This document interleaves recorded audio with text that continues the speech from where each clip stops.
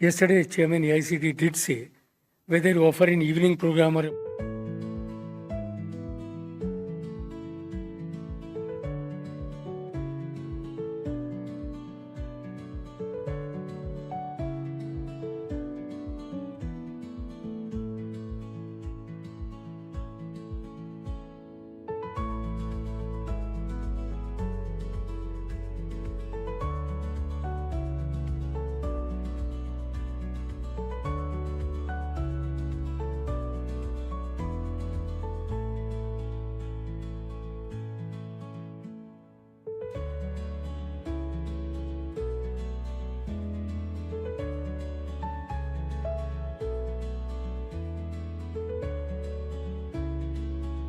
But if you are doubling this number, where do you go? The investments. And I'll touch the investment model. So the option this government is now open is to do more by distance education. I'm told 1,200 programs have been approved by the government to run in distance education. Now, if you look at this distance education, there is a division of two kinds. In many a time when we talk, and I'm in the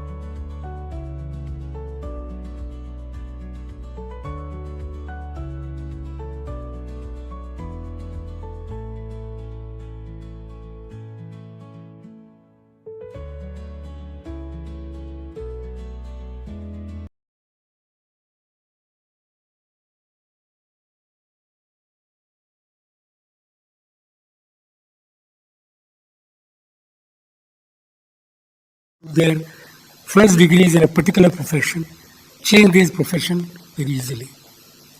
And many bright young engineers, many bright young management graduates have changed into subjects of arts, humanities, and social sciences. They become writers, they become music directors, they become filmmakers, and they become artists. So there's something in the human intellect which requires to inbuilt these ethos of human values into system. I'm not talking about dogmatic words in terms of what is ethics, what is value education. I'm looking at the whole human system. Typically, since I was chairman UPSC, we look at the current bureaucrats. We try to look at in them, can they think new? And I was talking to Professor Mahajan, and he said, if I ask a young student, what do you think what will happen in the next 5 years? So my question is that if I want to settle this number, can university visualize what is 10 years down the line? I can assure you it's not going to happen the way we are doing. The problem lies that day in, day out, there is a negative statement about the education system in this country. And I was happy yesterday, the chairman of ICT said so, which is my view always, that we are a large country, our population is large. To get the top talent anywhere in the world, what you call is the talent, you don't find more than 7 to 8% people globally. If you look at this 7 to 8% number in this country, this is so huge and large that we must be proud about it.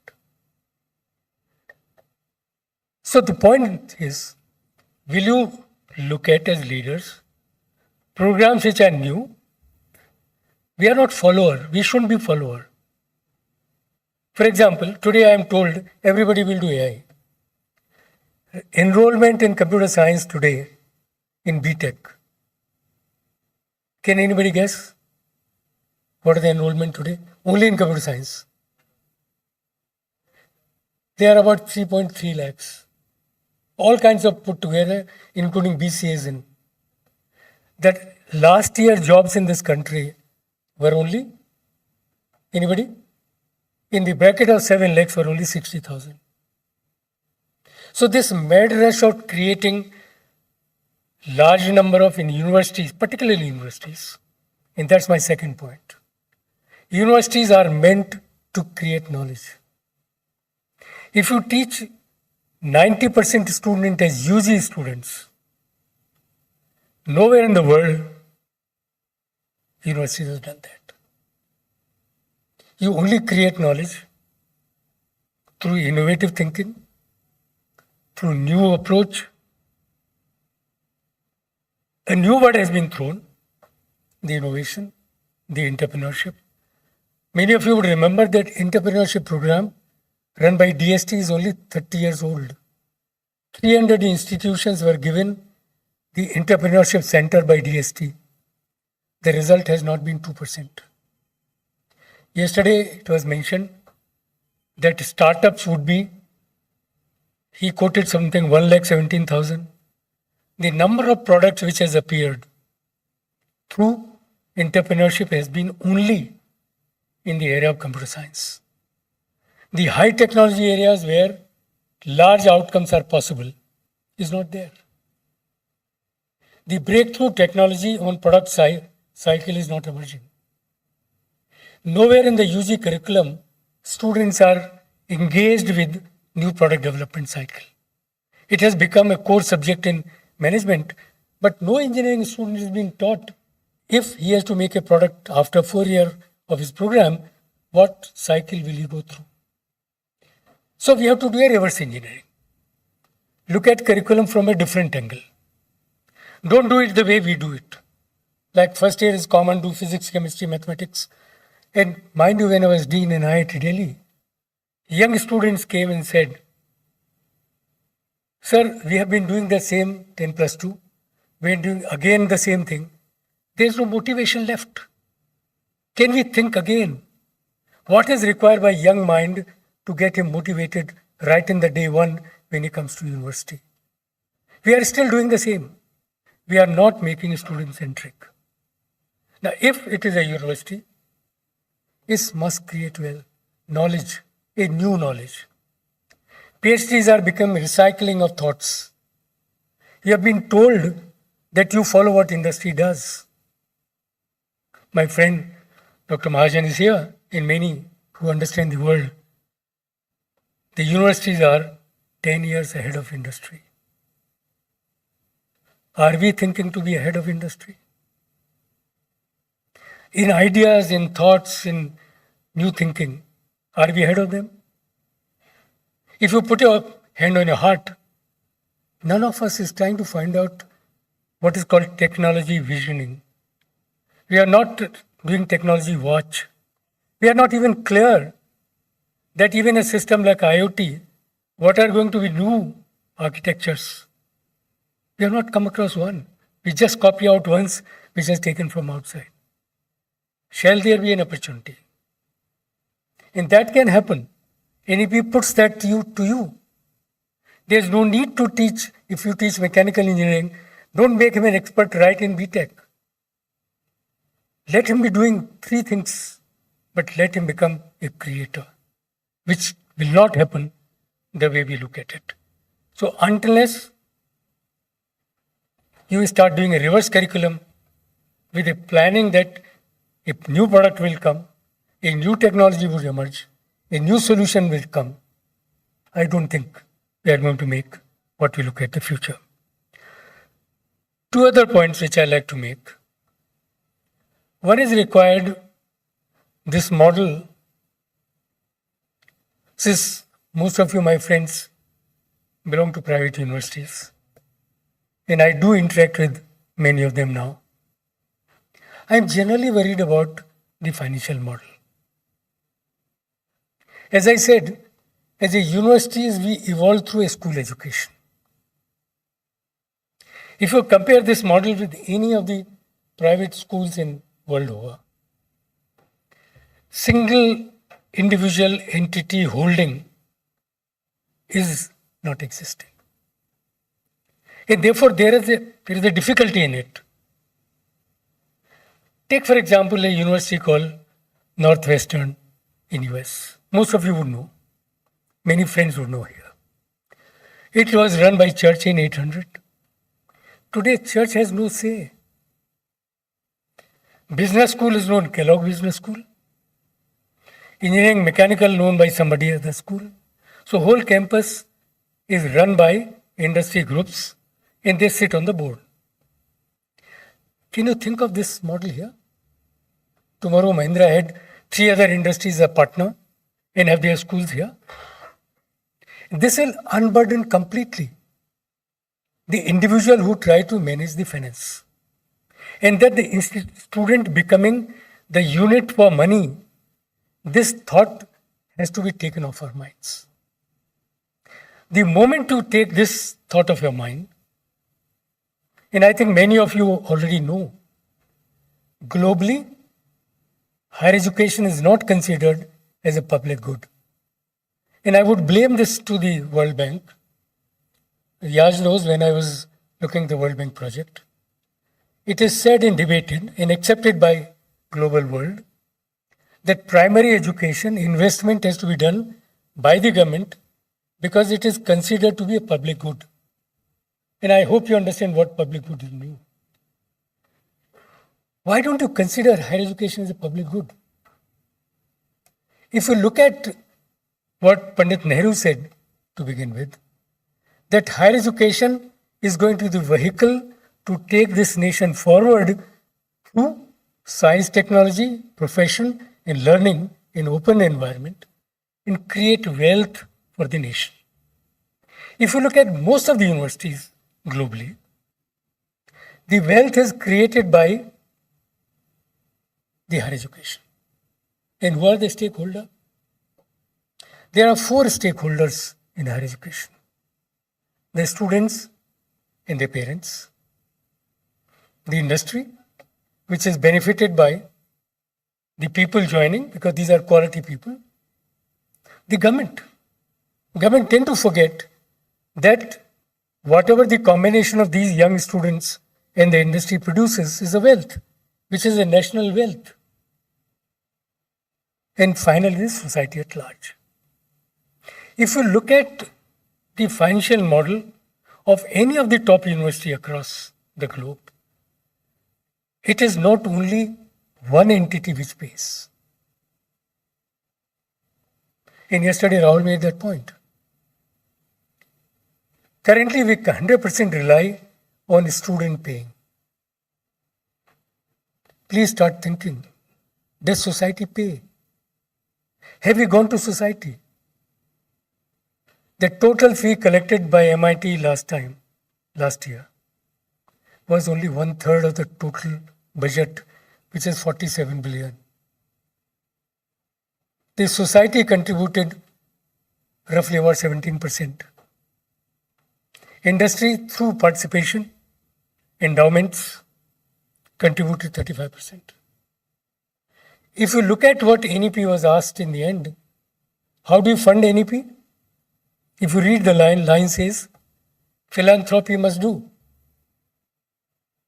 So how much of CSR money has come up to?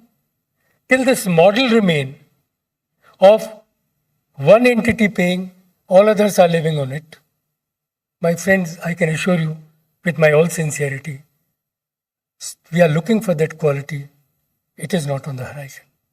Whatever you try, it will not be on the horizon. Because there is no demand on you. There is no demand by society, though there is a new buzzword has come that we should link with the societal work. But where is society? Is the municipality ready to come and support you? Is they are willing to put all the projects here in the money? They are not. So situation is that with this model of finance, with this, the higher education is nowhere. I don't see that quality coming. Because engagement is an issue. Student engagement is only looking for 3 lakh job. It is even available to Government of India's driver per year income is more than 6 lakhs. You talk on the road, the driver in Uber, he's so proud, he says, I earn 60,000 rupees per month. I'm looking here the graduates of their lives which are earning. Can we open new vistas? That's more important. My last point would be that the skills in future will not be design skill. AI would drive, but AI would not control man's mind. Other day, when Microsoft boss spoke, and he was asked 2 questions, where AI will not impact. His first answer was, the health will not be impacted as much by AI. The second, he says, the research leading to bio. You can do a lot of production on the ground, but Industry 5.0 will not be driven completely by AI. So don't get frightened. Don't put all students into one basket. Please create a new thinking. The last example I'll give. Yesterday, Sitaramji said that all those who are produced in this country run all the strategic sectors of the country. The BRC, the ISRO, the defense, they are all our homegrown students. If you look at the industry per se, in mind you, the organized industry is only 20%. 80% of jobs, 80% of wealth creation, 80% of engagement occurs on the street in this country. 80% people are involved on the street. And we have no programs meant to enrich them, meant to create productivity in them, meant to create efficiency in them. In strategic sector, nobody has come from outside.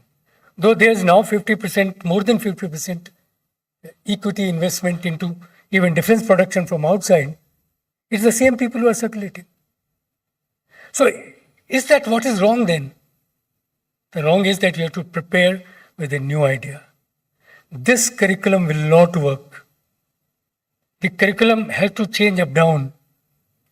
When you start thinking of each student will do a product development, a design problem, a process outcome, rebuild the curriculum from the reverse side, things will occur. There have been experiments in the world. You remember Stanford once had an experiment. The teaching was done by giving 300 problems to students in the beginning.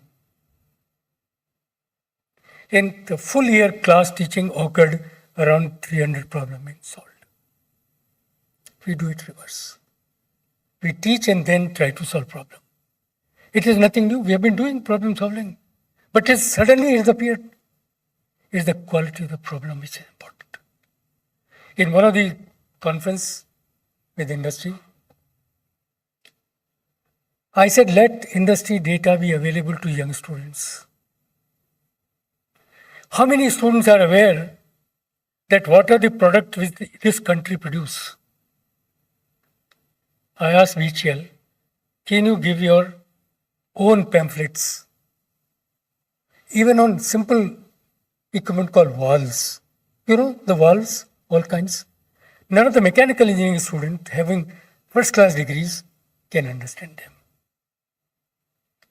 These are very interesting subjects. Next 10 years are going to be very fast-moving. Those leaders who can make a change, those are willing to put up their necks, I am sure they are going to be the leader of education in this country. I urge all of you, please prepare yourselves to a new world of education, IT enabled through distance education. Our experience of IT enabled distance education has not been very successful. But that was done during duress. During Corona time, we did it. It is on record. It's not really I'm saying. It's on record that those who graduated in that period, their learning curve was much below par. So if you dream to be in that area, please develop teachers, material of quality. Giving me this opportunity, I must thank you all. I still believe many things can be done. I am open to any question if you have. But I'm absolutely worried the way things are going. And I look at those young students, they are not getting return on their investment. Please think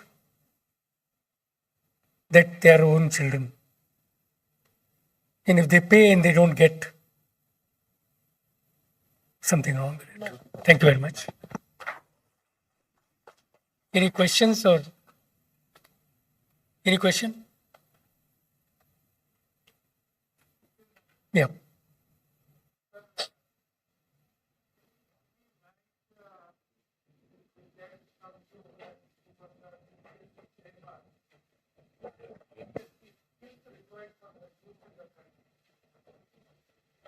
Of course, that's very simple for me to answer.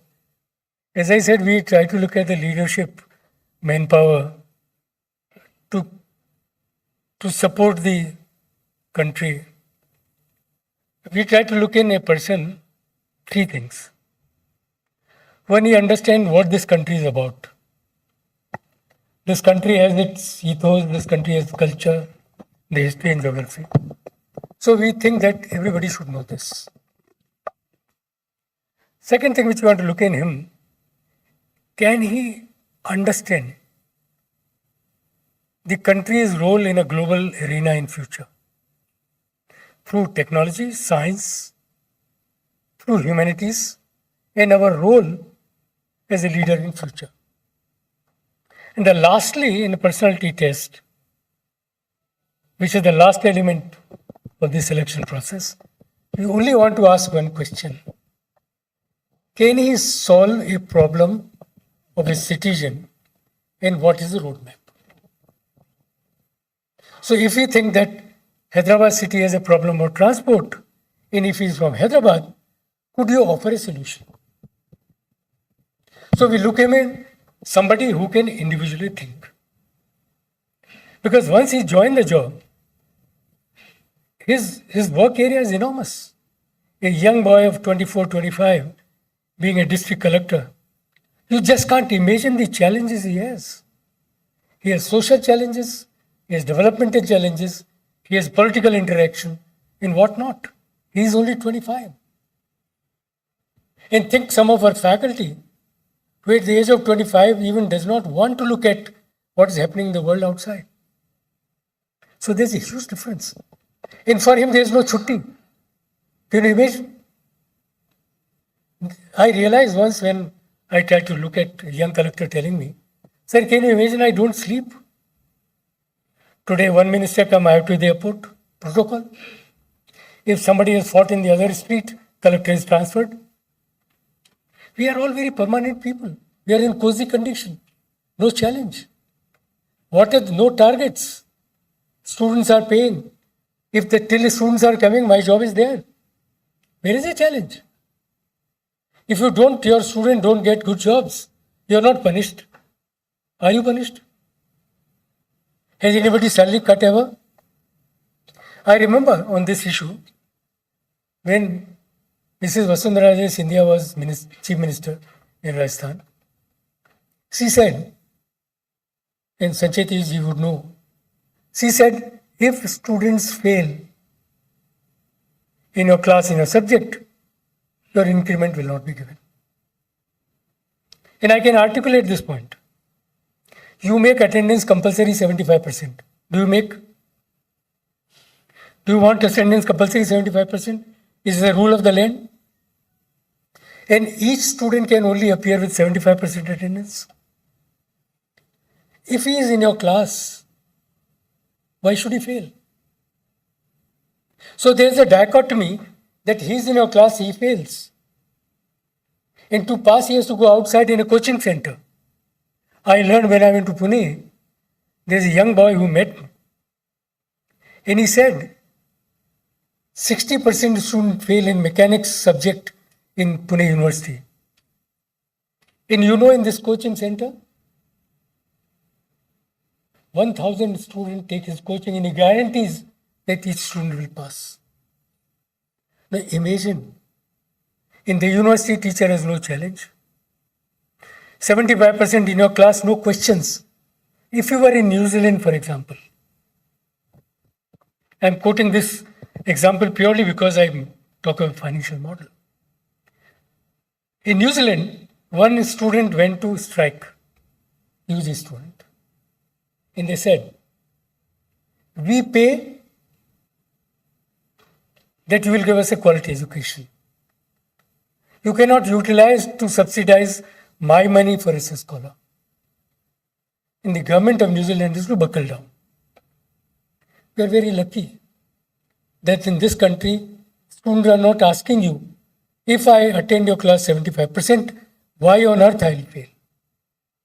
NEP tried to address this question, that you must have a continuous assessment. Does anybody fail in IIT? Have you ever asked this question? Does anybody fail in NIT? Why should then fail in the universities? There is no connect. I think that's the connect we are looking for. Still, I'm just coming. Still, just to finalize this point, I've been arguing. We have the best system evolved here, where student engagement, student assessment is done through IIT system. Why do we reinvent the wheel? We have been here 30 years. Instead of criticizing one each other, saying one is supported by the government, you are supported by students. You are also not earning money. So there is no difference. Create systems which are student dependent. Now open to you, sir. In our own country, we had guild systems. Even today, the skill in carpentry, forgery, whatever, foundry, it develops within this community. And they take on later skills also. In the modern system in Germany, this apprenticeship is a mandate on the industry. We also have BOAT, BOAT, Board of Apprenticeship Training. My question is, Dr. Agarwal, with respect to world-class model of this industry-institute interaction, where is India and what are the answers to address that reaching there? Thank you. So there have been two models in the world. One where university is not a follower of the industry, which is US model. They jointly together create knowledge, a new technology, a new world. There's also another model. For example, typically in Germany, the GR ratios are not 60%, 70%. GR is about 30, 40%. When I look at GR 40%, that would mean the school leavers have to be engaged in an activity which gives them a livelihood. And that is where the internship model, the skill model comes in. You understand? So these are the two industry connect. India problem is, if you don't mind my saying, that total wealth in industry today is equivalent to 4 multinationals in US. In the number of jobs created by them at levels where the best of the pass out are required are in few thousands. And then keep criticizing. Where would an IT student will go? Tomorrow if I produce thinkers in a doer, where will he go? Out of the startups, I see Zomato's, I see a lot of people selling goods. Do I see any product development? We are talking about skill university. Have you ever thought of this word anywhere in the world? Skill university done through community colleges, where simple investment were possible to create skills. If you remember in this country alone, when Hazira project was made of, the Reliance itself trained 2,000 welders for themselves. Today industry is not willing. Because 60% of GDP come from service sector. In nowhere in the world, service sector controls 60% of GDP. In 60% of service sector, you require very different skill. So you don't require skills of hand. When industry production goes to 40%, you require skills. Way forward is simple. What China did. They went into production, manufacturing, and that's the world. We have to do that route. And if you look at this year's budget, the government has put a lot of budgets on MSME. So that's the only way forward. A lot of construction activity occurs. Look at who are the people involved. There is no regulation in this country that each bricklayer must be trained bricklayer. You go to Dubai, for example, they will not let you work on the construction activity run by Indians themselves if the bricklayer is not trained. If proper security is not done, they are not allowed. So unless we do something on the ground, the society needs. या एक आदमी मरता है उसको कोई value नहीं है. If one man dies in UK, there will be problem. Because that's the connect. We think these are small skills. They are not small skills. You also remember when I was in the government, I used to look after the polytechnic education. We wanted to create in the government, it's available in the 9th policy of the government, Planning Commission. We wanted to create at that level people, not at the engineering level people. Because the industry of manufacturing industry, where products are developed, where supply chains are worked, you require manpower of a different nature. I think all of us are aware. We require designers in few number, we require thinkers at some number, but bulk has to be people delivering at the shop floor. Our education, 4,500 engineering college, does not produce manpower for the shop floor. Shop floor education was at polytechnics, which has finished. We have to think fresh. You think once, ask yourself, do I require a physics course in first year once again? I ask a computer science student in a BTech, in which course does he require nanotechnology in computer science course? If it requires, he'll do it. On the other hand, the PhD student does not do any course and he does not know the subject in which he is doing the PhD. So please do things in a straightforward manner. And don't ever think that IITs get government money. I'm telling you, you get student money. Where is the challenge for you? Did you offer a challenge to your faculty? Except ask them today that published paper? But this is another point which worries me continuously. I looked at a paper where 20 authors in one paper. 20. I won't name the university. Is that what we are doing? So we can do things simple, straightforward, one by one. Think as if, like I look at my investment, what is the return on investment? Thank you very much. Yeah. Oh. Thank you very much.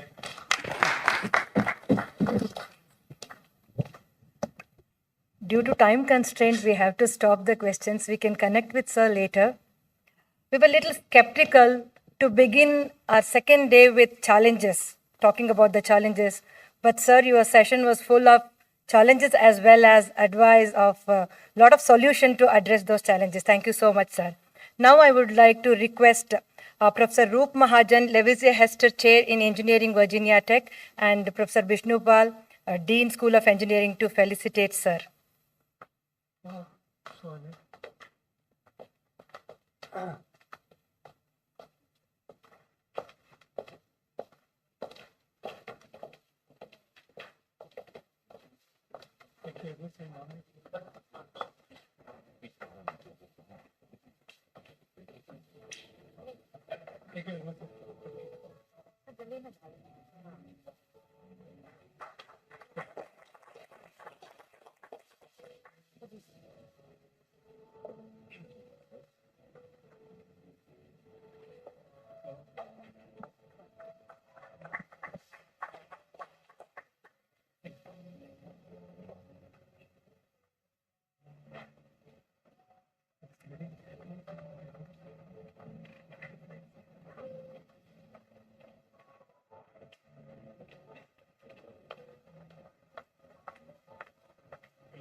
Thank you, sir.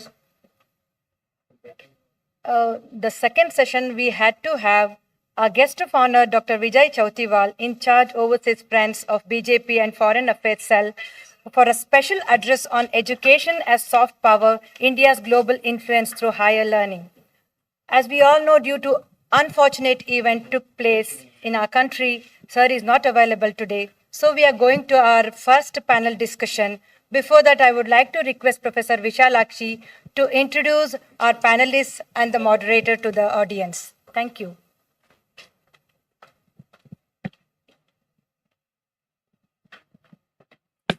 The moderator of the first session is Professor Anil Kashyap. Anil Kashyap is the first president and chancellor of NICMAR University, Pune and Hyderabad.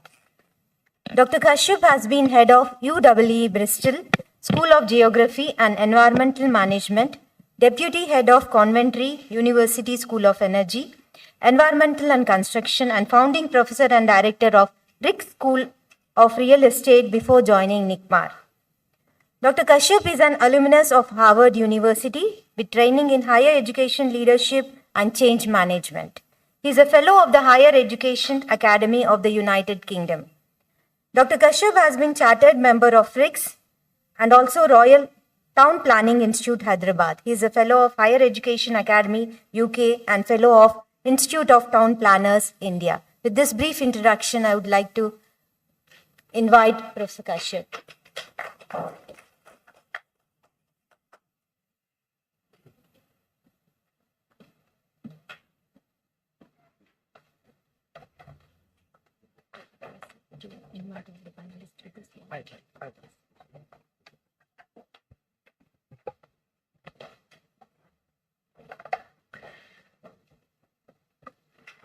Good morning, all the distinguished guests.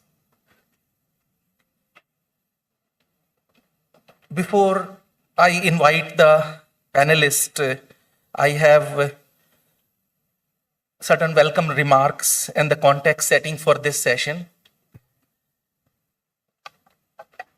And I would like to begin with lots of context setting by Dr. Agarwal. And I do concur with you, sir, with a number of things from my own experience. And I have been sort of advocating here in higher education. And few, just to mention about your observation about US university system, where education and industry, they go hand in hand. It's not industry-led education. It has to be, education has to lead industry and come up with innovations. That's the ambition and the wish for my lifetime, that here in Indian industry, in education system, if we are able to achieve that, where we tell industry that what is to be done as research, as innovation. Few other things about the leadership as well, that, if you put your neck on the line with the innovative ideas, obviously tough job, but it will be recognized and it will be seen as your leadership step. Also,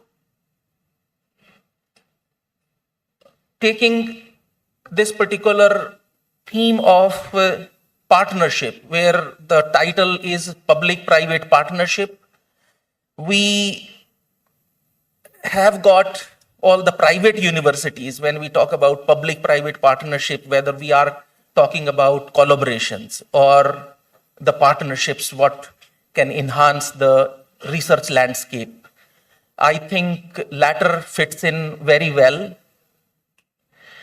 And these partnerships we talk about are not really alien to our education system. If we look at our ancient education system, where the partnerships in the form of universities like Nalanda or Takshila, where the scholarly ideas were exchanged and there was a collaboration between the scholars and developing new knowledge and exchange of knowledge and spread of that, what has happened many years ago. And I think we are here to progress on those lines. If we look at the definition of collaboration or partnership, it is not just only the industry partnership we are talking about. There are more areas where globally, other than industry academia partnership, where universities work with leading industries, computers or mechanical or other discipline areas or focus areas, where both knowledge are combined and something new is produced. That is something which is we are looking forward in today's world as well. Also, public-private partnership, when the government agencies or the public sector agencies, be it the Department of Health, Department of Industries, even, for example, agriculture research or genome research, they approach the academia in order to get certain tests and validations and clinical trials and all those things in place before launching any new product into the service of mankind. Also, there are examples of non-profit organizations partnering with academic institutions. Non-profit foundations like Gates Foundation, or there are other philanthropy agencies here in India as well.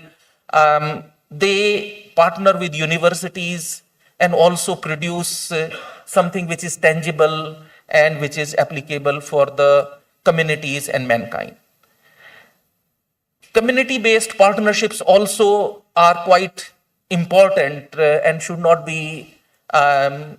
should not be overlooked because of the participatory type of approach and research, where lots of community bodies, and they come up with particularly in social science areas, behavioral science areas, where lots of these partnerships with the local government, the municipalities, or the community colleges, all these, they form very strong bond to produce the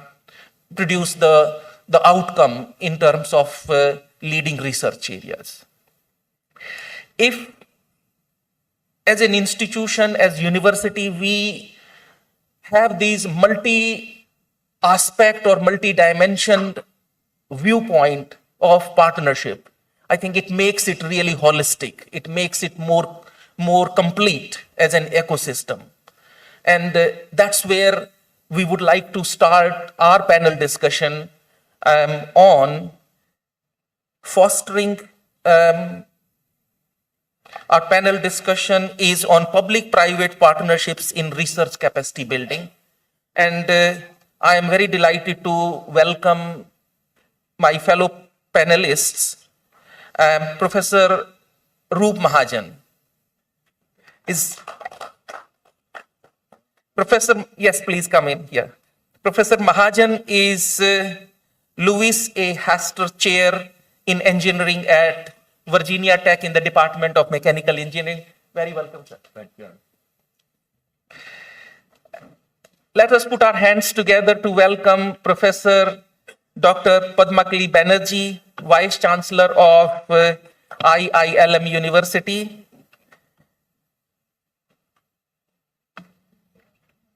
A thinker and leading psychology profession, and has been into many leadership roles in Amity University and here now at IILM University, Gurgaon. Next is Dr. C. Tara Satyavati, Director of ICAR, Indian Institute of Millets Research, Hyderabad. Please join us here, ma'am. And Dr. Nihar Ranjan Biswas, Vice Chancellor of Sri Balaji Vidyapeeth, Pondicherry. Please welcome.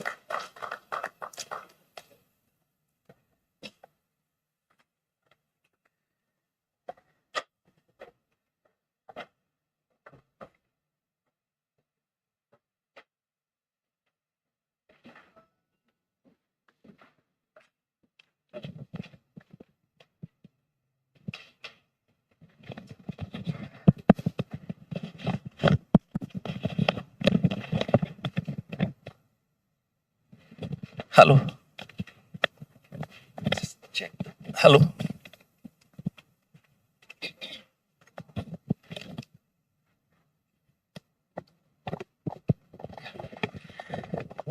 Okay, welcome all the panelists here on this very interesting and topical discussion on public-private partnership in research and capacity building.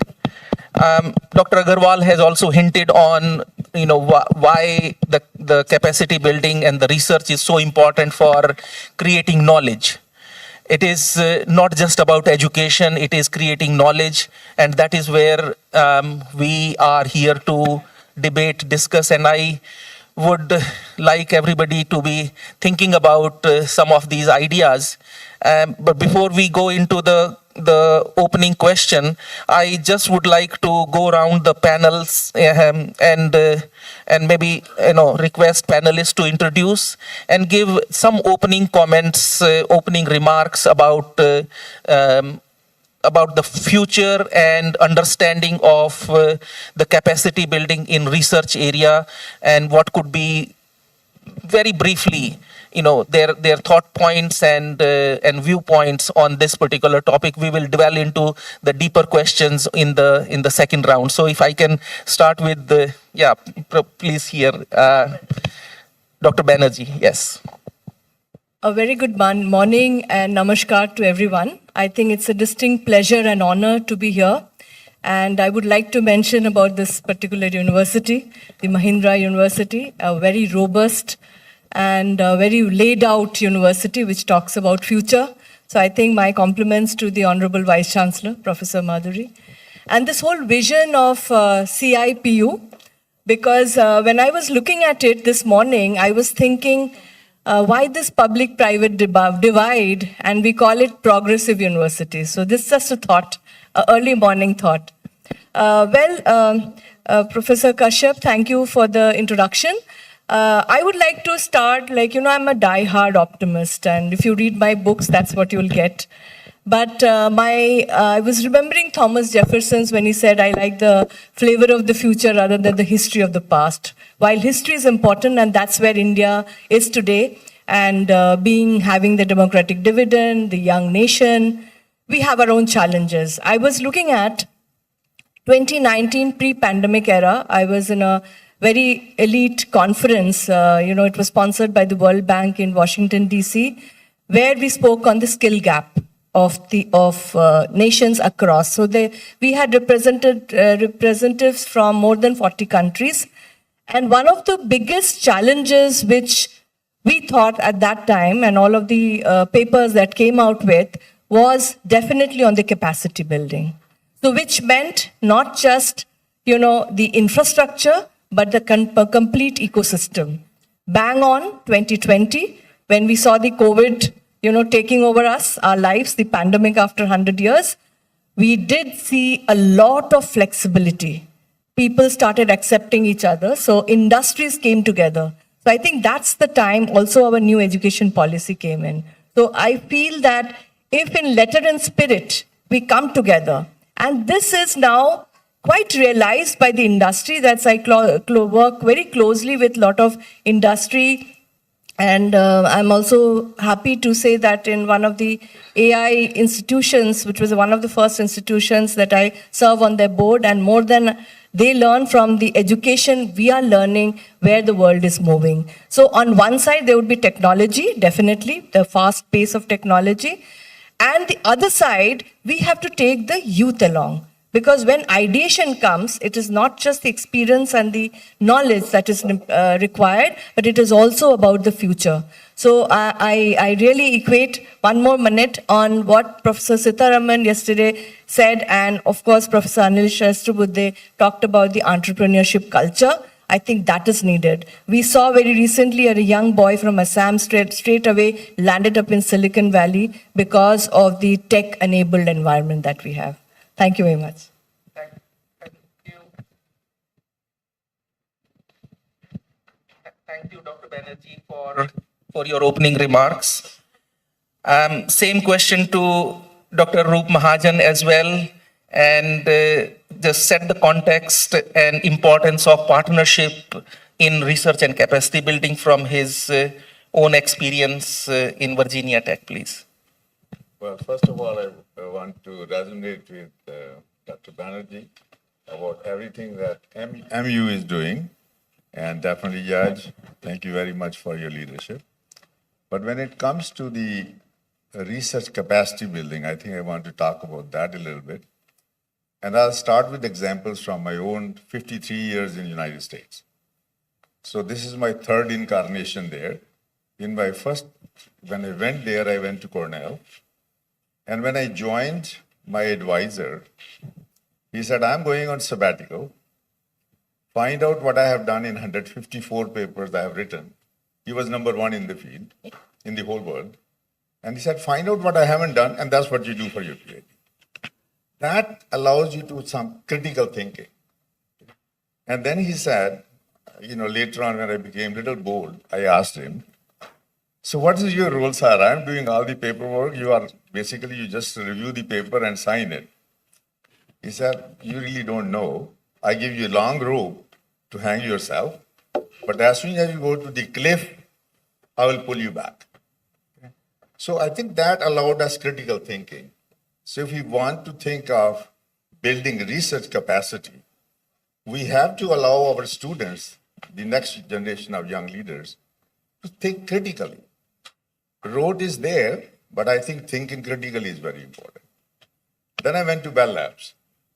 So at Cornell, it was, my topic, PhD topic was mechanical engineers.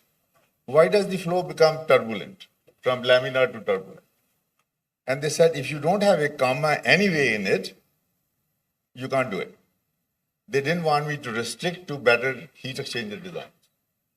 Okay, so that was their DNA. Then I went to Bell Labs and I found, boy, those problems were relatively much easier, the one that we were doing at Cornell. Boundary conditions were well defined. When I went to industry, I found the problems were very complex. Okay? And they were from real life, and that actually offered us some difficult problems. So I had to go from a pure academic research into working for industry, which happened to be one of the premier labs in that country. I mean, I was complaining yesterday and I was telling somebody, how come Bell Labs we produce 11 Nobel Prize winners. And as a country, we haven't produced that many Nobel Prize winners. So what was it about Bell Labs in terms of research capacity building? So we were very fond of outliers. If there was any data point which was not conforming to the linear or whatever the underlying theory told you, we wanted to pursue that. So, that's how Arno Penzias got his Nobel Prize in Big Bang Theory. That's another story. I can take probably 20 minutes on that one, right? So focusing on the outlier, when you talk about the innovation. So when I was very fortunate, I became Bell Labs Fellow in the history of Bell Labs in the shortest period of time. So typically you go from member technical staff to distinguished member technical staff, then to fellow. I missed the distinguished member technical staff. So there, I was very fortunate, as I said. I could ask not the Nobel Prize winners, but most of the other people, what will make you unemployable in 7 years? That kind of query, and I'm sure at Harvard you do this, that kind of query really pulls you into the innovation. So when I came in my third incarnation, after Bell Labs, I went to University of Colorado, and I'll come back to that later. But when I came back from University of Colorado to Virginia Tech, I was the first executive director of an Institute for Critical Technology and Applied Science. Going back to what you were saying earlier about the multidisciplinarity, we had to make a distinction between multidisciplinarity, interdisciplinarity, and transdisciplinarity. I'm not too fond of Dr. Agarwal or the multidisciplinarity. People come, they write a proposal together, then they go back to their cubby holes and do what they were doing before, right? Interdisciplinarity means you come together, you learn from each other. Transdisciplinarity means when all the disciplines lose their original meaning, right? So when you work with the industry, talking about the industry-public partnership, you learn that they really don't care whether you are a mechanical engineer or electrical engineer. They want the problem to be solved, okay? Whatever it takes to solve the problem, solve it. So that's what happens in the capacity building. So I'll come back to later when we go to the second round. But my whole life in the United States, it has been a story of public-private partnership. Without that, I got $100 million plus from the federal government for conducting my research, but a good deal of that came from industry. So we'll talk about that later. So thank you very much for your attention. Thank you, Dr. Mahajan. It's very important to have that critical thinking, and I have got very briefly little story to share from my own experience. I was in Ulster University in Belfast doing my own PhD, and transitioning from a public servant into a PhD scholar was very difficult. First of all, that was one thing to admit, and second was that the rigor was quite high when we compare with our own ecosystem. At one point in time, I really got a bad sore back And it was sort of I went to the GP, local general practitioner as well. They couldn't find anything, but it was that pain which really comes from the rigor and the stress and all that, when you are really into the PhD research. Next week, I had my PhD supervisor meeting, and we had really good discussion. And at the end of that, my PhD supervisor said, "Oh, I can see PhD now in this topic." And next day my pain was gone. So that was really something, a dose of relief, and that's where the critical thinking and rigor comes, and I still can relate that. Thank you, sir. Now over to Dr. C. Tara Satyavati, Director of ICAR, Indian Institute of Millet Research in Hyderabad, to give opening remarks and your thoughts on partnerships. You might be working with so many partnerships in this practical area of millet research. Yeah, over to you, please. A very good morning to you all. First of all, I thank the organizers for giving me this opportunity to be one amongst you on this dais and share my views. If I look around, I'm one with a different discipline background. Someone from higher education, someone from engineering, someone from medicine. So I'm from agriculture. And I feel very proud to be coming from agriculture. So to start with, one should have and one should own the profession they are in. And number two, when you're talking of research partnership with industry, so there are many aspects the industry is working and the research institutes are working. For example, in my case, where I'm dealing with millets, if you see in the agriculture scenario itself, almost all the people in this country depend upon rice and wheat. Now the change has come and millets are being brought into the mainstream, and people are trying themselves to incorporate millets into their diets. Now the challenge is how to bring back these millets into the common man's diet. There are many issues with these millets, and we look into each and every aspect, and then we are working relentlessly. So when we are talking of industry into this research partnership, first, the industry has certain issues where they want to address. We have constant meetings with different industry partners, and then we decide upon small activities to be taken up in the partnership mode. And we have come up with a number of startups, and we have incubated more than 500 plus startups through our technology business incubation unit. And this happened with the constant support from the research side. That means how we have done it is, we have taken these bits of problems, and then we try to start working in the research mode, in project mode, small projects, and then we try to address these issues. Now the same thing can be done by the industry as well, but all the industry people may not be having the thorough R&D setup. And also the information, the background of all these millets and the related issues are not available ready with everyone. So as a research institute, we had the knowledge. That's what knowledge sharing has to happen. And the research institute also has to be open to invite the private and discuss and be open that we have done.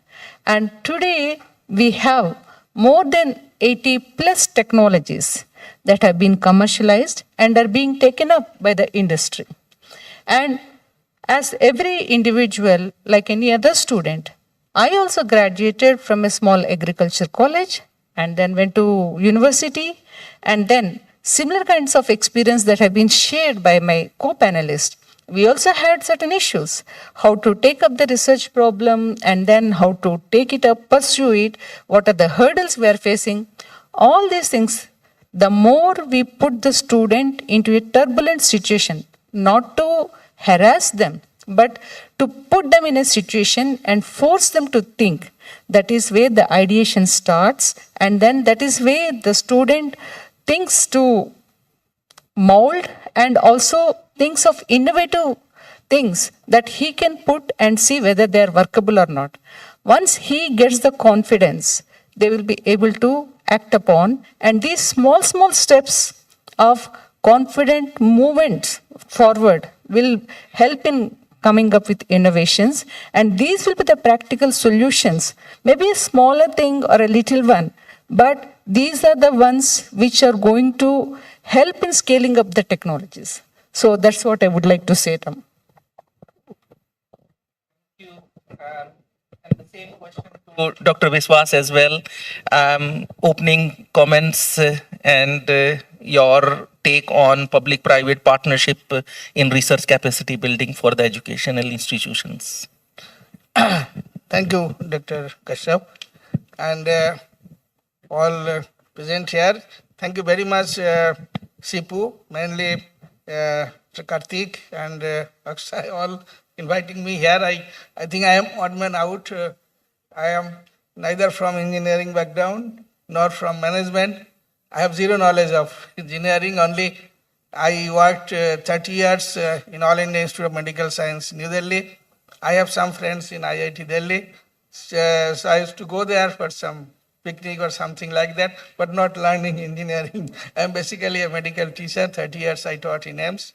And now, after retirement, I am working as a Vice Chancellor, Sri Balaji Vidyapeeth in Pondicherry. Now, coming to the question about this public-private partnership and our research capacity building, I was listening, Dr. Agarwal, your lecture, and as you told, by coming few years, our Prime Minister vision that by 2047, India should be a developed country. Our GER should be at least 50%.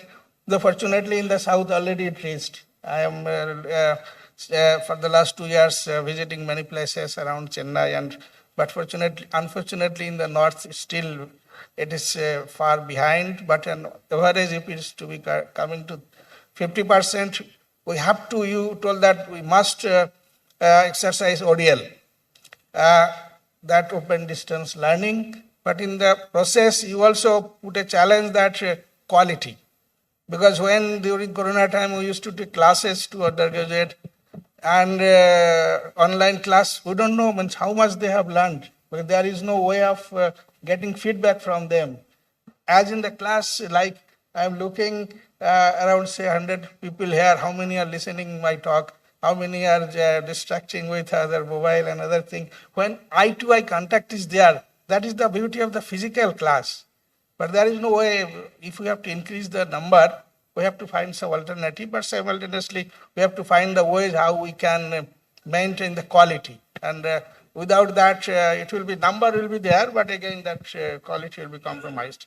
So what I feel about the PPP, this, and we have to do it because there is no other way, because as I have said, government has very limitation. Government college, whatever, engineering college, few IITs there, few IIM there, but private institute must have to come forward and we must have to work together. Then only we will get the desired results. So in that context, so PPP collaboration bring together more research, because private partner will put funds for the government or other institute, or enhance this research funding is very important, and particularly diversified funding stream is important, getting corporate sponsorships or say philanthropy contribution, as Dr. Agarwal told, and so this boosting innovation and commercialization, as Madam told that about this technology transfer. We have our patent office and technology transfer office. We are contacted with NRDC in Delhi. So whatever we are developing our products, because ours is a health university, apart from medical, there is dental and there is pharmaceutics, pharmacy, and these dental people, they are making say dental chair and other things innovative way. And we are getting patent, and after patenting the technology transfer, that's why it is going to the society. Ultimately, any research, unless it go to the society, it has no meaning. Research for the sake of research, pure research is there, of course, making, say, like Newton's law, like Archimedes' principle, then we get a lot of, but that is also important. And but we have to promote both pure research as well as this applied research. So technology transfer is important.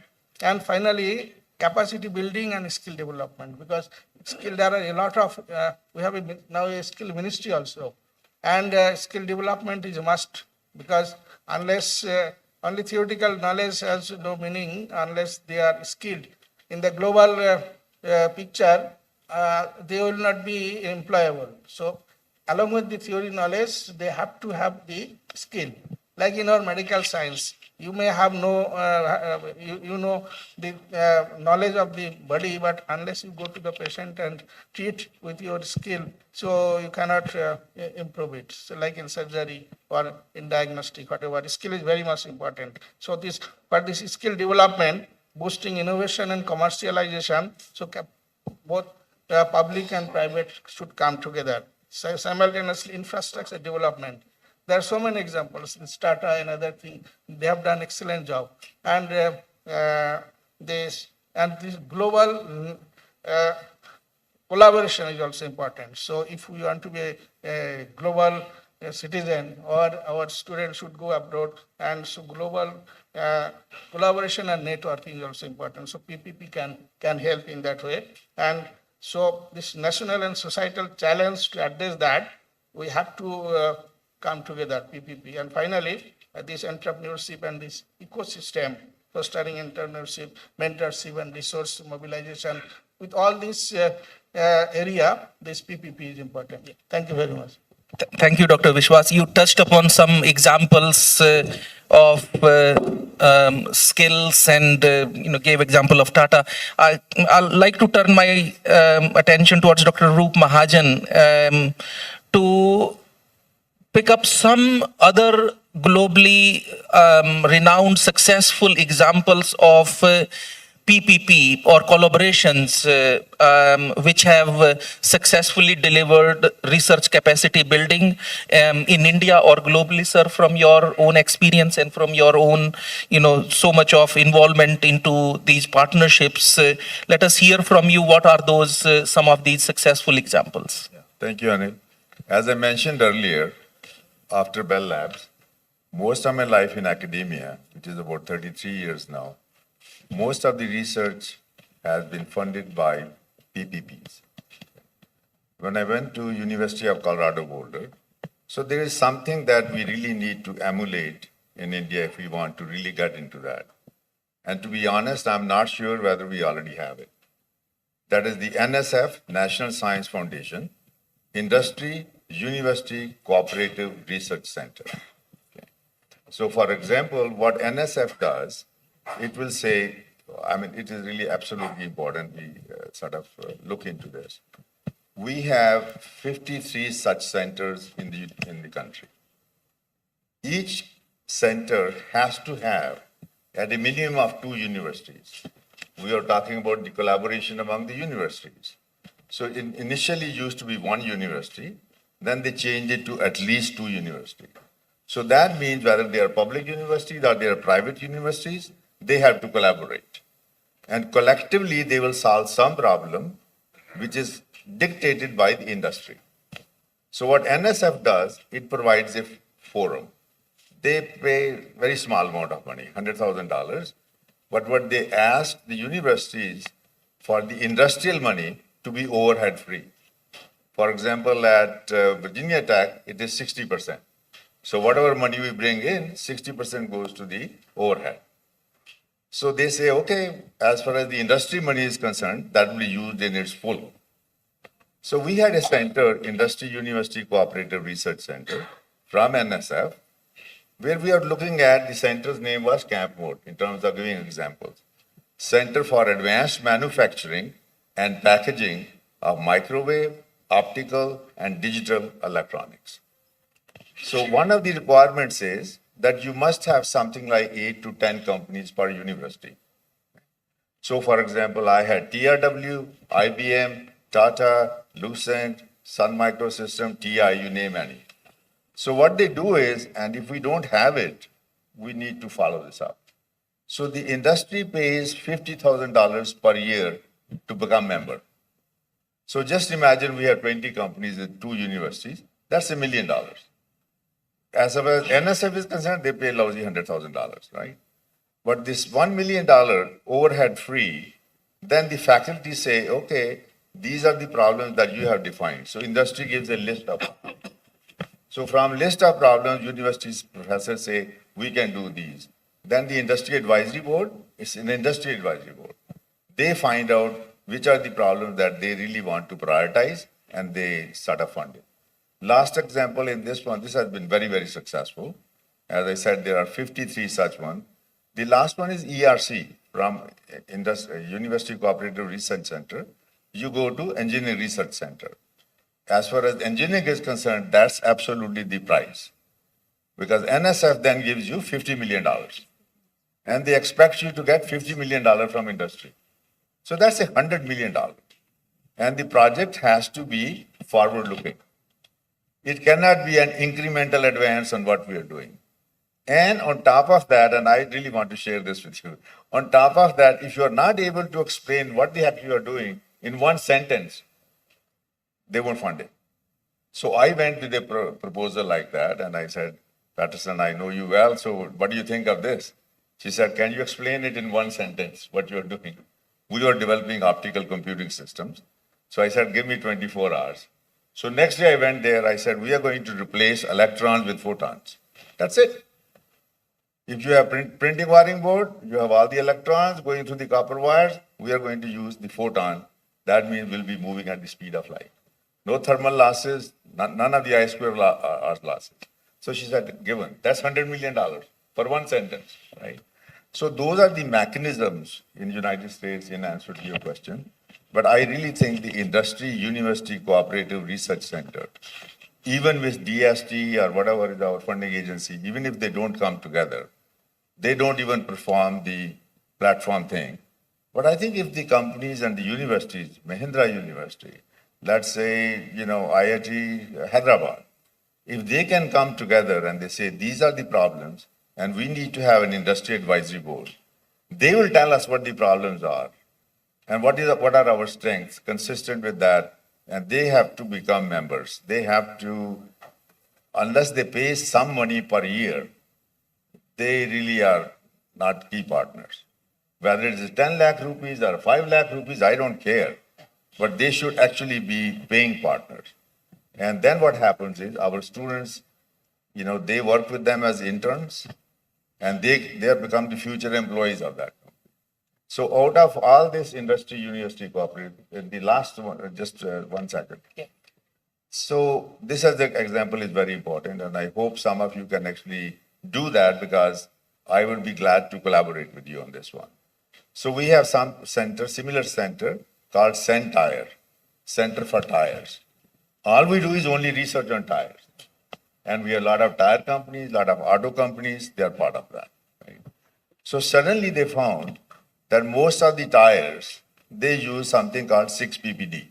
It's some kind of a polymer. It's the binding material that we use in the tires. Well, it diffuses from inside the tire to the outside of the tire. And when it does that, it is now coming into contact with the oxygen or ozone, and it forms 6-PPD quinone. That happens to be very toxic. 90% of the coho salmon or salmon, coho salmon, they got destroyed in California. So then, actually industry knew some of that, but unless an academic, you talk about the role of academia, they came out and laid out the whole mechanism. Why is it happening? How it happens? So then the governor of California, he said, my dear industry, you have only 1 year.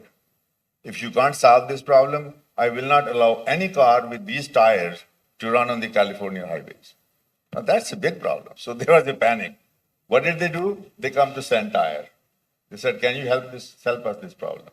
Well, fortunately, we have been working on, I had developed a technology to convert coal to graphene. And it turns out, we are patenting it, and we are actually transferring it to Thapar, to Virginia Tech India we have in Chennai, hopefully also at Mahindra University. It turns out coal-derived graphene oxide, in our preliminary results, it says we can replace 6 ppd. Our initial results are 80% as effective, and we are pretty confident. So what happened with NSF?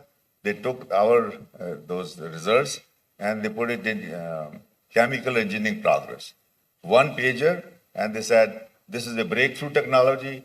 Everybody should read it and they should get into it.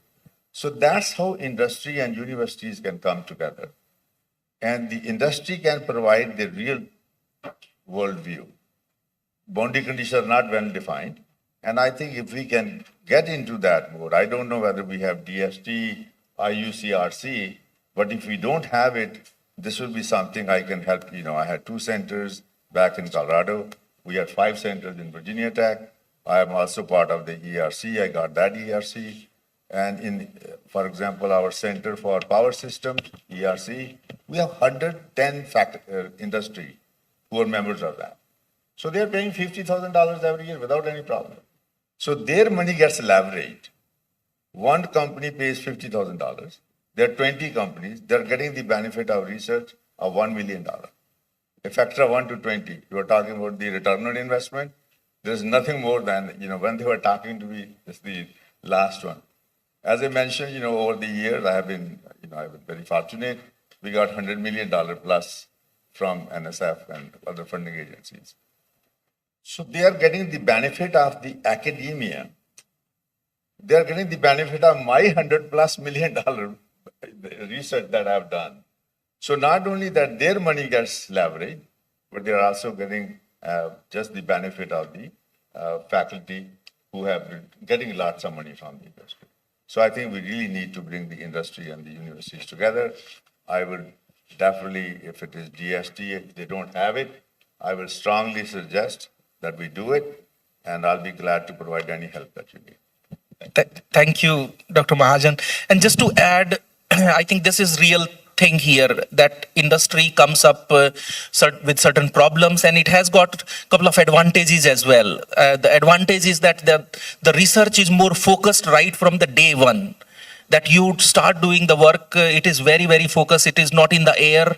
It is not fluid. You are working on a definite problem. And also the timeline of that problem is very defined, because this has been to be delivered and it has been demanded by the industry. And I'll add, before I move to Dr. Satyavati, who wants to add certain examples as well, I'll give 2 examples of my own experience. At Ulster University, we formed in 2010 a partnership between Harvard and Ulster Real Estate Initiative, because lots of Northern Ireland developers were facing problems of planning and property development and some bottlenecks. So about 15 developers came forward, and they put in about £100,000 to fund 10 PhDs every year on the topics and the pain points of that industry. And that started with all those topics given to the prospective PhD students. They started working, and that only 3-year time was given. Funding was provided by the industry. And second example is in Northern Ireland, there is a large pharmaceutical company. They pledged 5 billion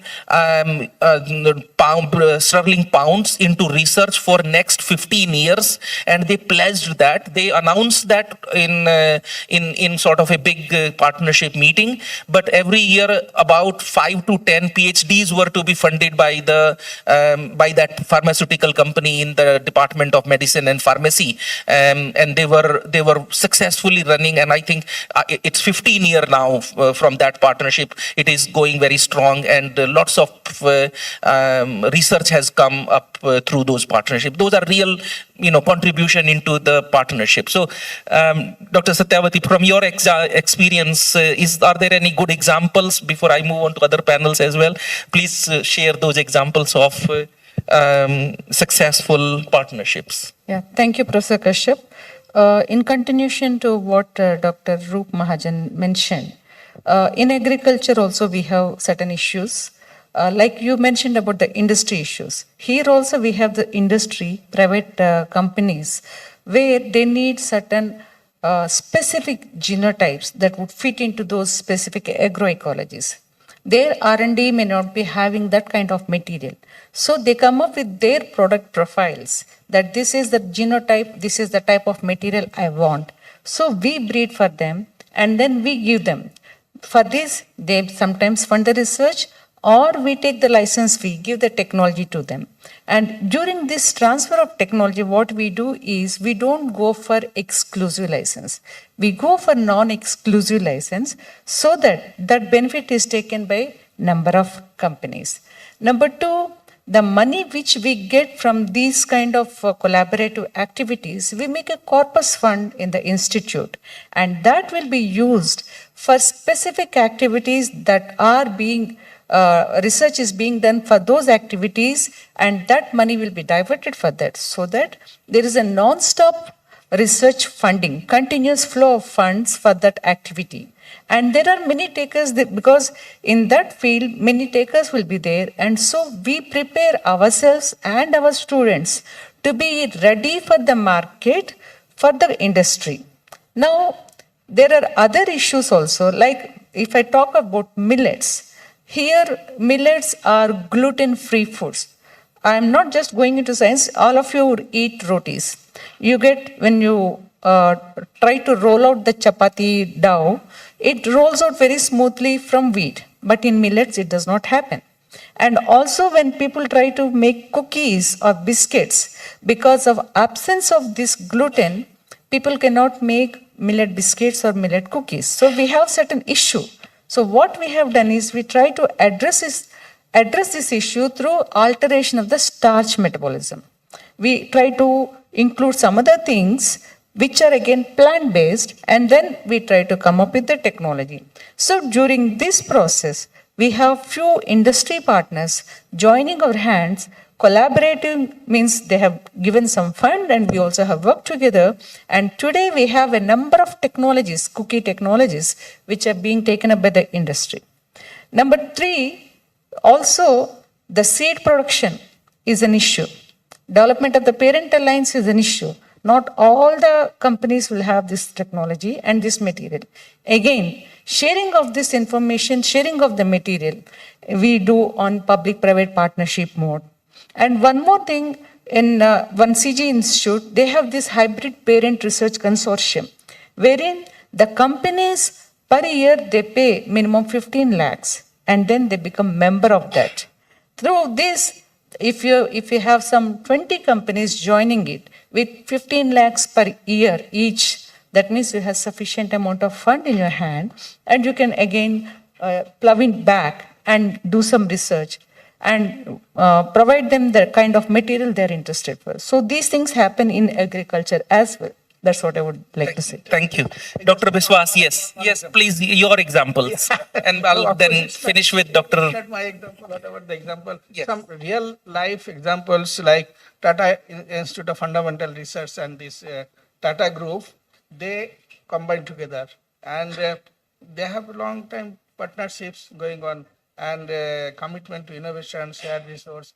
Another example like this IIT Mumbai and IBM research. They also did some skill development training and research in the real world application, and the joint research centers are coming on there. Similarly, in global, as Dr.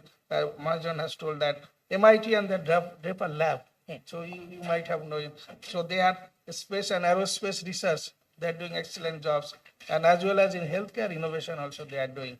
So this cross-sectional collaboration is a must. Without that, we cannot proceed innovation and then policy support, etc. And finally, the University of California, Berkeley, as well as this Google, and this we are using the fruit of that. So access to this cutting-edge technology, incentivization, entrepreneurship, mutual benefit. So this Google School program. So this all comes from PPP. Thank you very much. Yes, thank you.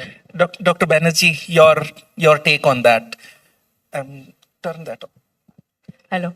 Yeah, I think a lot of very interesting concepts have been shared and some very important data points. I just want to add on this, that one of the projects that was undertaken was on preventable blindness. What happens is in India, if you see the world, the data, India is one of the countries who is actually suffering from preventable blindness, which means only two things.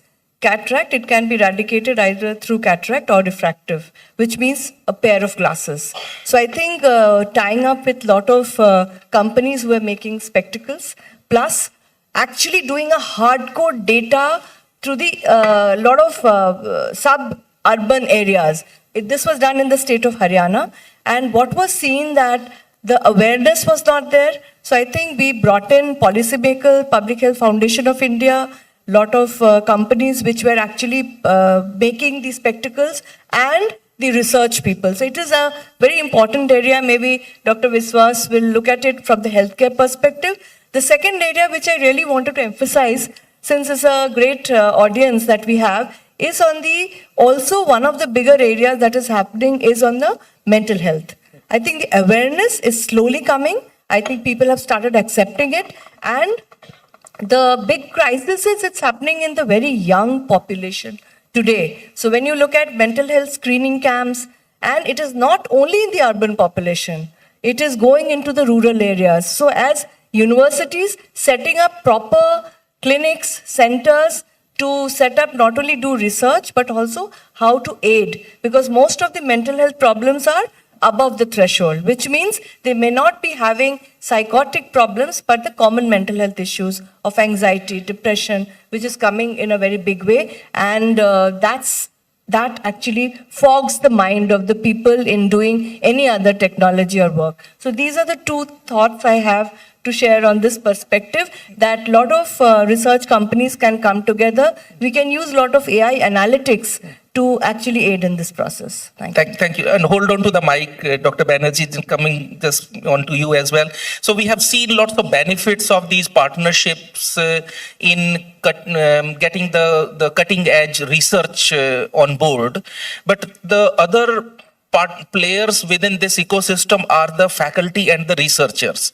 I'm coming to this question here, that what benefit you think do faculty and researchers gain out of these partnership and their career development and academic growth, and how we can motivate, because they are the catalyst, they are the real doers, along with other academic engagements and the teaching commitments and all.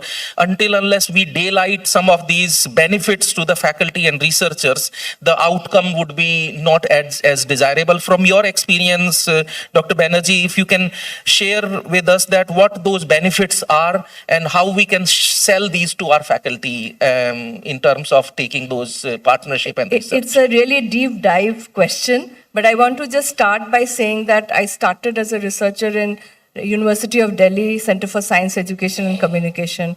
So I can tell you that that mindset, that when you start as a researcher, it suddenly takes you to a very large platform, and you're actually interacting with the think tanks, the policymakers. So within universities, if you bring in good researchers with, of course, stipends and scholarships that you can provide, and they work on the niche areas. I completely agree with Dr. Mahajan when he said there has to be a deep dive in certain areas, not just do a superficial multidisciplinary in that sense. But what happens is they get a huge opportunity, for example, through fellowship. I think that is one of the way education is serving in diplomacy, where through international scholarships students get opportunity to travel abroad, go to the best labs, for example, the engineering students going to Germany.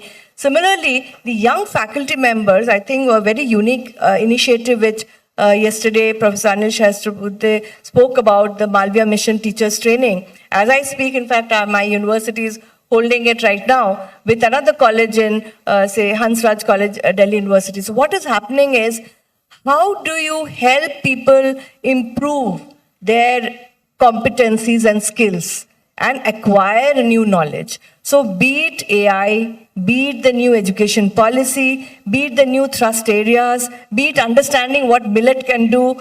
The other very important thing that I think research is doing is collaboration. So when they are working in the public labs, and even a lot of scholars come from these public institutions and research institutions to do PhD program, they are doing a lot of specialized research. So that also is an enabler for good collaboration that happens between the universities, the institution, and government at large.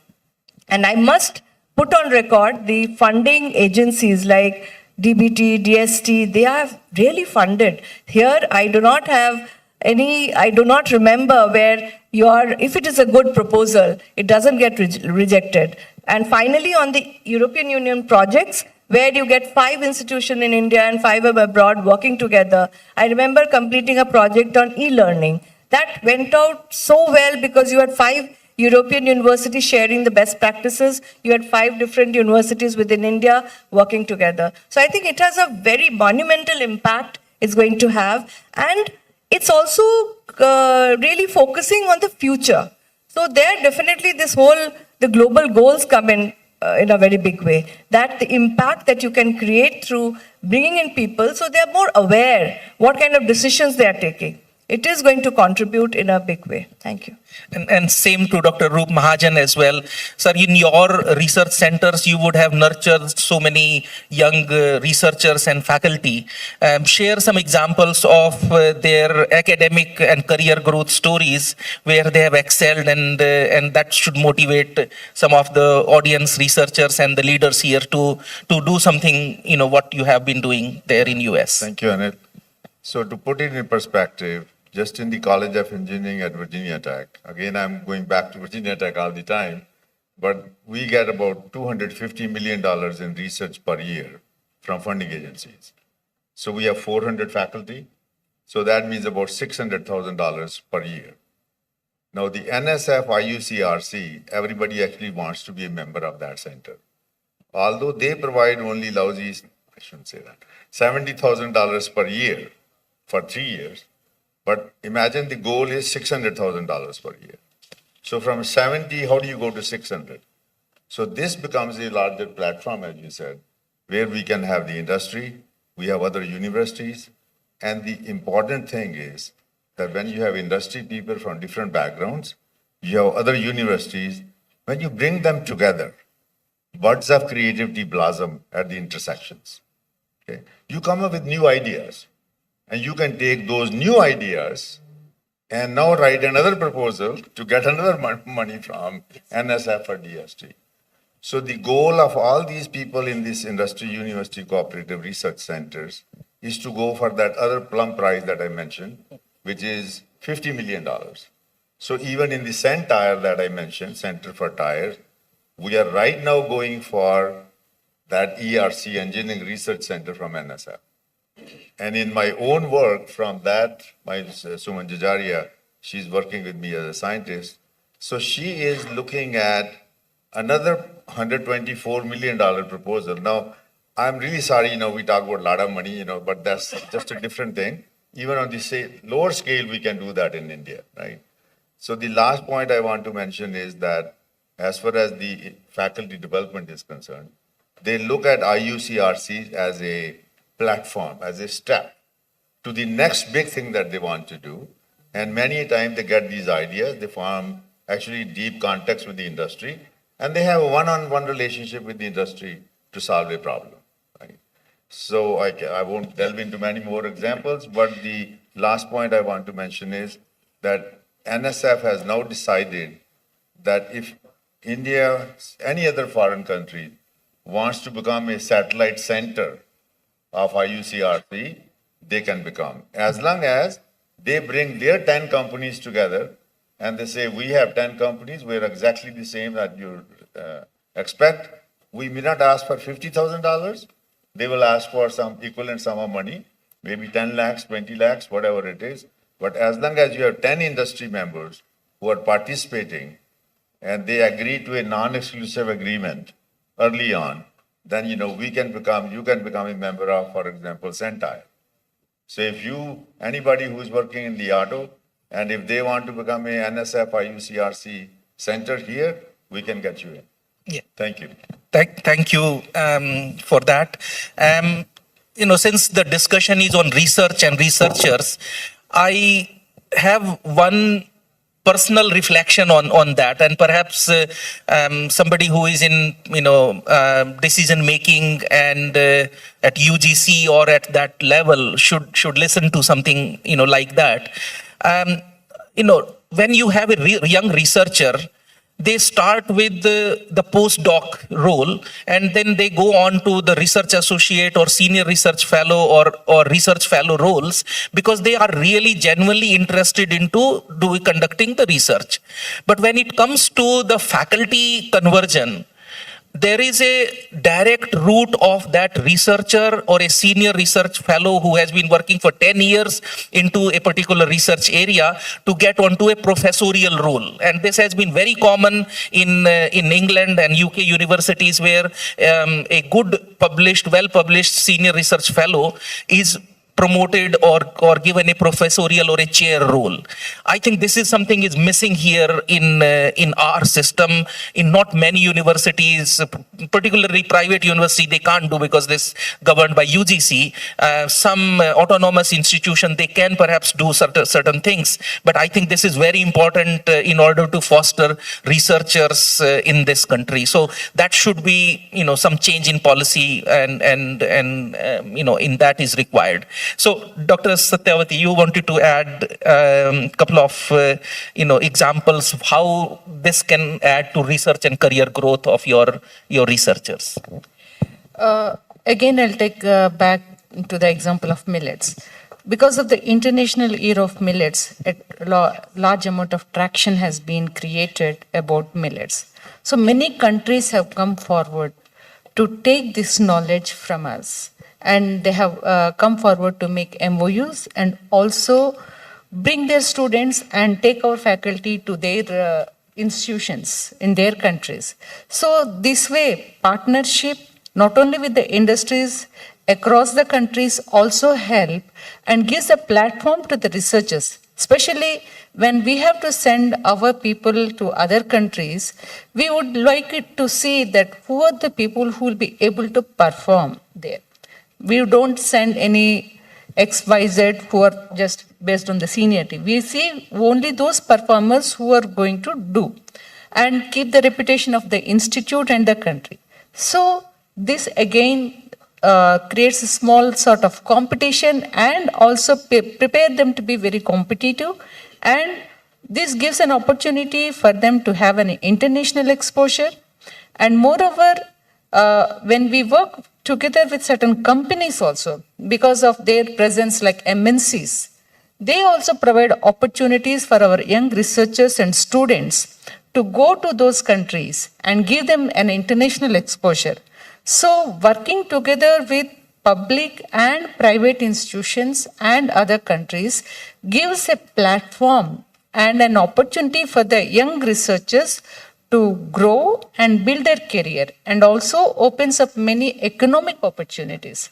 So this is a welcome thing, and it has been in place in some of our research institutions. Thank you. 30 seconds, Dr. Biswas, we want to go to question answers. If you want to add something, what other panelists have missed out in terms of benefits, what faculty and researchers gain from these partnerships. Yeah, excellent. You see, tell 5 or 6 points, like when it will happen, so the public funding and then private, so there is a cutting edge resource and technology, they are coming together, as well as say funding and grant opportunities. Finally, the career advancement and recognition, when there will be global competitiveness and global working together, so applied research, collaborative research, interdisciplinary learning, and jobs, market opportunity. This person, they can get connection, networking with the international agencies, and they get multifaceted environmental career growth. So these are basically through this PPP, the student can get. Thank you. I think panelists have added quite a lot, and it is now open the floor for questions. If you can please raise your hand and introduce yourself, and if you have the question directed to one of the panelists, please specify. Let me, Dr. Sheshadri, yes.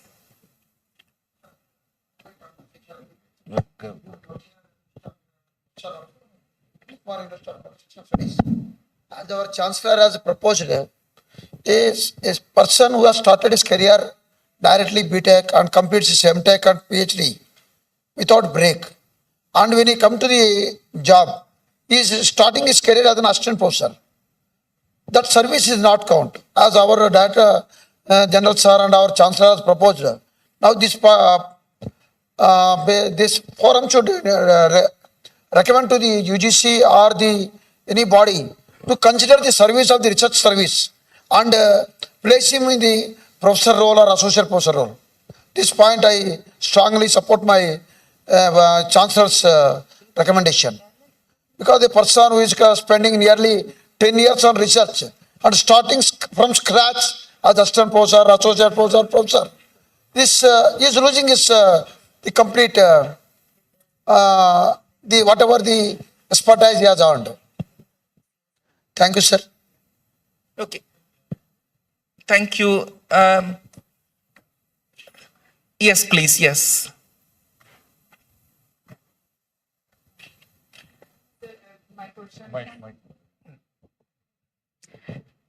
Thank you for this panel discussion. It was really very insightful. My question is to Dr. Tara ma'am. Ma'am, as you have told during this discussion that your institution has got more than 500 startups. The students and faculty are involved in the research as well.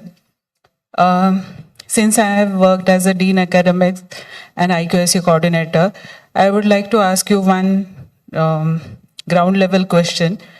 Maintaining SFR, then adjustment of the academic as well as admin load that has been given to the faculty. So how you have managed this? See, we are not an educational institute. We are a research institute. What we do is the students we get from different agriculture universities or traditional universities where we have some MOUs to have the students do the research work with us. So through that, we take the students and then we put them on different aspects of the problems there where we have to work. So if suppose I have to work on some starch issue, then I'll take the people who are coming from food technology background or biochemistry background, and then we put those students on that job. And our scientists also will be there to monitor and also guide them. So this way it is a win-win situation that we are getting the students for research help and we are giving them provision and support to work with, because many of the universities are not having that good infrastructure for R&D. So we have that facility and that we are extending. The student is getting the degree and they're also being connected to the industry for on which problem they are working on. So this way all of the people who are involved in it are benefited. That's how we are doing it. And for the startups also, when they try to have their own startup and come up with their own products, again identifying the product, then coming up with the design and then launching it in the market. Then you have many issues like packaging, the quantity, the production, the scaling up, many things will be there. So we have our one unit where they try to handhold those incubators with us, and then we see that till they launch the product and they're confident to take up on their own for scaling it up, we help them. And we do charge some fees for that, but in this process also we involve the faculty, that is the scientists, the students and the people who are there in that particular unit. That is how we take it up. Thank you, ma'am. You have given the answer Dr. for my Banerjee, you wanted to add something? Yeah. I was just wanting to add one important parameter that we discussed about funding, because that's one thing that private universities have to look at, because you don't get any subsidy, nothing, everything you're running. So long back, Indian government has also talked about the CSR. But if you look at the justification, even state-wise, how CSR funds are being utilized, I think such a forum like CIPU and others, we should really have a voice about whatever little amount. I'm not saying that entire industry comes like what they're doing for Virginia Tech in such big funds, but I think it is would be very necessarily to have a dialogue with the industry, because typically we are connecting with the industry primarily for either placement or for some kind of a joint project, we are solving their problems. Why don't we look at this? And since so many good universities are together, I think we can do some discussions and see how we can utilize the CSR funds which is already available. Thank you. I can see a couple of hands. Let's maybe with the looking at the time as well. Couple of questions here. One here. Introduce yourself and very briefly direct your question to. Good morning. I am Dr. Gaur, Vice Chancellor, Dr. C.B. Raman University, Bihar. First of all, I thank CIPU and MU and endorsing the Dr. Tara. You have included agriculture in this sense. It's a really wonderful thing. I am also from agriculture, 40 years in ICR and SAV system. Okay, question is that PPP, this is not being exactly executed. My experience says public don't talks with the private sectors, universities. Private universities don't talk with the public, they don't allow. And people don't talk each of one. They have their own system. So in the changed ecosystem, the changed system of R&D in university system, where the traditional knowledge, the grassroots knowledge, the traditional wisdom has to be clubbed in the university system. What do you think, how the universities, private universities, which are located in tier 2, tier 3 cities, away from the capitals, that they are starving for many situations, how they can have better partnerships, better fund sources, better connectivity with the global and national potential fund providers. This is my worry and question also. Thank you very much. You'll get that. Yes. So actually, it's very similar to what we, again, going back to the US. For example, if we were submitting a proposal for that ERC, then actually NSF requires that you include some partners, which may be what you call tier 2 or tier 3 industry. So we have to put some mechanism in place where we say the so-called top universities are what you call tier 1, that when they apply for these big grants, they have to, number one, get the industry, and number two, one of the tier 2 or tier 3 universities. So I think we have to place some mechanisms in place at the central level to bring the total intellect available in the country to solve some of the major problems in the country. I mean, there is no dearth of problems in this, honestly. I mean, there are so many underserved people, and we can take many of their problems and solve them.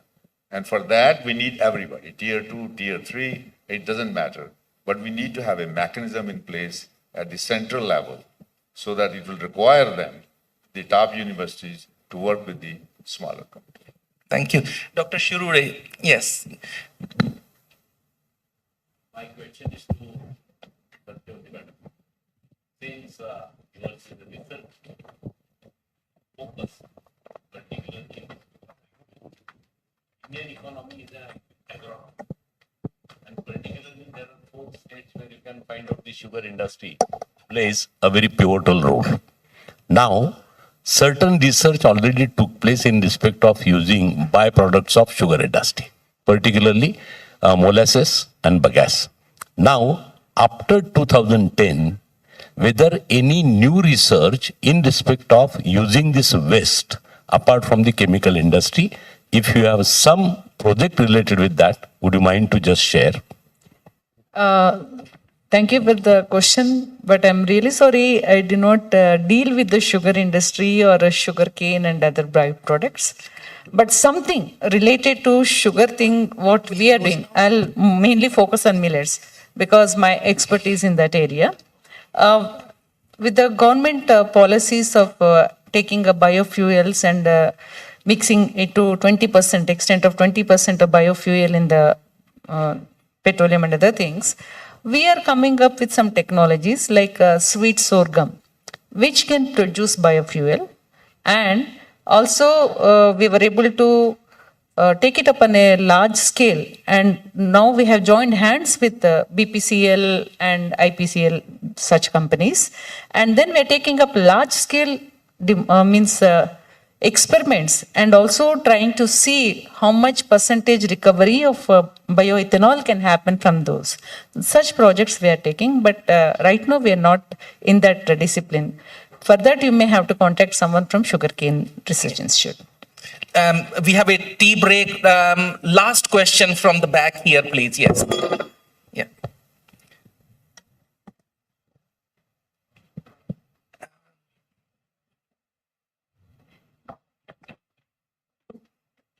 We'll finish. Oh.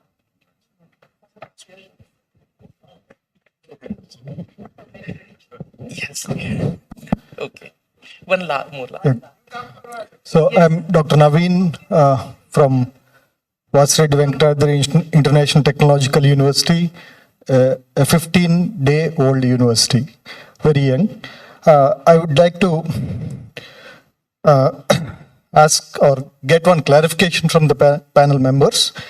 This is actually this is regarding public-private partnership and research capacity building, and many of the universities or colleges, engineering colleges, whatever the case may be, they are also into consultancy.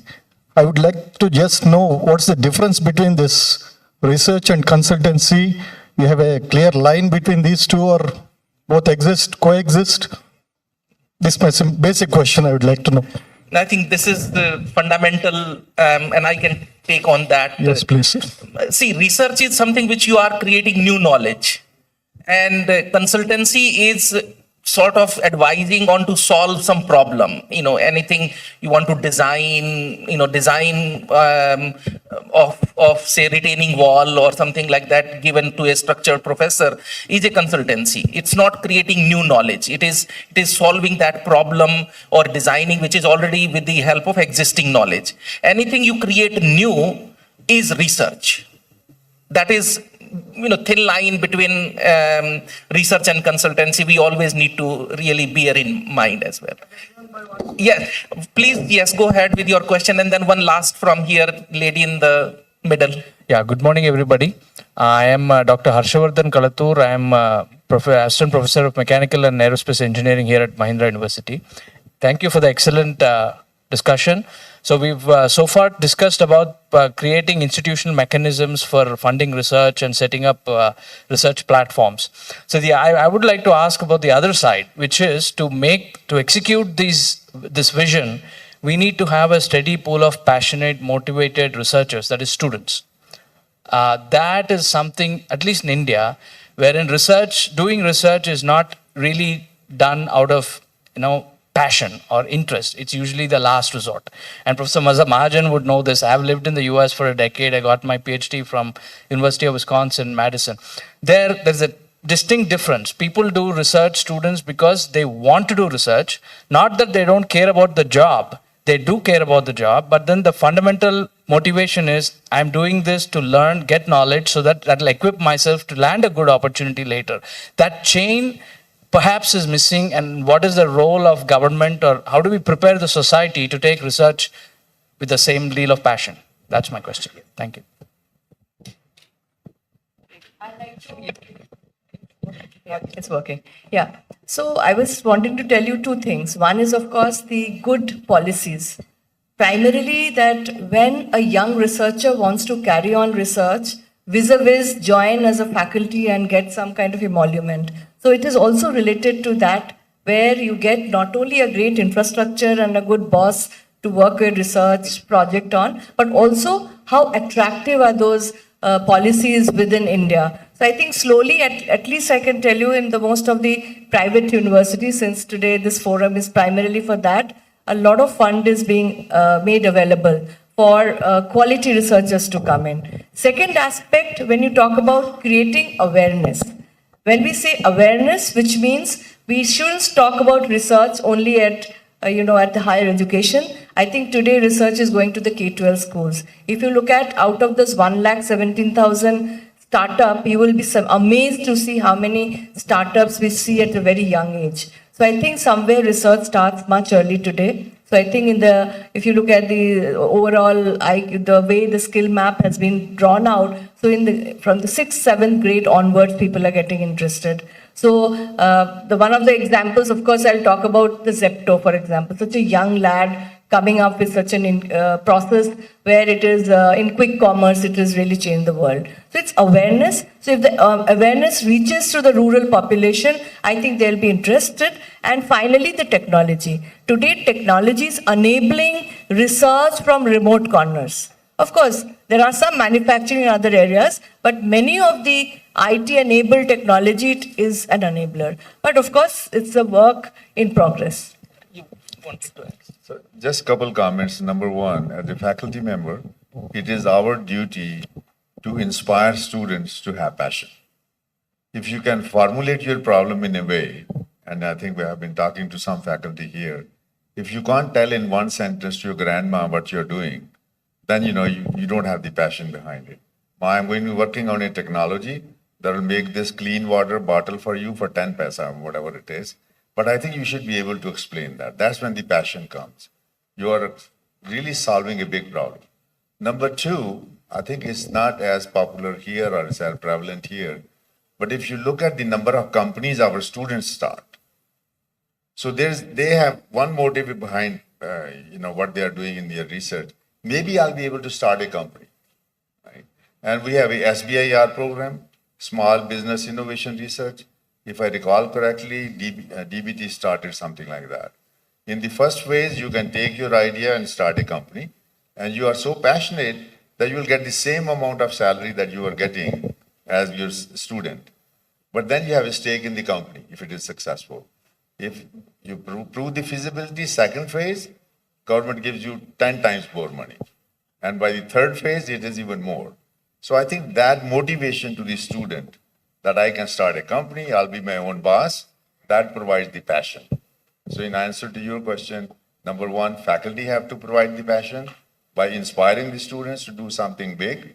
And number two, we should have a culture where our students can start a lot of companies themselves.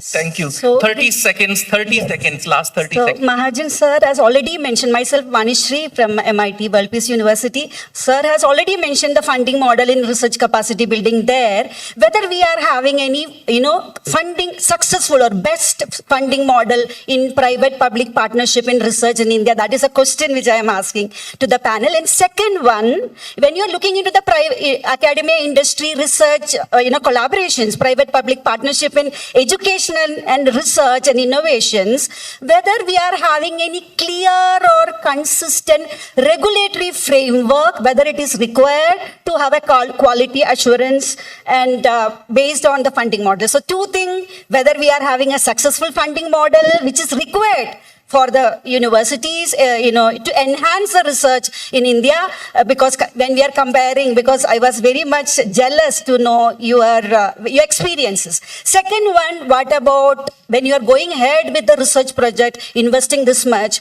what about the clear and consistent regulatory model between the two parties? That's all. Thank you. That's it.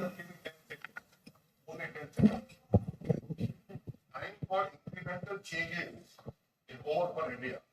China, $15 trillion, $18 trillion economy, we are still 4 trillion.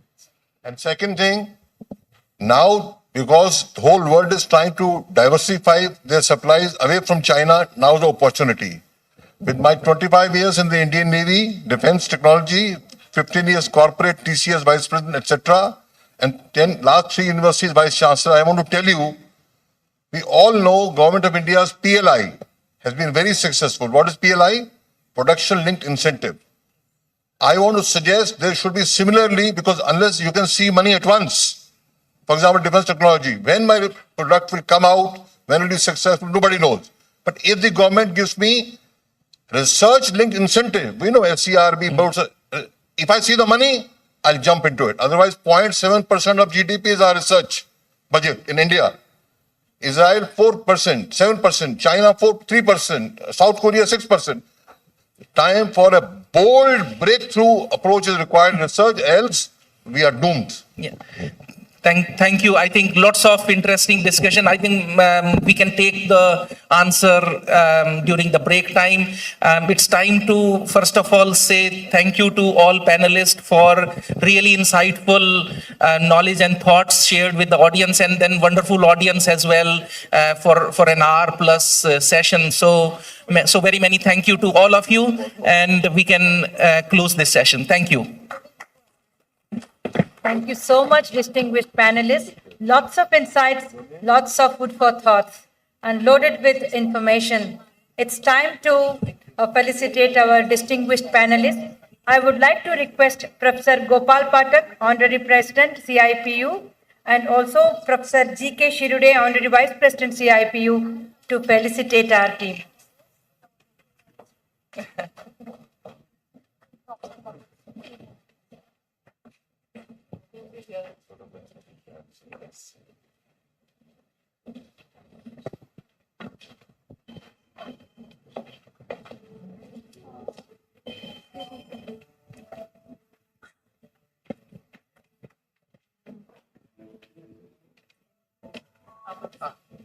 First year.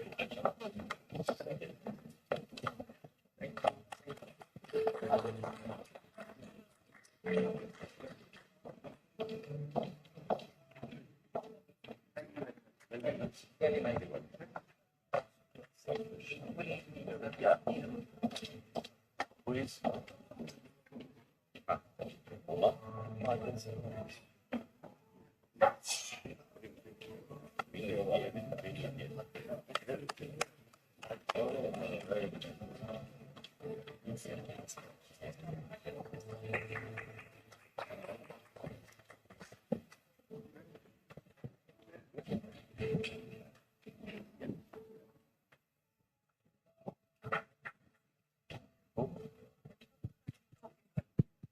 Madam, come here and send her. Yeah. Very well.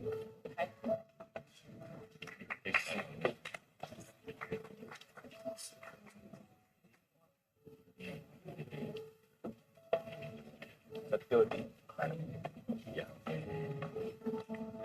Nice. Village, see the youngsters now. They prefer this.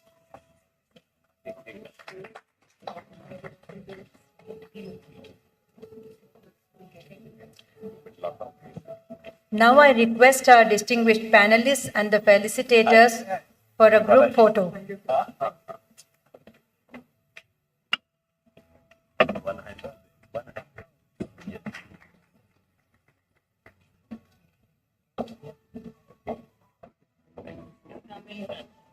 Mine is also Sri Balaji University.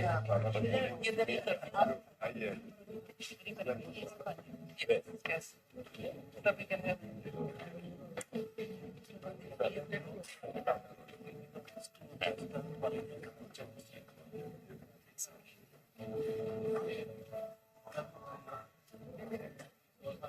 Okay. Yeah, and Dear all, thank you now- to Yaz as well for providing this platform. Where is he? Yes. Yeah. Dear all, now it's time for quickly take our teas. Just 10 minutes, we'll be back for second session. One more powerful session which is awaited. Thank you so much.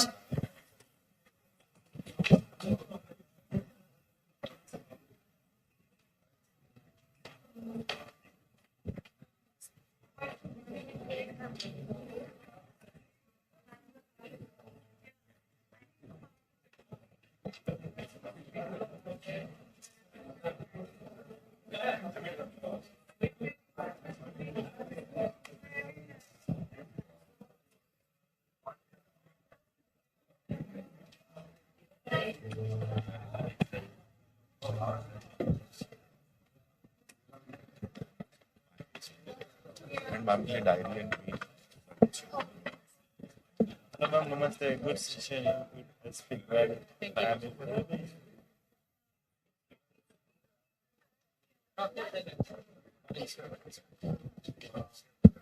Hello, hello.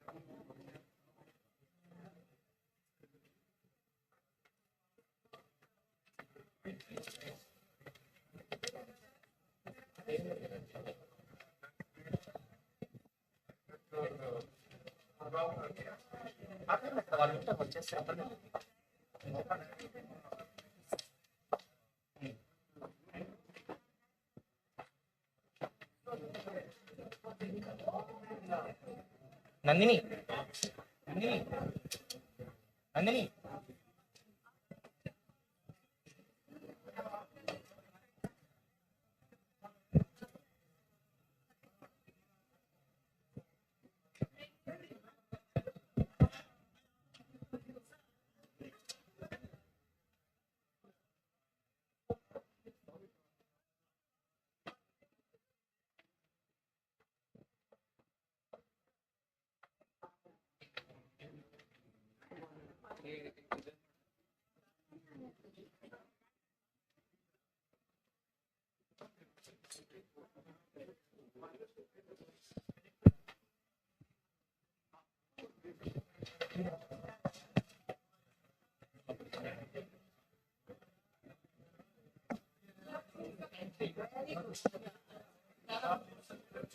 Yes, sir. Yes, sir. चालू है.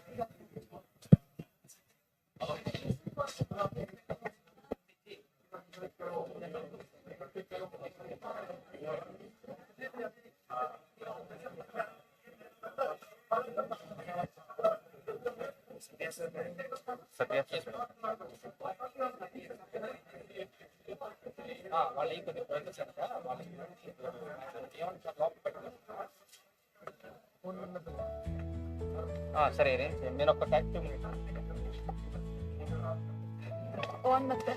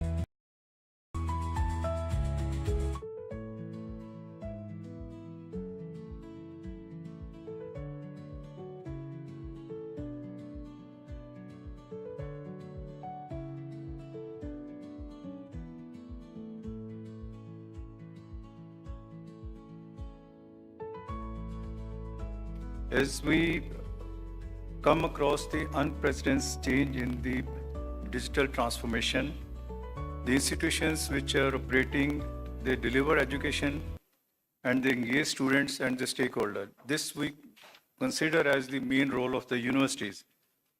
But with this change, the leadership in the digital era needs some strategies, planning, skills, mindset to navigate the complexity, embrace the innovations, and to foster the resilient, adaptive academic activities.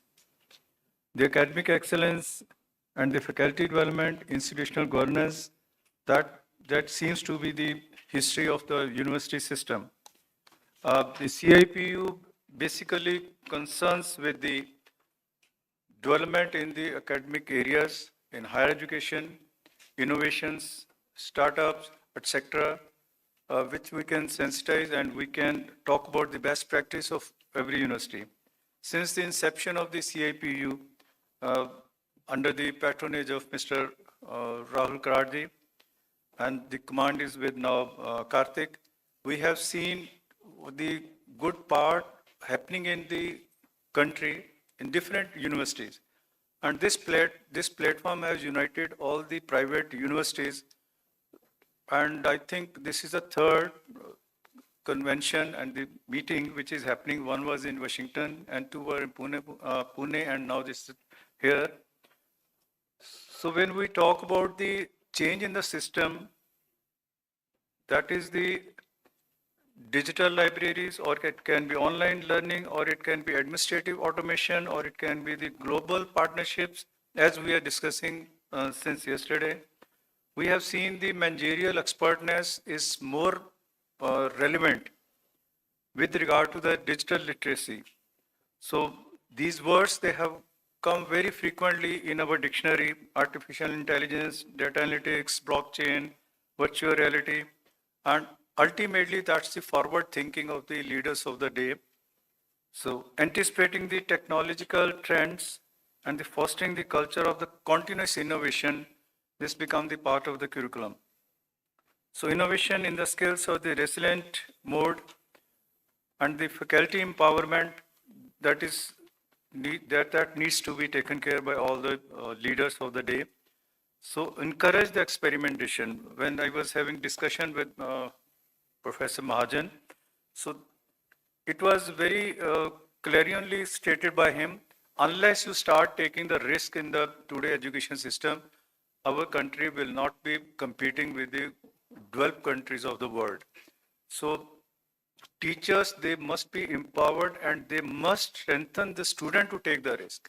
So when he was giving his TV bite, so emphasis was, we don't encourage our student to take the decision, or we anticipate there will be failure, and failure is considered as a stigma.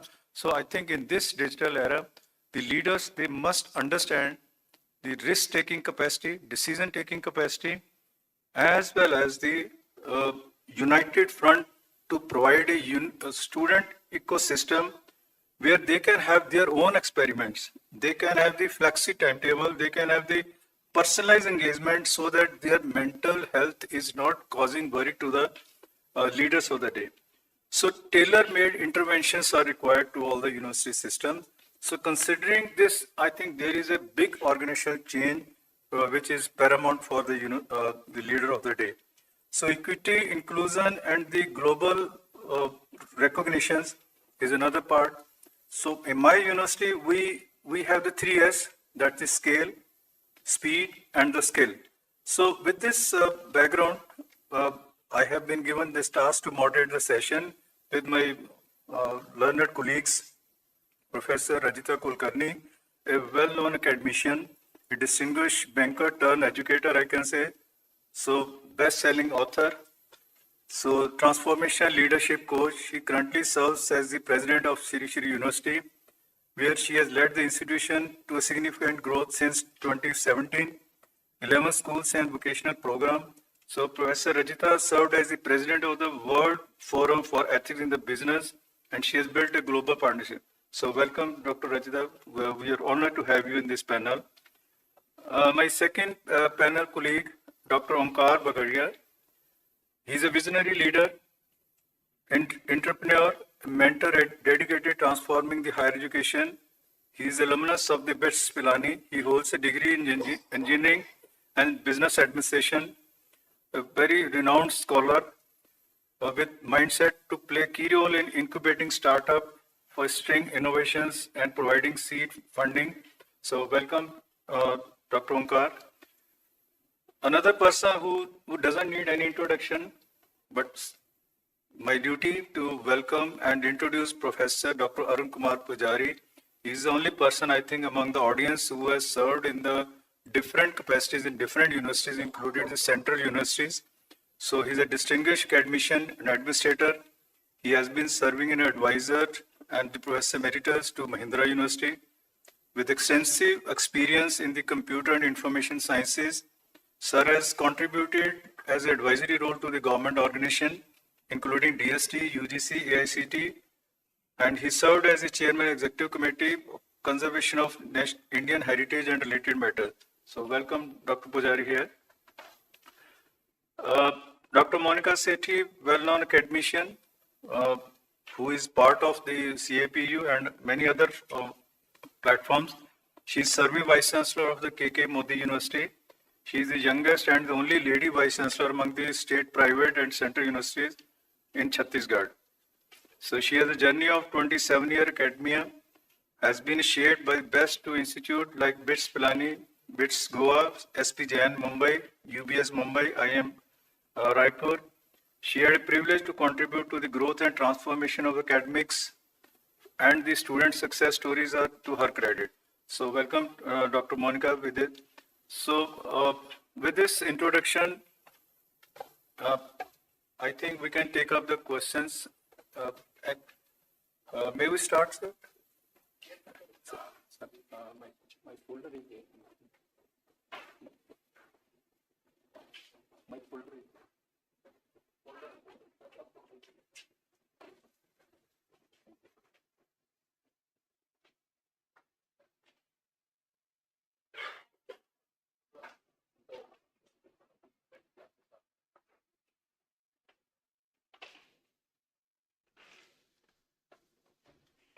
Before we take up, there was one introduction of the LTSU.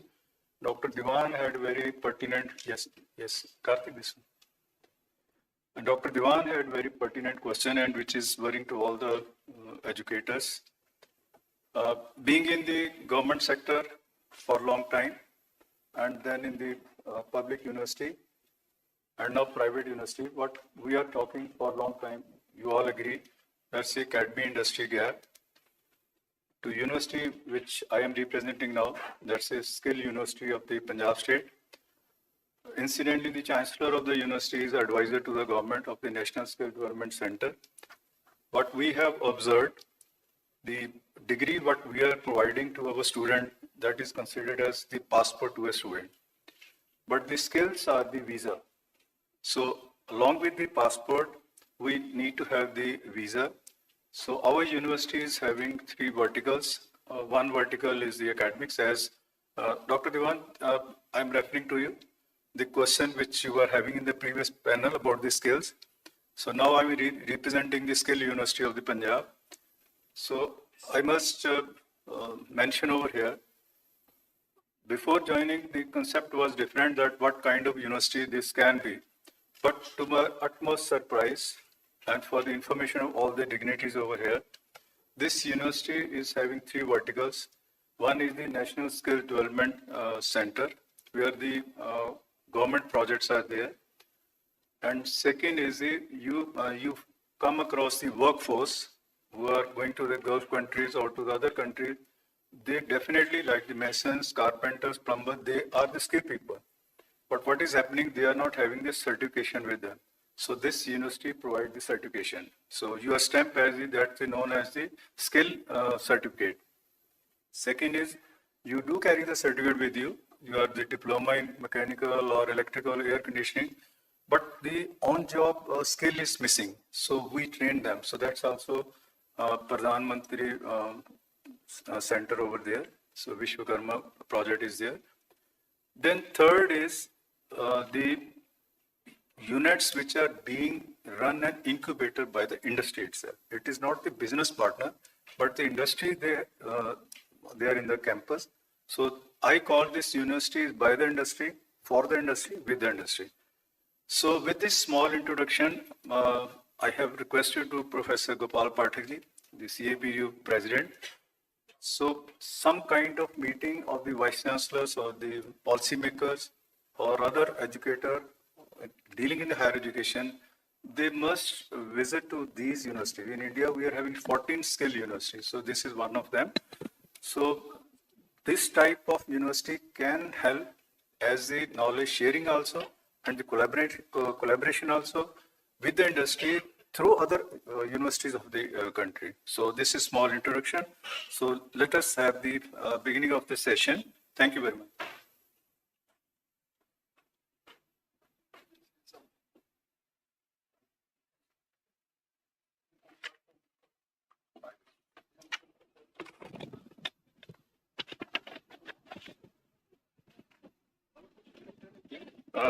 May I request from this side, Dr. Onkar, we are to talk about the leadership vision and adaptation in the digital era. So I think I can roll out one small question for your reference. How do we define this leadership in this context of the digital age and how this definition evolved over the years?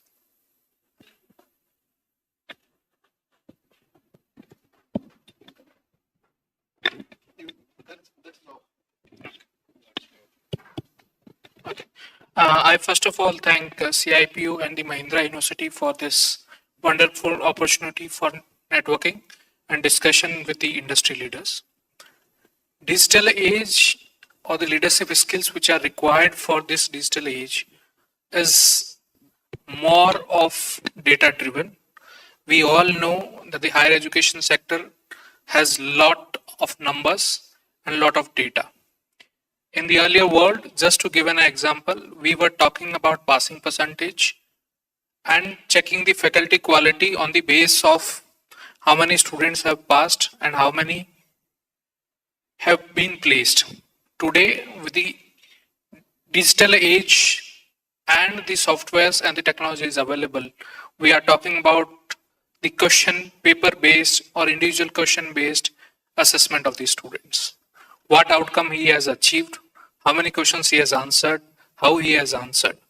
And then you decide on your syllabus or the skill set which is required to the industry, whether you are fulfilling it or not. So this is the kind of era which we are moving in. The second, I'll say the challenge for the leaders here is that most of us are from millennial or generation G, but the coming generation Alpha knows how to use digital equipments and digital data in a much better way than all of us. And that is a challenge wherein they will challenge our leadership skills on this, that this data says this thing and you are saying this one thing, and that will be very too much difficult. Same way when the earlier panels also we were discussing that the industry requires this kind of a skill set, and this is there. Today, the higher education sector in India particularly, with the lot of multiple use of AI and multinational companies, have come at that stage wherein the student put in their journey that I have gained this skill set through these assessments digitally, and the industry says that yes, you are there to be hired. So that level of micromanagement and micro decision making has come up to this era of digital, and I think this is a huge challenge for all the leaders here, that how to manage in this age of digital.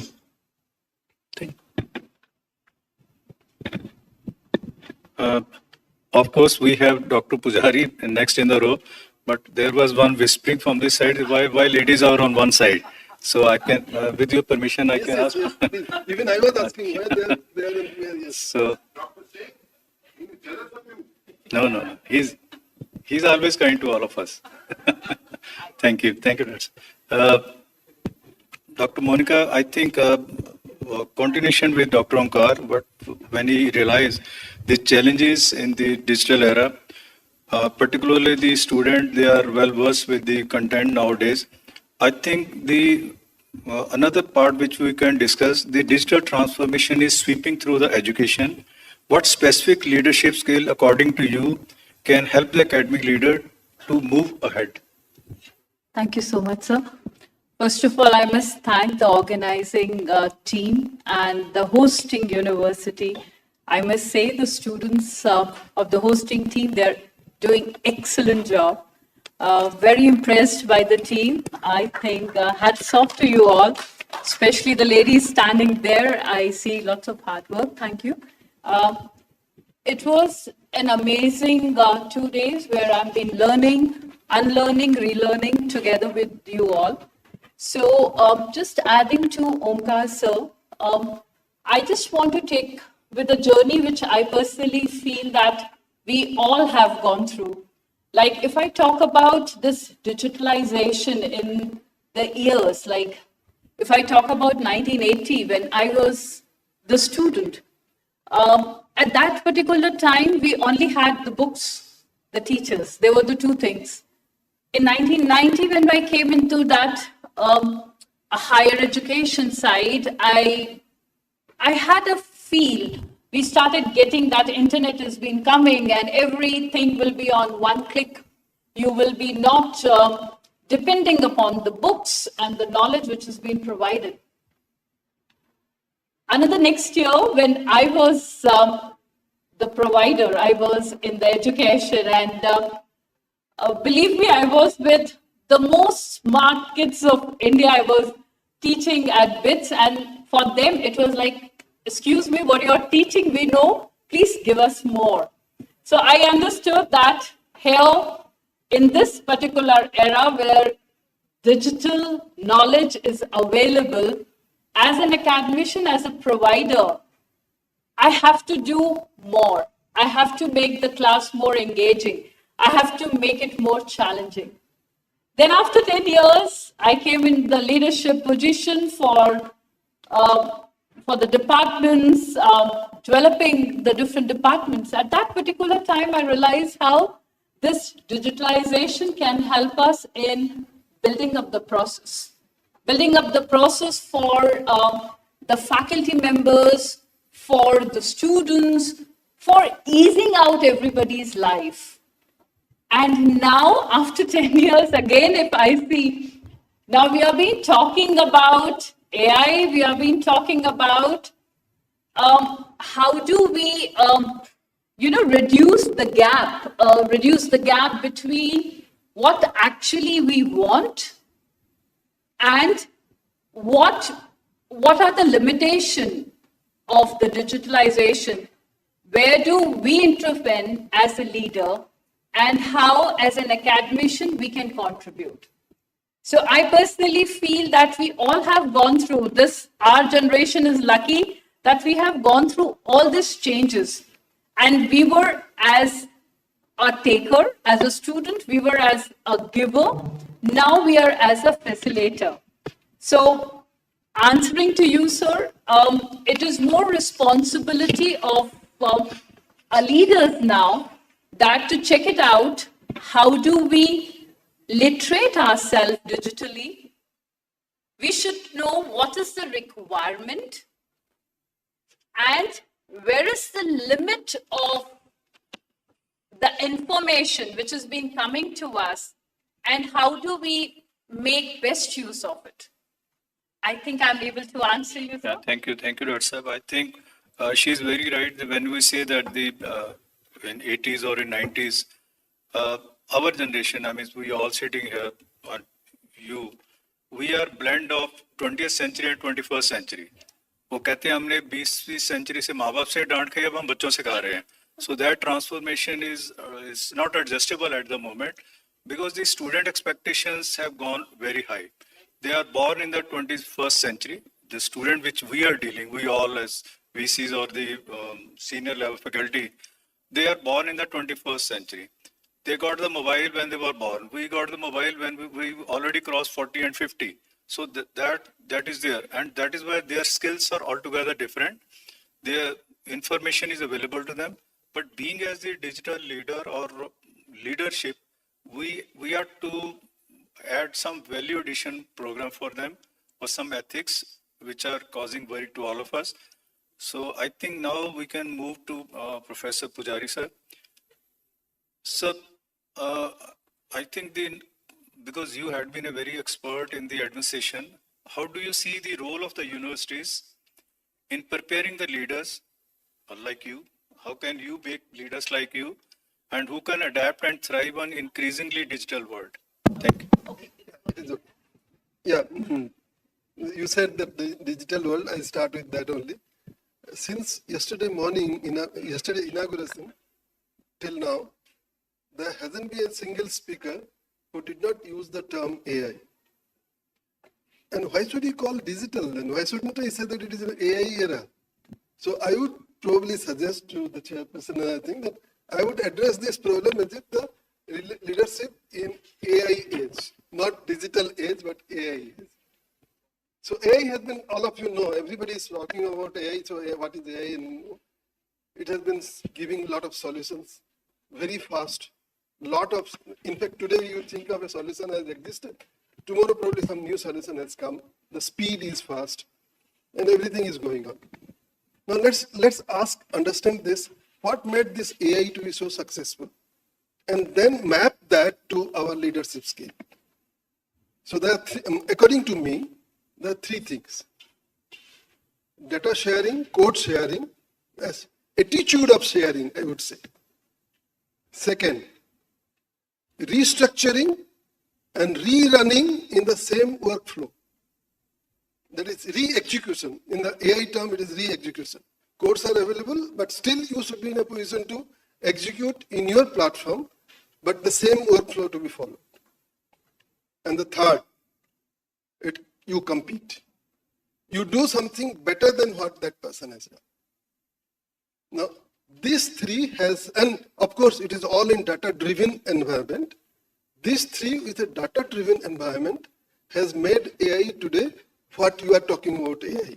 It is nothing else other than that because of these three, it is giving you a solution very fast. Yesterday, some solution was given, and for very complex domains. Now, let us map it to the university, to the leaders. If the leader is ready to share, if leader is ready to share the data, share the data principles, share the business processes, and if another leader is ready to rerun in the same, following the same process and get the same result, and then they compete among themselves, then I am giving you a guarantee that universities also will give that kind of result what AI is giving today. Let me give an example, very simple example. And I can give you the example for every case if there is time. Ranking of universities. Open source, that is sharing data, sharing thing is open source. Make the ranking software open source. Anybody, anywhere can run that ranking and can get his ranking. Second, all the data is available. You don't hide your data. All the data is available. Share the data everywhere. Now, any parents, any third party can restructure, rerun the program and run it. So you can know the ranking. Fourth, now you are competing. You now know very well that your student-teacher ratio is less or higher. So student-teacher ratio is higher. That's why you are not ranking. Immediately recruit few people. And in the morning you realize that your rank is less. By evening you got it, your rank is more. There will not be something like that. December 31st you have to give the data. January 1st the ranking will come. Every day the ranking will come. So every day there is a competition. What you are achieving in 1 year, you will get it 365 in speed of that. A university will reach A grade in 1 week by achieving this. Now I can tell you for recruitment, I can tell you about startup, anything, but AI has shown you the success. It is not AI that is doing it. Behind AI, this is what is happening. That you are sharing data, you are sharing information, you are providing restructuring, and still you are competing. But competing in two modes. One is that I compete with you, you compete with me. Other is a third party poses a lot of challenges. He said that this problem is not solved. There is a domain in which all the unsolved problems are given, and we try to solve it. Here is also third party. Government will say that, okay, we achieve this kind of teacher-student ratio, we can have, achieve many other, this kind of resources. We still compete with them. Now, if you do this model, and the leadership of any university accept this model, then everything is done. Thank you. Thank you. I think this is the practical approach, as Dr. Pujari said. That's why I said there is no one more experienced than Dr. Pujari. This is the reality. We wait for the NAC to come. We wait for the ranking to come or accreditation to come. So as per his suggestion, I think every day is a challenge. And why to wait for this thing? And the AI is to be run by us. AI should not run us. AI should not command us. So it's a third party. That's the only speed which is provided. And that is also designed by the human mind. That's the reality. So another part which he has emphasized is the data sharing. And it really, this is appreciable. Where we go wrong, that's when we hide the data, when we articulate the data, when we distort the data and we misrepresent the data. And most of the time, this situation has created a very displayer in the society. So, sir, really appreciable part. Now, Dr. Kulkarni is with us. Dr. What can be the difference between the traditional academic leadership and new digital competencies which is required for the current educator or the leaders? So maybe you can say digital. Now I'm not using the word digital as sir said.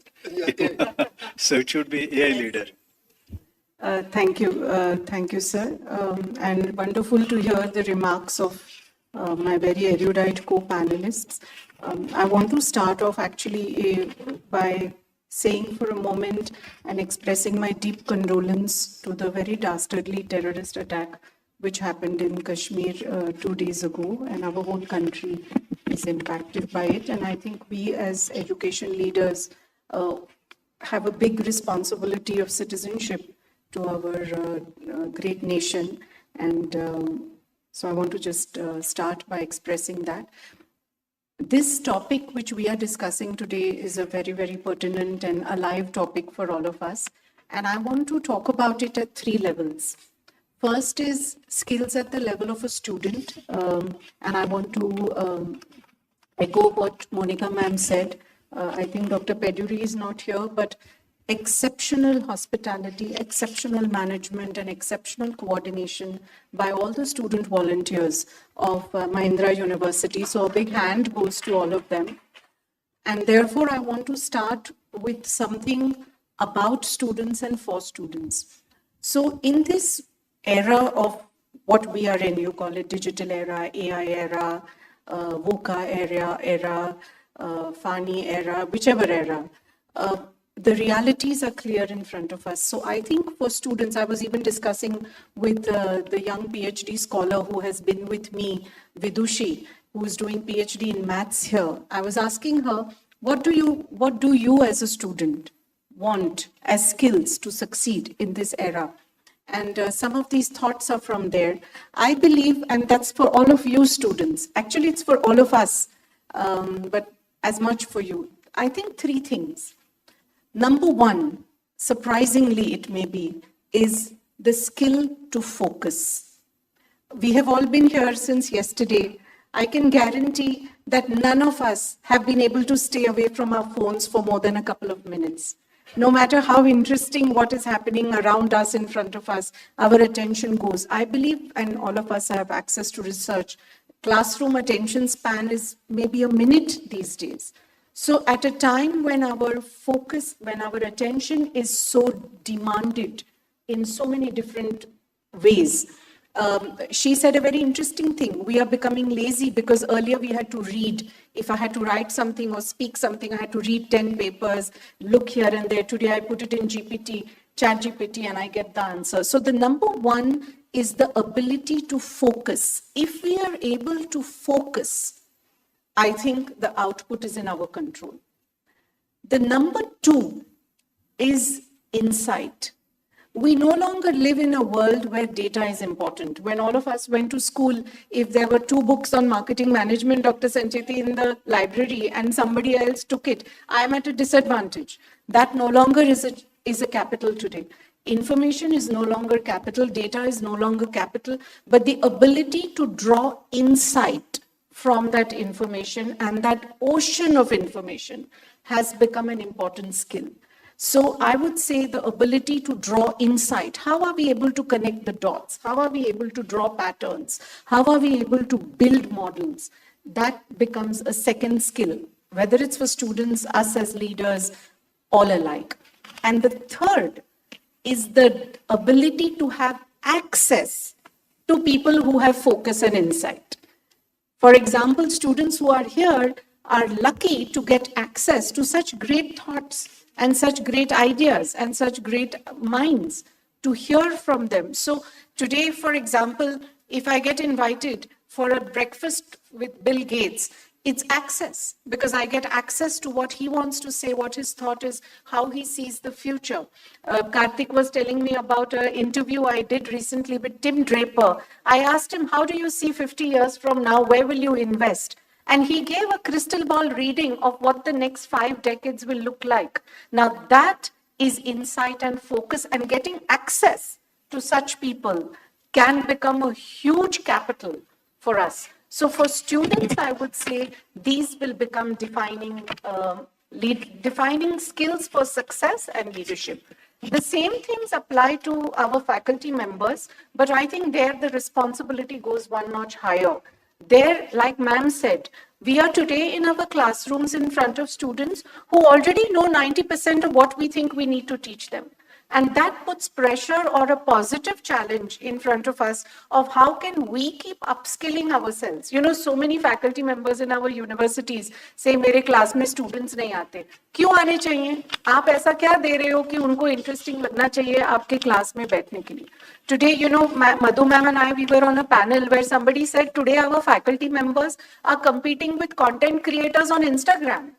Nobody needs to tell students to scroll through reels, but they have to be compelled, inspired, forced, cajoled into attending the classrooms. So as a faculty member, what am I doing which gives a student so much value that he or she is not forced to sit in my class because of, you know, attendance percentage, but because it is genuinely that interesting. So I think for faculty members, that's a crucial, I think, transition. Number two is a breakthrough mindset. You know, sir was talking about this daily rating. Now, if we can be in a state where we get daily ratings like this, but for me to be able to navigate through an open system like this, I need to have such an open and breakthrough mindset. And that is very critical. So for faculty members, I would add these two. And thirdly, for us as those who are managing large university teams or institutions, I think for us the responsibility is, you know, exponentially higher. We need to have very, very strategic agility. Look at how things changed in our institutions with COVID. None of us could have predicted it, expected it, forecasted it, or even prepared for it. But it required us to have that kind of preparation and then adapt to it. So strategic agility, adaptability, and continuous ability to navigate a very, very volatile global situation. What is happening with what Trump is doing with tariffs, now what he's doing with holding back, sir, all the grants from all the US universities. 2 days ago, Harvard has sued Trump. I mean, these are unprecedented events in the global situation, world order today. What does that mean for us in education? Will it mean more students coming to us? How do we prepare ourselves? So AI is, I think we should look at AI and the digital, you know, evolution of our world as how we can use that to facilitate us to succeed in this, I think, volatile and dynamic world. And that, I think, we as teachers and I mean as institution leaders, Madhu ma'am won't mind if I share what she shared in the morning, she shared that just after this unfortunate event happened in Kashmir, the first thing they had to do was look at what number of students are there from that region in their campus, make sure their safety is ensured. Now, these are not things which were quite normal even 2, 3, 4 decades ago. But the nature of the environment is compelling us to extend our role above and beyond. So I think I look at AI as a facilitator. If it can help me save some time, if it can help me become more productive, more efficient, it's my friend. And I think we owe, Parvinder sir, a responsibility of our students, and that is for another conversation, that how we prepare them to face an AI world. What are we teaching them? And, this is not the time to talk about what we are doing in our universities, because each of us is doing many, many things. And, these are not advertorials for us. But I think that is a bigger discussion, that do we need maybe a 4-year course? Can we finish it in 1 year and make them do something for 3 years? Dr. Rao is here. He regularly writes about these topics, and these are disruptive ideas we need to, I think, debate and discuss more. And I think this is what I think platforms like these, and thank you, Karthik and CIPU, for bringing all of us together. And I'll pause here. Thank you very much. That's a very exhaustively, you have touched the important points. More contribution of like Professor D.P. Agarwal ji. He had the opening session today in the former UPSC chairman. I think he had summarized the current issues, challenges, and many more obstacles in the higher education, the administration of the higher education. That's the main agenda of CIPU. When CIPU was established, that was the prime aim of Mr. Rahul Kararji, that what difficulties private sector is facing. At the moment, if we are having more than 460 universities. So if I talk about my region, where Dr. Madhu Chitkara is here, and two or more other big universities, they are really doing very good, as we have come across many Maharashtra universities and these universities. So CIPU is the only platform which promote the evaluation of the private sector, challenges which are being there. And if you see the continuation of the topic which we have discussed offline, online, or with many other conclaves, so that needs very serious consideration. It is the duty of all of us who are here, who are part of this Bharat Higher Education Summit. So the proceedings will be sent to everyone. More feedback can be given to CIPU. This has no other agenda. CIPU is having no other agenda than the promoting the quality education, research, innovation in the private sector. Because private sector, as we all know, we have very learned colleague, Dr. Sancheti sir, and many more over here. Dr. Rao has recently come. So you see, these private sector, they don't expect any government favor. They don't ask for any grant from the government. But the contribution of this sector should not be overlooked. All over the world, as Dr. Mahajan was saying, all the good universities in USA, they are with the private sector. Now, another point is the private-public partnership, as well as the clustering of the universities. One of the remarkable achievement of the Punjab state is His Excellency Governor of Punjab has constituted committees of all the Vice Chancellor. Dr. Madhu Chitkara can endorse it. All the Vice Chancellor, they will go to other universities and they will submit the report of the best practices, research, innovations, library, sports, etc. So to create that culture that what A is doing and B will go there, what B is doing, A will go there. So this type of brotherhood in the university system is required. So CIPU should also look into this thing. So continuing with our topic of the day, sir, Dr. Omkar sir, what do you think the most significant leadership challenges that university will face in the next 5 years? Are we prepared for them? As I was telling in the opening remarks also, that the students today need everything on tip of their mobile. Now the universities, when they are preparing for the future in this AI world, want the personalized things, the personalized skill set, the personalized courses for the masses. On one side, we have to increase the GER. The another side, the student is looking for the personalized content and the personalized skill set. The third, which I think which makes sense to a lot of people, is that with the starting of UGC's online education, wherein we are talking about increasing GER through that. The one big challenge which we have tried to solve, or we are working with few other universities on that, is that the online education content today primarily is in the English domain, which the distance of the online education students come from the rural belt and is not visible.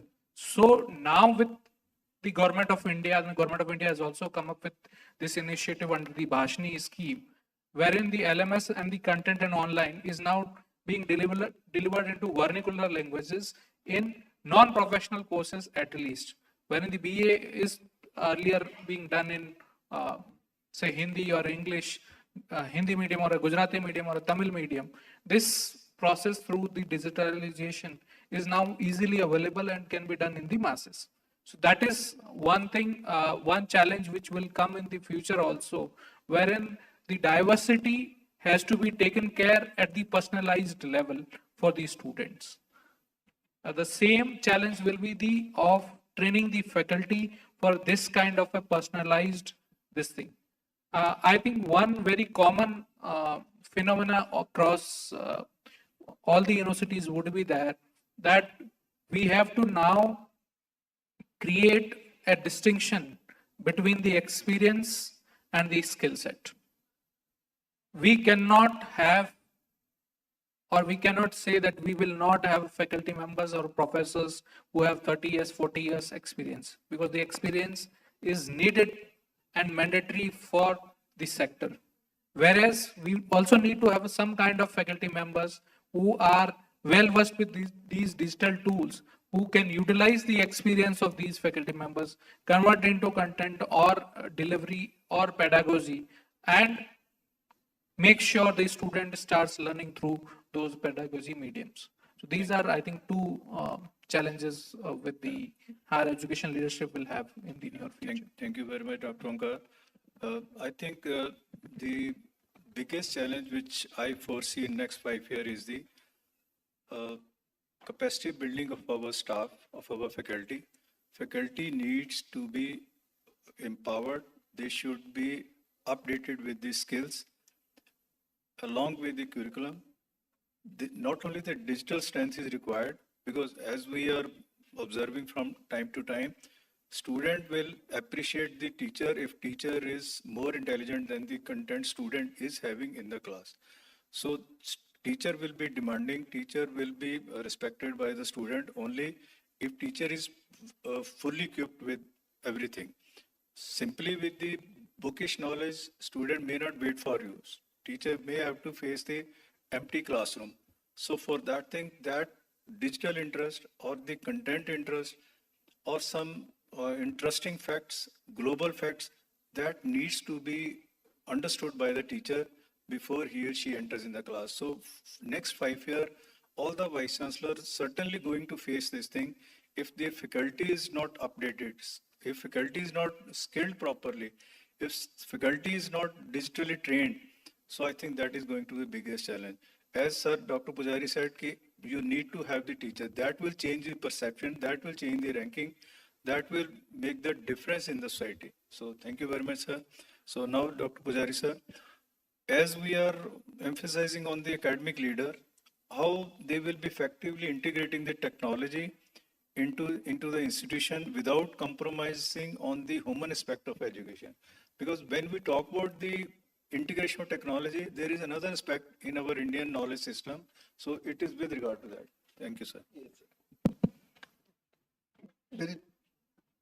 For the teachers, we come prepared to the class. Na?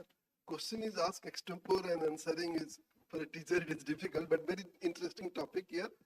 That, let us understand this aspect. that when technology was not there, the attitude of the student and attitude of the society and attitude of the teacher was something different, and when technology is there. Even today, the way we see a movie, the way we go to a restaurant, the way we take a train is not the same as what we have been doing earlier. So it is not only digital age, but digital society itself. The society is network, the individual has a different viewpoint, individual. So let us not only bother about what was the traditional way of teaching, what is the traditional mindset of teaching. Let us ask ourselves that what is the society today? What is the attitude the students have? Point number one for that matter. Every individual today is a networked individual. He has a connections. He is not alone. He has social network. He has many other. Now, you don't expect, probably in my generation when I was in school, whatever teacher told, that was all. But you don't expect that to happen from a student. The student will definitely look for some better information, some better source, not necessarily always from a teacher. And even if teacher gives that, the teacher should not mind if the student cross-verifies with other sources. Probably that is something which is very offending to some teachers like us in the additional, but one has to accept. So first point, as a vice chancellor to modify to the teachers, is that to acknowledge the fact that the society is changing and going on changing. And if the society is changing, the attitudes of students, teachers are changing, hence the teaching style has to change. Teaching style is no longer that you go tell everything. And I remember the days when the teacher used to tell this class note, and student used to remember the class note and go to the exam, and the mark is how well the class note is correctly specified. Today it is all plagiarism. So please see that the attitude over ages and other things are changing. What is today attitude and what is going to be the attitude in 10 years may be something different. But allow us to say that, allow the students to say that, search your entire space, your network space, go anywhere you want. What is the role of teacher then? Is it that teacher can leave it everybody? No. Teacher has to facilitate a right search direction. Teacher has to tell, and hence teacher should be aware of that. And the skill of teacher comes. The teacher should be able to say that, okay, you depend on ChatGPT. That is perfectly okay. It is a good tool. But then still, I have a way of assessing your knowledge, even if you use ChatGPT. It is not that you prevent. There are institutions where say that network is closed, nobody can connect anything, and now you come there. Why should it be? Let him get information from ChatGPT. But still, there are ways to assess using ChatGPT how much he has learned. That two students are competing among themselves. Both of them have been exposed to the same network, same society, and then you evaluate who is a better student and who is and this thing. Why do you want to prevent all of them just because you don't want to do that? So the teacher's attitude has to change. Then only it will everything will happen. Very, very right, sir. I think that's the need of the society at the moment. Teacher must be equipped with the knowledge. Teacher must be student-centric. So in our time, whatever is taught by my teacher, that has to be reproduced in the examination. And the question will be of that form only, whatever he has taught. So language of the question will be from the notes itself. Now in this competitive world, when the student is going for a multidisciplinary, that thing is also important for the leaders of the day. In this multidisciplinary, more and more credit are given for the interdisciplinary subject to the core subject, ability enhancement or skill enhancement. So if student is knowledgeable, I think teachers should be smart enough. They need to add more and more component so that his vision is not confined to the core subject only, but some skills also. So that can change the perception of a teacher among the student community. So, Dr. Monica, I think we can move to the next question. So, time should also be now taken care. How can universities can manage the AI and machine learning for the decision making?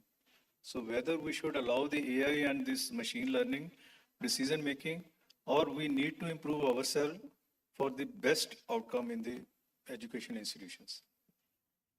AI actually help us in the decision making because lots of data is being there, but where we are using, what is the use of it, that is very important. Like for the university, it's our students. Like I talk about all the stakeholders. I'll say the parent, I'll say the industry. But for me, it is very important the student taking the threads from my co-panelists that I personally feel that it is a very blessed era where this young generation, everybody has an access to the data, we have access to the knowledge which we want to take. So, very rightly said by ma'am also that only one thing which has been lacking is like, because everything is quickly available, so we have lots of things to be searched. So, because so much of data is available, right? Gone those days when we or our elders or our teachers used to say that this is what it is, the child immediately check it out, that what you're saying is right or not. So that's a blessed time, the decision making it's with the high order thinking of the student that they start thinking. But very important is, I personally feel there has to be a student journey mapping. There are the different personas of the students. As the leaders, we need to check it out. What child wants in the higher education? Why they have come to you? What are the skills? Like very rightly said by sir, it is not just the passport. You have to give them the visa. You have to give them those wings. So I'll just give you a small success story, which, a group of students in a department did it. You know what? 10 years back, as a part of the CSR activity, every university, especially the management students, they do it. Like whatever they learn, they go to the village and they want to implement it, right? Like if they have learned something in marketing, they want to go. Now we say, okay, you have learned, go to the village, do something for the entrepreneur over there and see your 4 Ps or your, all the Ps have been working there or not. Believe me, that was a great successful program of the university. The students used to be very happy. They used to spend their 10 days over there with the village people and the output was very good. We tried it again 2 years back. The similar kind of the other kind of a village, you have to adopt the village for every university. So again, I said, okay, let's try the same thing, the old recipe, let's try it. Believe me, when the students went there, the villagers didn't want it. They could put those questions on their cell phones, the smartphones, and they could ask, yeah, I'm doing this mushroom cultivation. Tell me, how do I put that forward to the market? So my students came back and they told me that it didn't work. They are more smarter. So I said, now you need to be more smarter.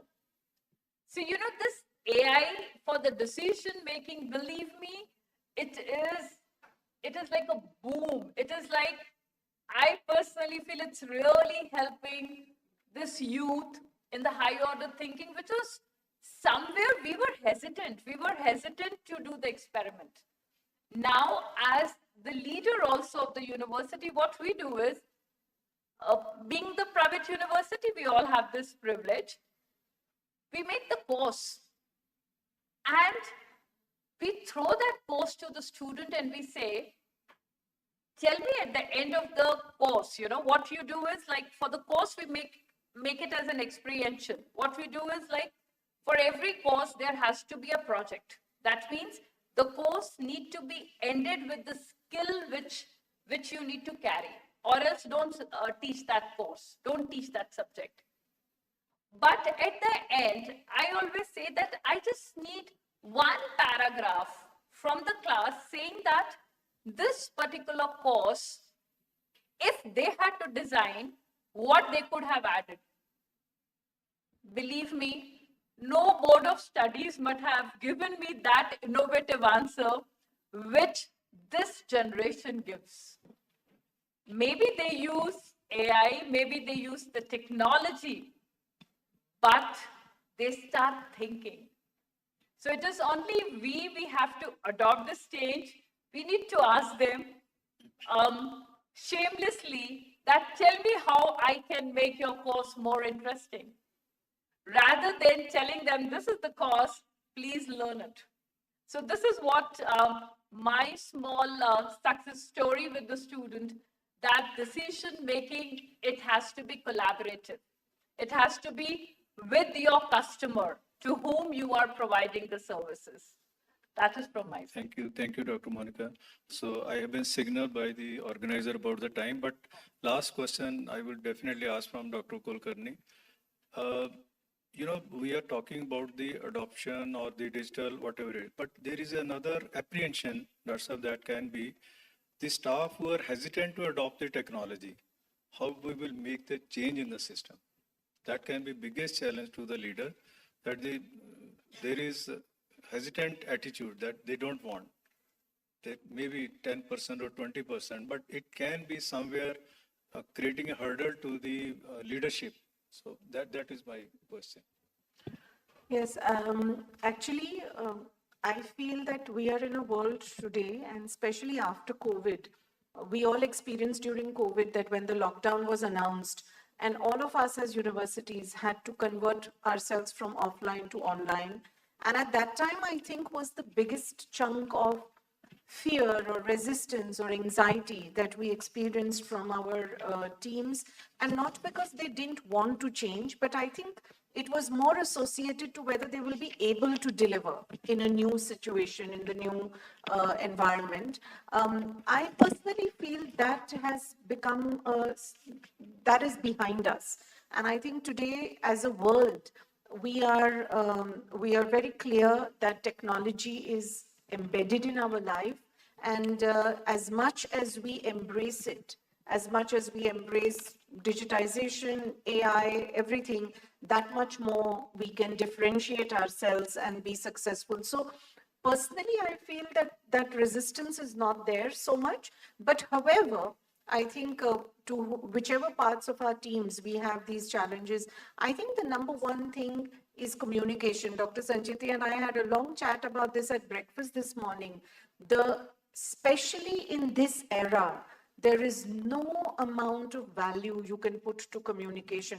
Communicate, communicate, and communicate more, because there is such an explosion of information, an explosion of data, that you need to have more personal communication. I think that is very important. Number two, a sense of trust, I think, is very, very crucial to build. The more you are surrounded by, the more connected. Sir was saying that every student, every individual today is a networked individual. And the more connected we are, I think the more alone we are also. So I think a sense of trust is very important to help people feel at ease. And sir, I would like to say that in our campus and many campuses in India today, like we belong to the Art of Living institution, and we teach the meditation, yoga, Sudarshan Kriya. And to be honest, I've found even with students, with faculty members, see, conflicts are always there. Change is always difficult, but if you talk and try to resolve it very logically, sometimes it doesn't work. But हमारे यहाँ थोड़ा system है कि थोड़ा बैठो, एक 10 minute ध्यान करते हैं, उसके बाद बात करते हैं, and more or less things get solved. So I think there is a lot of value in going inward a little bit, as much as we are being pulled outward. For us, that has worked a lot. And I think, again, for us as leaders, the intentionality, for our teams to see the intentionality of our purpose. That am I asking you to do something? See, there is, I am as an individual, and my institution my university as an institution. I think both of us are so interlinked. So if I feel everything is only for the institution, I feel left out and then a little more averse to change. But if the institution can make me feel that what I am doing or being asked to do is beneficial for me as an individual, and it's both ways. Then I think that is our responsibility as leaders. Thank you very much. With the time constraint, there are so many other topics which we could discuss, but on behalf of CIPU, I can request to Karthik, it can be sent to all the audience and all the learned colleagues so that they can be taken care. We are not overlooking any question, Karthik. So they will be definitely on board with. And from this platform, I must thank the senior most leadership who did not miss even a single session. Professor Sancheti is here, Mahindra University Vice Chancellor sir is here, Pathak sir is here, Agarwal sir is here, Shirude sir is here. I mean, Dr. Mahajan, of course, he's always in our heart.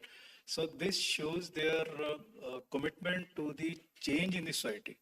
So they have been in the old system, but very swiftly they became the leader of the digital era also. Dr. Madhu Chitkar also, you don't find any platform where her presence is not there. So because if the leadership from top to bottom start making the changes in themselves, so the message is very clear that they want change in the system, they want to have the adaptability, and they are going to assimilate the change in the society. So they are the real role model in our society. So thanks to CIPU, thanks to this Mahindra University for hosting this event and keeping all of us in a very comfort. And next time I will say if Mahindra College ने Mahindra University ने करना है तो 2-3 दिन जरूर रखा करो because our habits they have changed now. So thank you very much. So now it's open for the question answers. So yes sir. Yeah, Mahajan sir.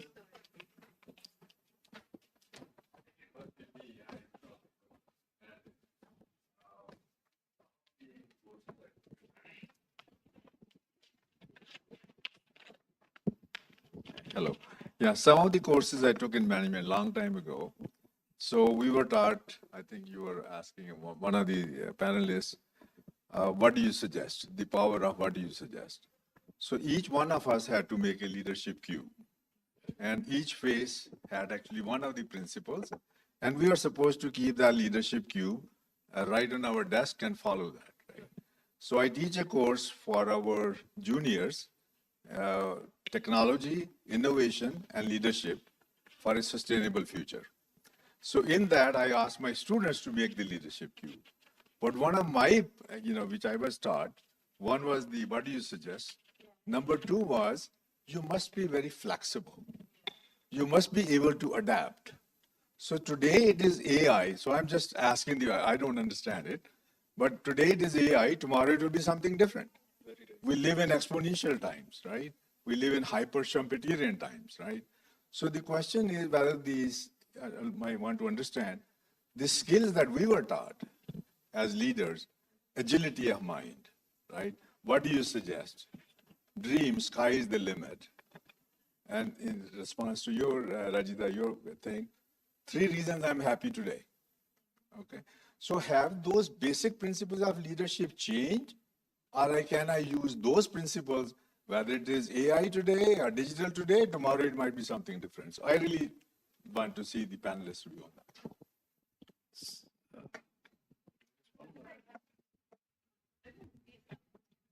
So, Dr. Mahajan, there's precious little that we can tell you about any topic. But my personal belief is that there are certain first principles that I think stay fundamental to our lives. They could be some things that we acquired at home, in our community, at our schools, colleges, and what really shape us as our character. I think those things stay integral to us.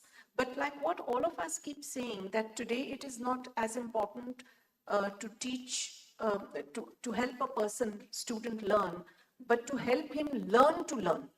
You know, the ability to learn more than what I learn. I think that is a crucial skill that we all need to keep evolving at the same pace at which the world is evolving. Because nobody, all World Economic Forum reports, everybody says that we don't know what will happen 5 years, 10 years. So you can't prepare for the unknown. And one thing I think from our Shastras in India, Like I often say that when Shushruta or Aryabhatta did their discoveries and inventions, there was no innovation ecosystem framework, no sustainability departments. But there is something within us, our own Vigyanmay Kosh, that is giving us that intuitive thought. Where is that source of that thought? And I think the ability to connect with that can prepare us on a continuous basis. That is the way I personally look at it. Sir, I think as she rightly said, one thing more can be added to simplify myself in this regard. The concept of leadership will remain same, but the directions, they are different now. So ultimately the foundation of the leadership for a university or for higher education institution or anywhere else.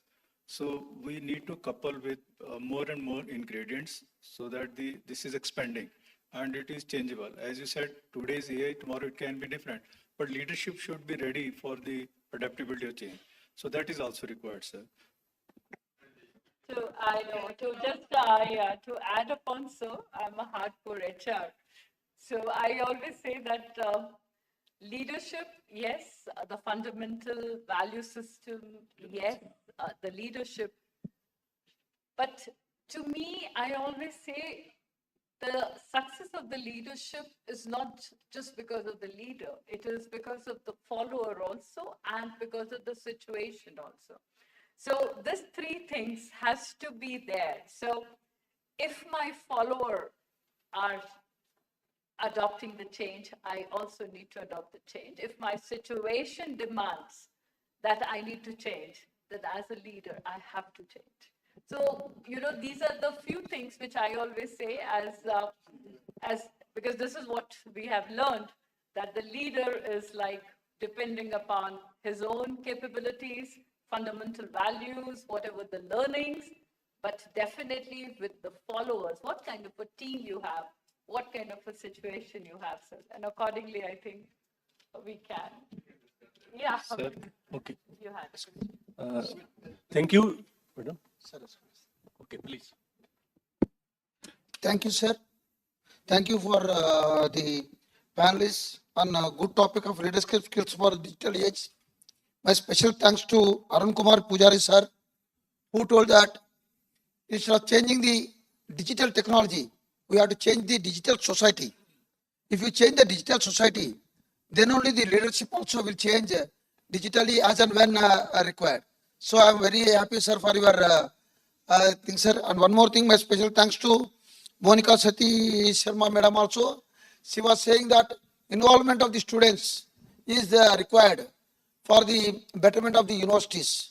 If you involve the students in the curriculum development or any activities, then automatically university growth will take place.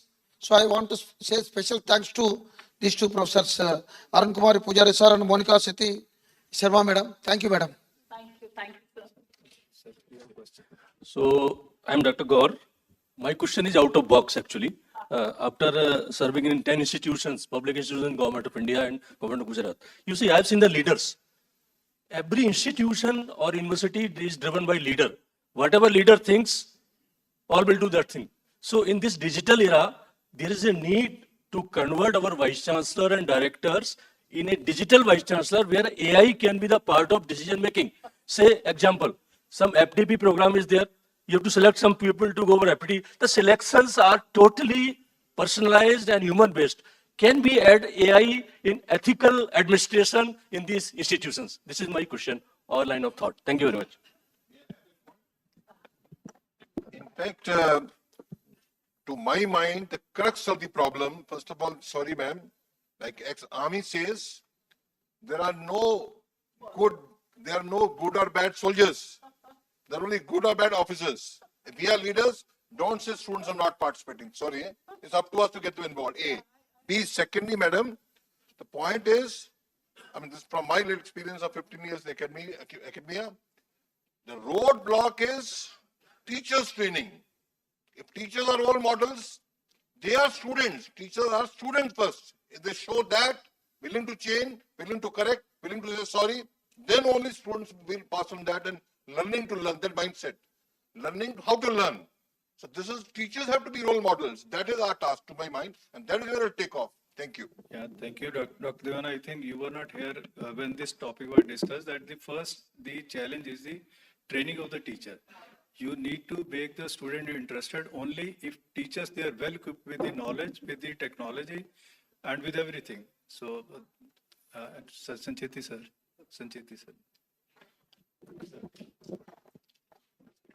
It's not a question. I appreciate all the opinions given by the experts on the panel and otherwise also from this side. I have just two opinions to express, and that is number one, as leaders in general, I would say in India, we have failed to create the succession part of it, the succession plan. If I'm the leader, I'm very much interested in what I'm doing, what I'm achieving and all that. But the moment I disappear or I'm made to leave or my term is over, whatever may happen, we find generally the institutions having that big void for many months or maybe years together. I think one of the important aspect or duty of a leader should be to create a succession plan. And with that, your legacy will continue, your name will continue, and probably institution will be happy rather than getting a shock every time a leader changes. So that's one opinion. The second is, again, with Madam Kulkarni, we are discussing in the morning on the table about some institution. And the conclusion from that, which I derive, is leaders are not good listeners. Unfortunately, they don't give much of attention, time to the people or the audience or the team which they are leading. And that's where things go haywire. I think some of these attributes will have to be acquired by us if we want to be in the leadership position. This is my opinion. Thank you. Thank you very much. Thank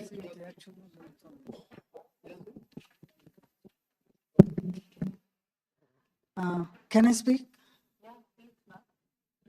Okay. Okay. Yeah, true, sir. Thank you so much, sir. There are two things today I'm taking. One thing from Dr. D.P. Agrawal sir's session, I could get the numbers, and for too long we are talking about increase in the GER from 20% to 50%. So what I have understood from this statement is there will be 30% of the students who will be coming in next 20-25 years, who will be the first generation from their home, who will be doing the graduation. And second thing we are talking is about the digital era, or as sir said, AI era. We are assuming from the 20% of the students who have graduated so far, that the students are ahead of time, or many students are ahead of time, and they know the technology better. And whatever decisions we will be taking, that will be understandable, or that will be reachable to the students. But when we are talking about the 30% of the students who will be the first generation, Question specific कीजिए ना. question, sir, is how the leaders will be taking the decision, how they will implement AI or digital things for making the graduation or learning better for the first generation, and who are having lesser access to the technical devices even.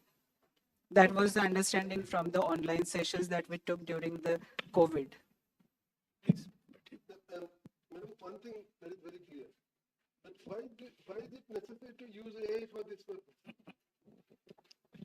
Because nobody is telling that if we are in an AI era, for everything, even to make an omelette, we have to make AI. Yes. No, AI can be used wherever it is appropriate to use it. Wherever it is not required, we don't have to use it, but we can continue this thing. So unless there is a need for using AI in that case, with the data and other things, probably we don't have to bother about it. And if it is there, then somebody will use it. That is not a problem. But we don't have to break our head now to say that, pick up a problem and say that how to use AI there. We don't have to. I have a response to you, ma'am. Your question was that when such a huge population will be first generation learners, how will they be helped, facilitated for digital acclimatization? So we, in Art of Living, we run free schools. We have 1,300 free schools in the remotest of remote areas. About 100,000 students get free education, and 90% of them are first generation literates from their families. So one of the things we did, and this I must say was the result of what COVID posed to us, is from class 7, how we can start giving them some digital training, some digital tool, exposure. And these days, the borders between rural and urban is very thin. So पहले ज़माने में हमको सोचना पड़ता था कि कहीं गांव जाके देखना है. अभी everything is quite merged that way. So I don't see that as a big problem. They already have a lot of exposure. They have television exposure, cable TV exposure. They have exposure to smartphones in their homes. So I don't foresee that as a problem. But those who are giving education, I think, have to make intentional efforts from, say, a higher secondary level. So we have Dr. Srivastava, long time he was waiting.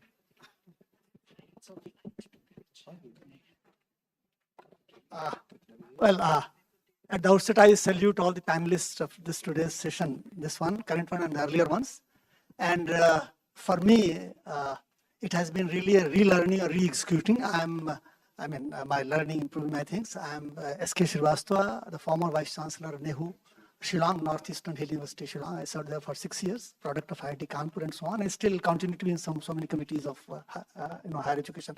Well, very quickly and briefly before Honorable Chair tells me that come to the question, please allow me, sir, one-liner, thing. We have, the words like students, teachers, and all that have been resonating. So I am provoked to, share with you all.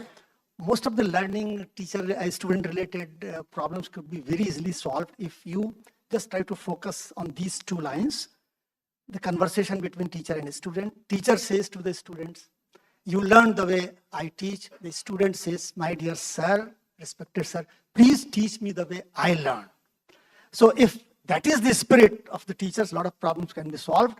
And luckily, fortunately, based on my experience, I can share with this esteemed audience. And sir, I'm just coming to the question that, for the Vice Chancellor academic leaders, whether it is earlier age or especially my question will be around, how to take care of the emotional management, emotional part in the digital era, right? Because that's very important.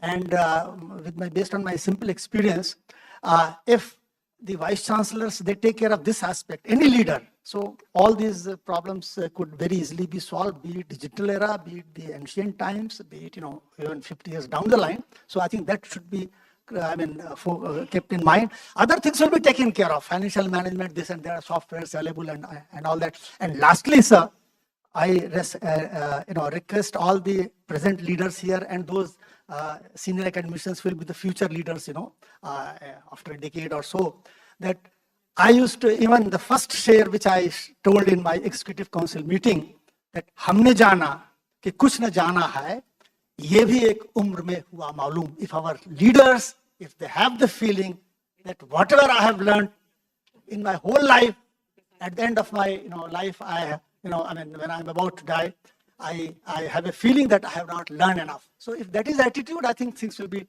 taken care of. So my question, sir, remains how to address this emotional, disturbance and management in digital era. That if you can touch upon any one of you. Sir, we can answer you because the reason is one of the panelists is having flight. So we are here with you for the day.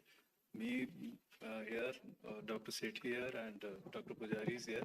So we will be interacting with you and other, please, audience. We can respond to you after this session. So we will be meeting at the lunch. We have been ordered by the organizer to wind up. So definitely you are on our radar that we will be asking you personally. Thank you very much. Thanks to all the good audience for giving us this support. Thank you very much. It's time for us to close one more powerful panel discussion. Now I would like to request Dr. Y.S.R. Murthy, Vice Chancellor, Royal Global University, Assam, and Dr. M.L. Gaur, Vice Chancellor, C.V. Raman University, Bihar, to felicitate the distinguished panel.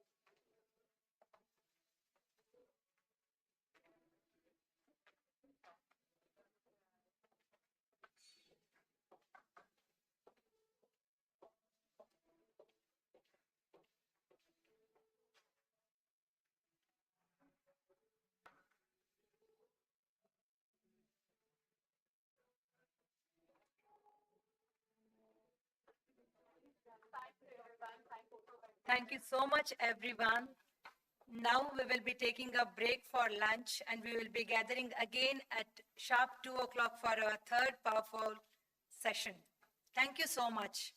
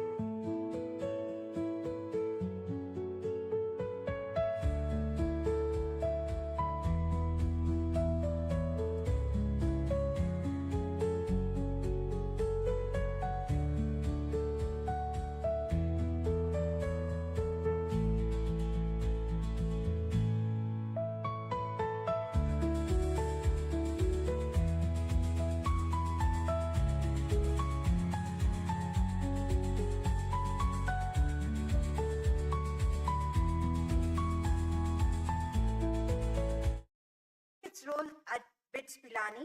He also chairs multiple national committees on education, research and innovation. He is the chairperson of the Council of Management for Jawaharlal Nehru Center for Advanced Scientific Research and the Board of Governors for the National Institute of Food Technology, Entrepreneurship and Management, Haryana, the two premier government institutions. With this introduction, the floor is open to you, sir.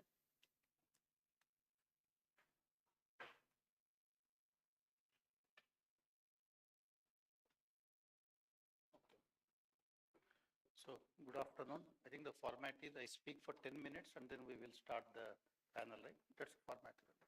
Okay. So, very happy to be here. In fact, I have seen, I was part of the IIT system, IIT Bombay, IIT Delhi for 27 years, and now for the past 2 years running BHES Pilani, which is a totally different model, but an equally good institution. So I now have the perspective from public university side and the private university side, the challenges, and I think I hope to see we can bring out some of these as part of the panel discussion. The topic is, entrepreneurial mindsets in academia. There are, in fact, the 3 institutions I have served so far, IIT Bombay, IIT Delhi, and BHES Pilani have excellent entrepreneurial system. In fact, they rank 1, 2, 3 respectively. And so a lot of things have happened. And I think the goal is to see what has made these institutions succeed and what we can do to instill, similar kind of cultures in other universities and, build in that more deep tech kind of entrepreneurship ecosystems in our universities. Before I think we start the panel discussion, let me put forth my views because as a moderator, I won't be speaking so much about what I think. I will therefore present it here, and then we will learn from my co-panelists and see what we can conclude eventually. I think a lot of things are changing. Indian institutions, thanks to these rankings, I think the character of institutions itself is changing now, good or bad. And it's all about now publications, citations, and patents. So whatever you measure is what is important. What you don't measure is not important. I think that is how institutions are being run right now, which is a sad thing because teaching quality, for example, doesn't get measured. So as a result, the classroom teaching is one thing which is struggling in our campuses. And the students have information overflow from all sides, and they don't think classroom is the best place to learn anything. So therefore, they don't want to come to classes, and then you force them to come to classes, and all kinds of problems. I don't have to tell you. Many of you must be dealing with that, on a daily basis. So this publication, citations, and patents is how our entire educational ecosystem is designed on, and all our promotions to assessments to everything basically count some of these kind of parameters. And I think while we are also ranked 3rd in the world right now when it comes to knowledge generation, right, that knowledge to wealth translation, we are nowhere on the scene. I think the innovation report metric is about 39, 40 ranking in the world. But that's thanks to the IT kind of areas where we seem to have done well. But otherwise, if you look at the deep tech ecosystem, nothing much has really happened. I mean, in all our campuses, the startups typically are what? Somebody is aggregating Dobies, somebody is aggregating carpenters, somebody is aggregating something. And for every Flipkart, there are 10 Snapdeal kind of companies. That is what all these 117, 118 unicorns are about. And BHES Pilani also has 17 of these unicorns, and there are a couple of deep tech unicorns there. But otherwise, mostly our innovation ecosystem is all driven by the business model innovations. I think that India has done pretty well. And so how do we change that? How do we now encourage more entrepreneurship kind of activities, even the entrepreneurial mindset, right, which is not just starting a company, it's also having that ability to question and do things differently. So I think if you look at this entire ecosystem, right, we need to go beyond where we are currently, right? I mean, whatever the way academic system today works is there is a problem, right? The problem statement either might come from the academic leader, the faculty member, or given by somebody, and that problems become projects. Once you have a problem, a few people working together, then you tend to make a project. Somebody will fund that project, and out of those projects, papers will come. Right? We all publish very well. In fact, according to DST data, I recently saw per dollar spent, Indians can write more papers than anybody else. So we are number one in the world. I mean, nobody can beat us. So you give us money, we will write more papers, right? And these days, even patents is becoming another fashionable thing. And so now today, if you see, we are ranked 6th in the world for patents, right? So all our institutions, you would see suddenly 10 times increase in patents in the last 5 years. So no wonder, we are also now ranked 6th, and we are, I think, growing at double digits now for the past 6 years, I'm told. And so we are also doing very well. But that's where it all ends, right? The projects, papers, patents.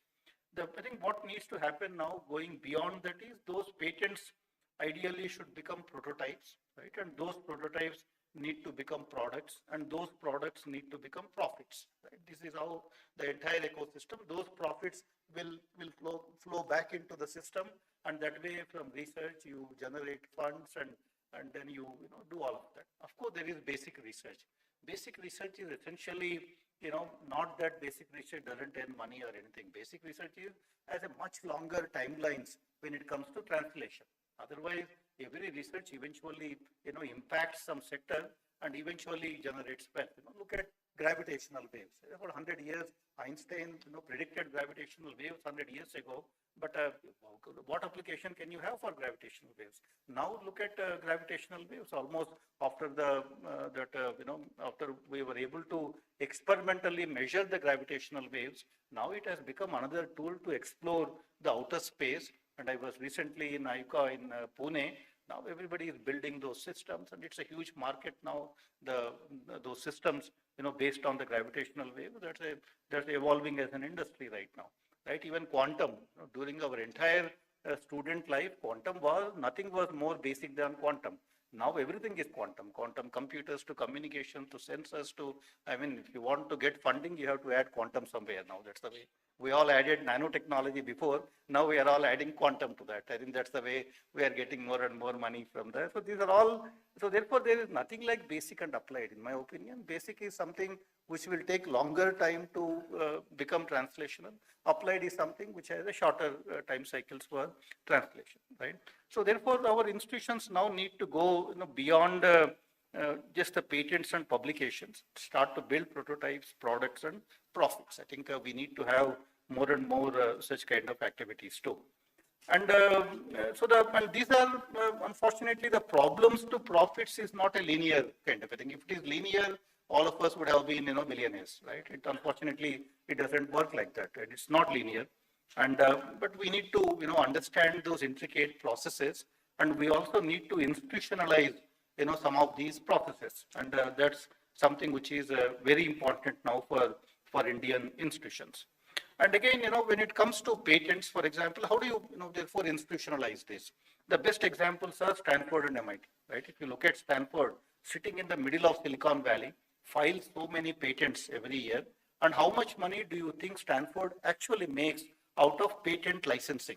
In MHRD, we have a representative from MHRD. Every time I used to go to MHRD when I was a director at IIT Delhi, one of the things was, you must file patents, you should have money, you should license those technologies, all of that, right? So how much money do you think Stanford earns out of licensing their patents? 0.6% of their revenues. Just 0.6% of their revenues last year came from IP licensing. That somebody took their IP, paid them money, and that money was just 0.6% of the total Stanford revenues. How much MIT made? About similar amount, 0.7% kind of a thing. So if institutions which are in the middle of that ecosystem, right, are earning less than 1% of their revenues out of patent licensing, what chance our institutions have? Once in a while, you have somebody coming and paying you $1 million for a patent here and there, but it's not something on which you can build a financial model and run a university. It's never going to happen that way. But the same Stanford, if you look at how do they monetize their IP, right? The way they monetize their IP is they create companies out of that. They create these companies out of those IP. They work with industries to monetize this IP. So that ecosystem where Stanford, incubates companies and monetizes the IP through industry collaborations, that wealth created out of Stanford, IP is about $3 trillion US, right? So while the patent licensing only earned them 0.6% of the revenues, the money, the wealth created by Stanford IP, through industry collaborations, through startup ecosystem that they were able to create is like $3 trillion US kind of thing. That is where the real value for IP lies. Otherwise, the way we are filing patents, other than lawyers, nobody is actually getting rich, right? They are the only people who are getting rich. But therefore, we need to go beyond. We need to go beyond and see how we can create those ecosystems where this IP will be used by our faculty and students, or even other stakeholders in the society who would create companies out of that and who can build those prototypes, products, and profits. Right? That is one way you need to do that, and you need to also work very closely with industries to ensure that the industry would even put in money and take that IP and then work with you closely. I think these are all very critical for us to actually do that. But in order to collaborate with industries, in order to collaborate with build those startups, you need people of different mindsets among us. Right? I call them the unlike minds. The biggest challenge with Indian universities are we are very homogeneous in nature. Right?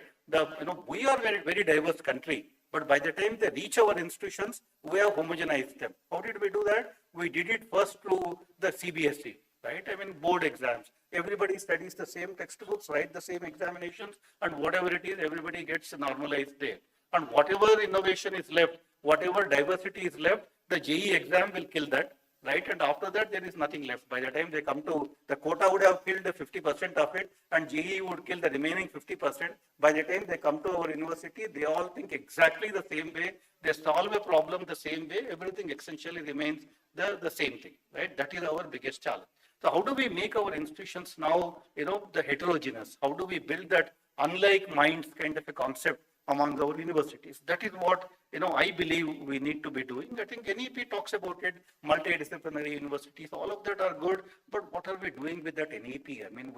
What we should be prioritizing, we have actually put them in the shelf, and what we shouldn't be talking about so much, they are the ones which are actually, we are playing such a big thing about with those kind of NEP thing. NEP, if implemented in the right spirit, could be a transformative thing for the Indian institutions. But I think, I don't see that unfortunately happening. I have written about it, I have talked about it.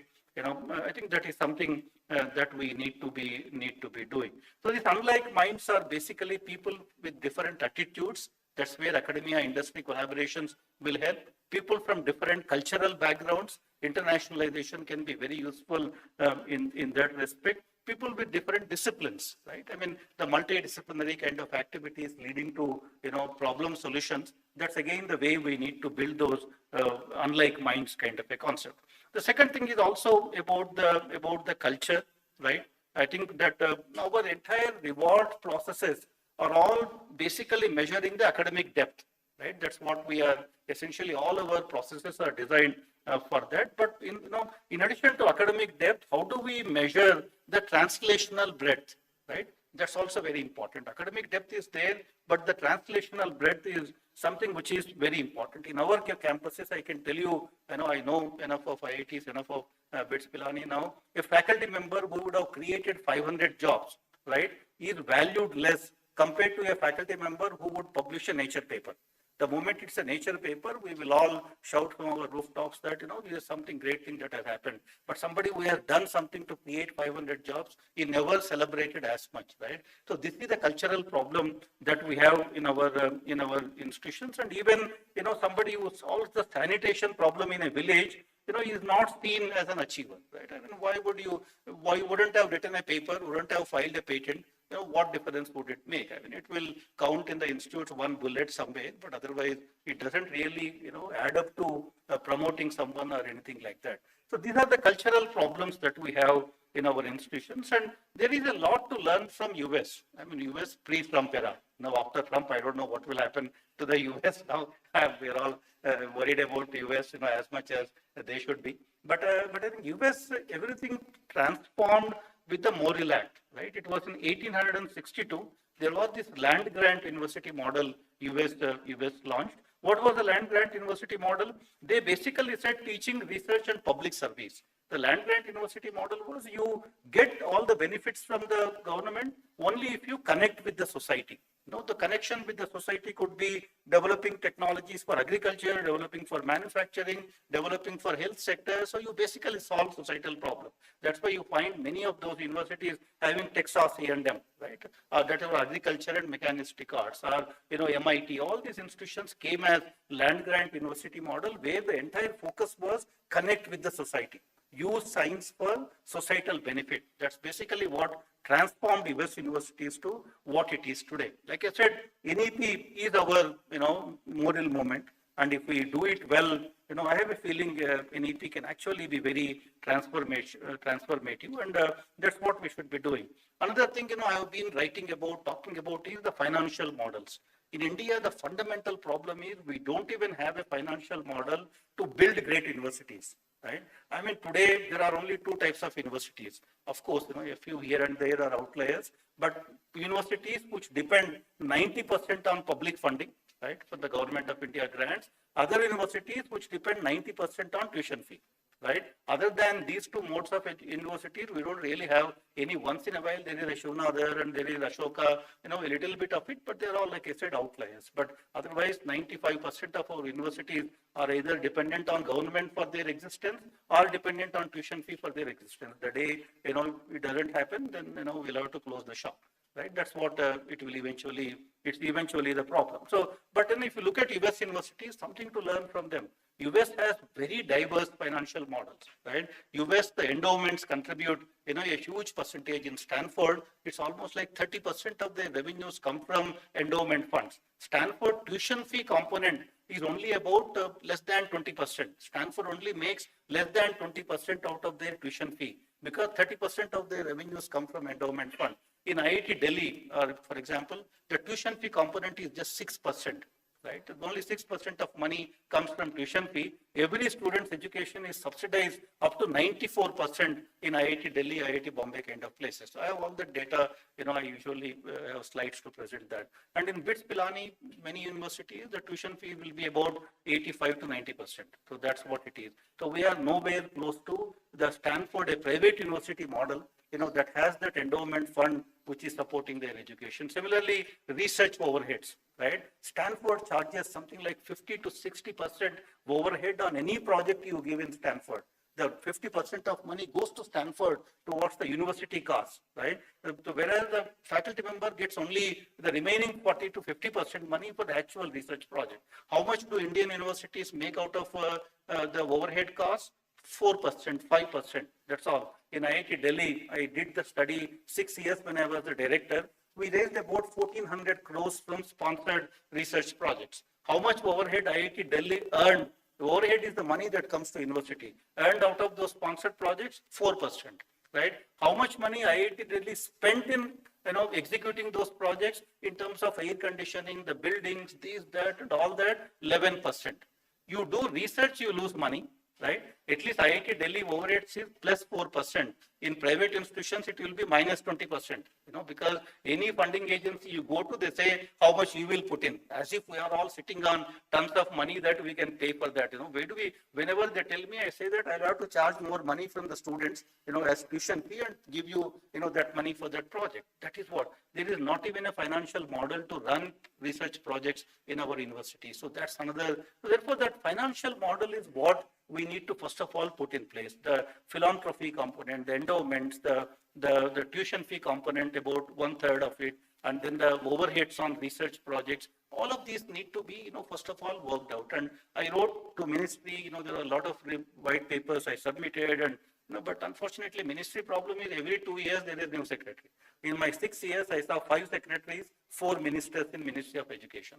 Everybody was good, but everybody only worked for those 2 years on what they thought was important. There was no continuity. Nothing really happened, because of that in the ministries. And in ministries, there is nothing like handing over, taking over process. So everything is completely broken. So the new guy will come and start on his own. There is nobody transfers anything to them.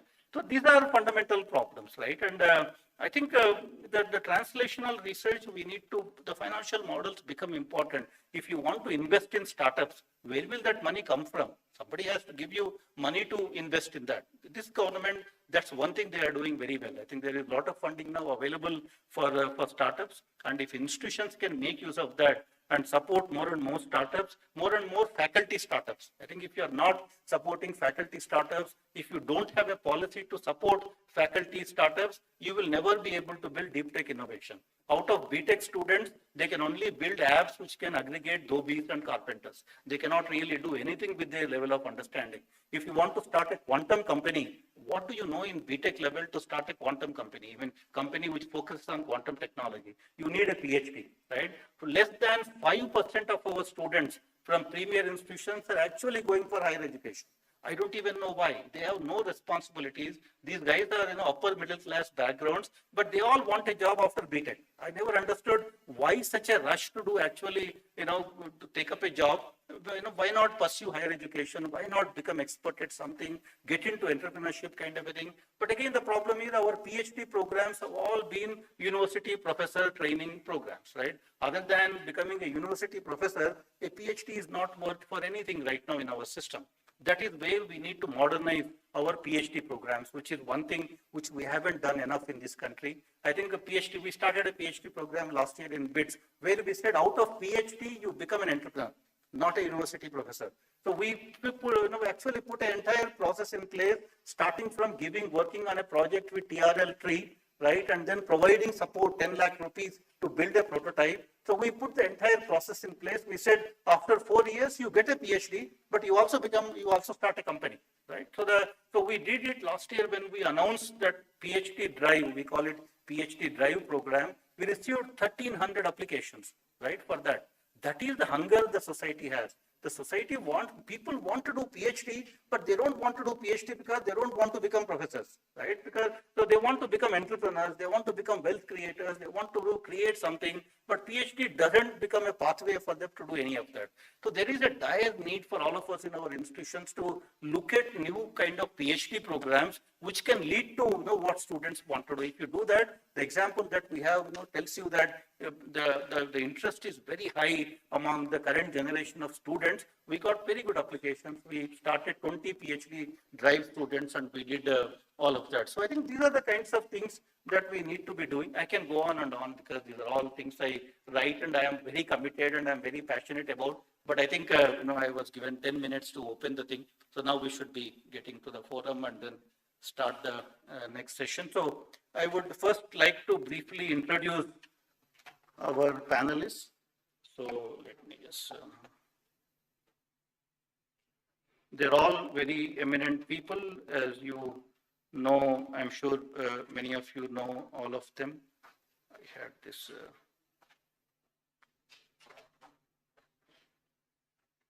Here. So we have Dr. Pawan Kumar Singh, who is the director, IIM Tiruchirappalli. And he's the current director of IIM Tiruchirappalli. And he has previously served as the director of the MDI Gurgaon and was director in charge of IIM Indore. And he was also the first chairperson of the academic committee and nodal officer for the mentoring of IIM Sambalpur. So I think the perspectives of an IIM, will be very important for the entrepreneurship kind of an ecosystem. Then we have Professor Y.S.R. Murthy, Vice Chancellor, Assam Royal Global University. And Professor Murthy has a very distinct background for a Vice Chancellor. He is an IAS officer. So he was an IAS officer rather, former civil servant, 1985 batch. And he is currently the Vice Chancellor of Assam Royal Global University since September 2024. He was the founding Vice Chancellor of RV University, Bangalore between 2020 to 24, and he served in ministries and the Prime Minister's Office, President Secretariat, Cabinet Secretariat. So he holds the distinction of serving both the government as well as the academia. I think his perspectives will again be very interesting for this panel. Then we have Dr. Madhu Chitkara, the famous surname of Chitkara University. She is the Pro-Chancellor of Chitkara University, Punjab, and Chitkara University in Himachal Pradesh. An academician and entrepreneur extraordinaire, Dr. Madhu Chitkara co-founded Chitkara Educational Trust in 1998 with a vision to impart quality education to seekers in the region. And then we have Dr. Yogesh Brahmankar from the Ministry of Education Innovation Cell, and he is the Innovation Director of Ministry of Education. He serves as the Innovation Director in Ministry of Education, Government of India. He leads the development and implementation of innovative initiatives and best practices aimed at fostering student entrepreneurship and cultivating an entrepreneurial mindset. He has over 24 years of experience spanning both industry and academia. He spent the last 10 years dedicated to his passion, and so he comes from the ministry, currently serving in the ministry. Then we have Dr. Mr. Rajesh Pagadala. He is the president of TAI Hyderabad and also founder and managing director of Pagadala Constructions Private Limited. And he is a visionary entrepreneur with over 30 years of experience in organizational management, project execution, strategy planning, and business growth and other things.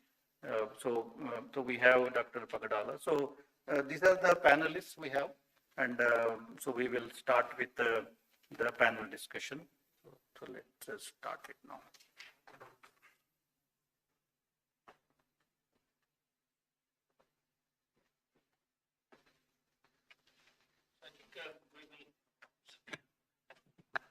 So we'll start with Dr. Singh maybe. So I think one of the things is this entrepreneurial mindset, right?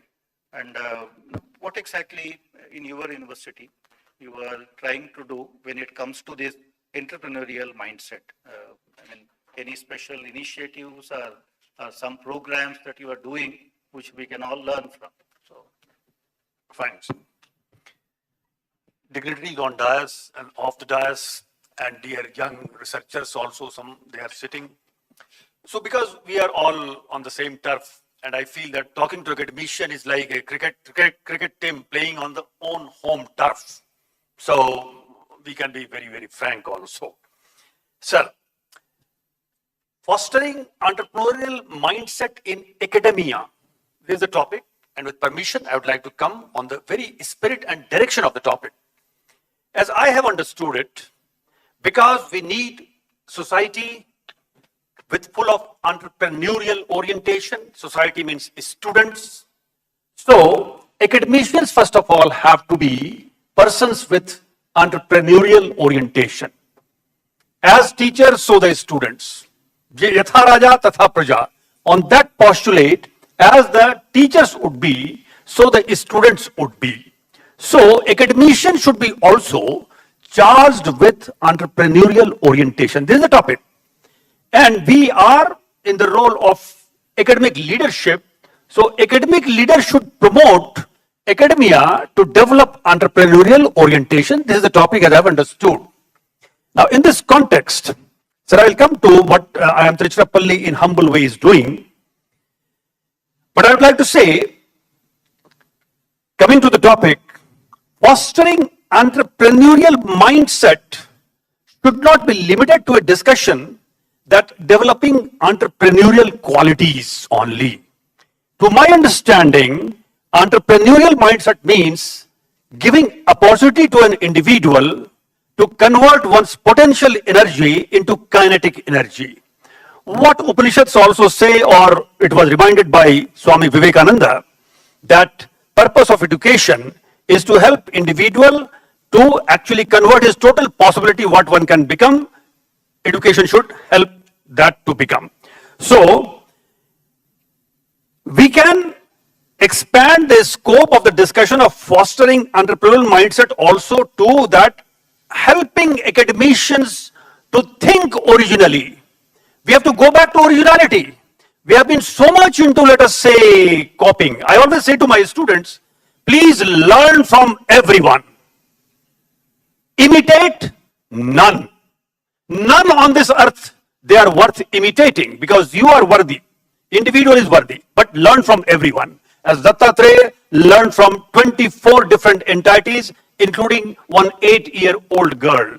Dattatreya learned from Agni, from Vayu, from ether, anything. So learning has to come from every place. That we have to say to students, and in order to say to students, first let us, academicians should have this quality. Learning from observations. You see, we do PhD and we promote researches also. But filling the matrix kind of research has not helped till now to the whole society and the nation or to the cause of the earth. Research can only be done when I'm charged with certain originality and certain problem is pinching me and actually I'm dying to resolve that issue. And then we develop, we use certain methodology to redefine our problem so that it can be captured into a kind of framework and some solution can be extended. This is entrepreneurial mindset, that first of all be sensitive to the society. Actually, I'll just say, we generally teach about cause, there is a cause, there is effect. We should go deeper. There is cause of the cause and there is effect of the effect. I see this framework and flow as cause, effect, effect. Because there is cause of the cause also. There is certain cause, but what is the cause behind the cause? Because behind the Indriya, there is another cause, that is attachment of the Indriya with something, as we have learned from Indian knowledge system. So with this, I will just, in this round, I will not go longer, but I would simply say, either it is the matter of research or in the matter of teaching. We badly need, sir, and we all agree, we badly need good teachers in the society. And teaching actually is the most intoxicating function. I will say work, not as a profession or a position or a job. So we need entrepreneurial mindset in doing research which solves the problem, which leads to translational research. In case of teaching I find in the classroom, teaching is a triangular love affair. There are three vertices of triangle. One is the teacher, one is the student, other is the subject matter, the content, the knowledge part. And there has to be a proper flow among all these three role players to make the teaching very effective. Then there is consulting. Sir was also talking about patent, consulting, hand-holding, helping industry. I'm a student of management, so we also try to do pulse testing of the industry once they come to us, or there is a kind of, let us say, mutuality, then we help them to resolve a problem, consulting, or training. Training is also needed because everyone is a student either at the age of 20 or at the age of 40. And I've seen the receptivity of senior managers in last 15 years has increased a lot. I don't know why, but after 2005 or 6 or 7, I found that even the working managers in the classroom have become highly demanding. And that's why to customize the session, the faculty has also to put extraordinary effort. So in this way, I think this is my first round, and certainly sir will give me second round also. Then I'll come back with some other issues. Thank you. Thank you, Professor Singh. I think at some point, would also like to know some new programs, the changes in curriculum you have made, or some change in direction in the way universities function. That will also be good for all of us to learn to promote the entrepreneurship culture. Maybe we can talk about it in the second round. So okay. I think that will be the takeaway points from all of us. Otherwise, yeah. That will Murthy, I think in a university setup, that too in Assam, right? And so how do you, what is your idea about, entrepreneurial mindset, and what is that your university is doing to inculcate this among the students? Thank you, Chair Professor Rao. At the outset, I want to thank CIPU for giving me an opportunity to be part of this summit. I also want to thank Vice Chancellor of Mahindra University, Professor Yaduri, and his team for excellent arrangements.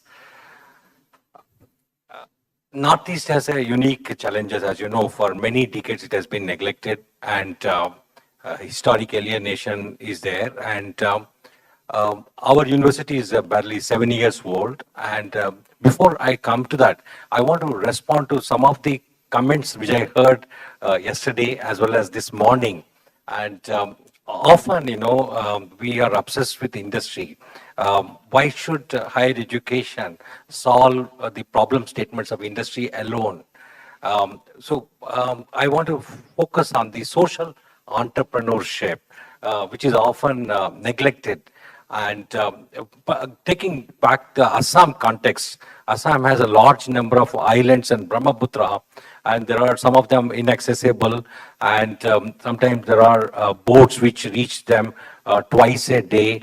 And imagine if a pregnant woman were to miss one of those boats, and then if she's in labor, and then there is no other option for them. So here is a problem where the right to health is regarded as a fundamental, and that's when an entrepreneur came forward with the idea of a boat clinic, where the boat serves as an ambulance, and then they keep going rounds. And so here is an excellent solution where there is Assam has both the biggest island in India as well as the smallest island, and it has many other inaccessible and other places. So there exists a lot of challenges within our society, and we need to address them. In addition to just higher education, not only must cater to the needs of industry, but also to the societal needs. In the morning, Professor Padmalika mentioned about the mental health. Mental health, again, is a very major issue. These days, the schools, children are also getting affected. There is a gaming addiction, there is a screen addiction, there are other issues. And if you look at the Indian situation, there are most of the psychiatrists are concentrated in metropolitan cities. We just have about 4,000 odd psychiatrists for a country of 1.4 billion. So what about the needs of the rural population? And even if you look at the clinical psychologists, psychiatric nurses, psychiatric social workers, again, there is a huge gap between the demand for human resources and also the supply.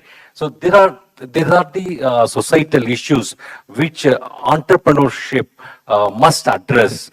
For example, the Gunj experiment, in fact, using recycling waste has been a great role model, and we need more such entrepreneurship initiatives.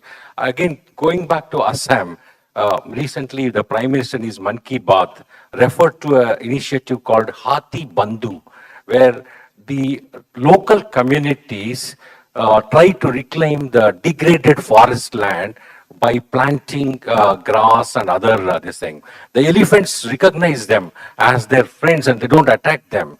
And so this has been, they're trying to see that the wastelands, the traditional, what you call forest lands, are not degraded. And such efforts, for example, we have two biodiversity hotspots, one Western Ghats, the other is Northeast.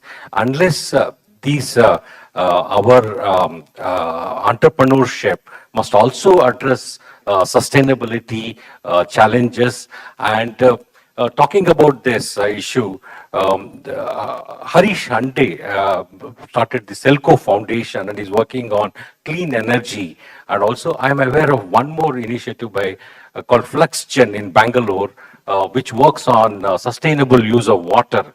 Again, referred to by the Prime Minister in his Mann Ki Baat.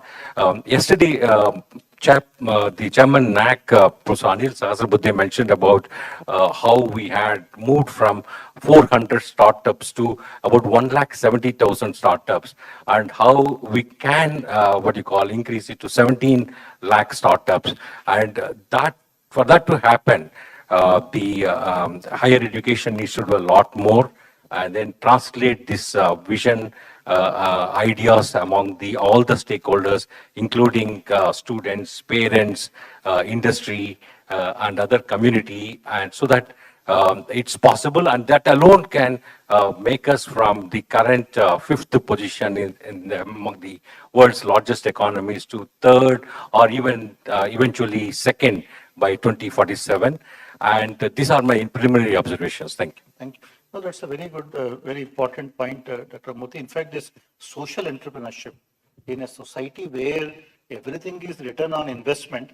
In fact, I heard recently that students are counting up to second decimal point now on the return on investment these days. So now how do you encourage, promote social entrepreneurship activities? I think, we'll come back to discuss some of that. So, Dr. Chitkara, I think, being a private university with all the autonomy that you have, what are the things Chitkara University is doing to promote the entrepreneurship culture or even that entrepreneurial mindset?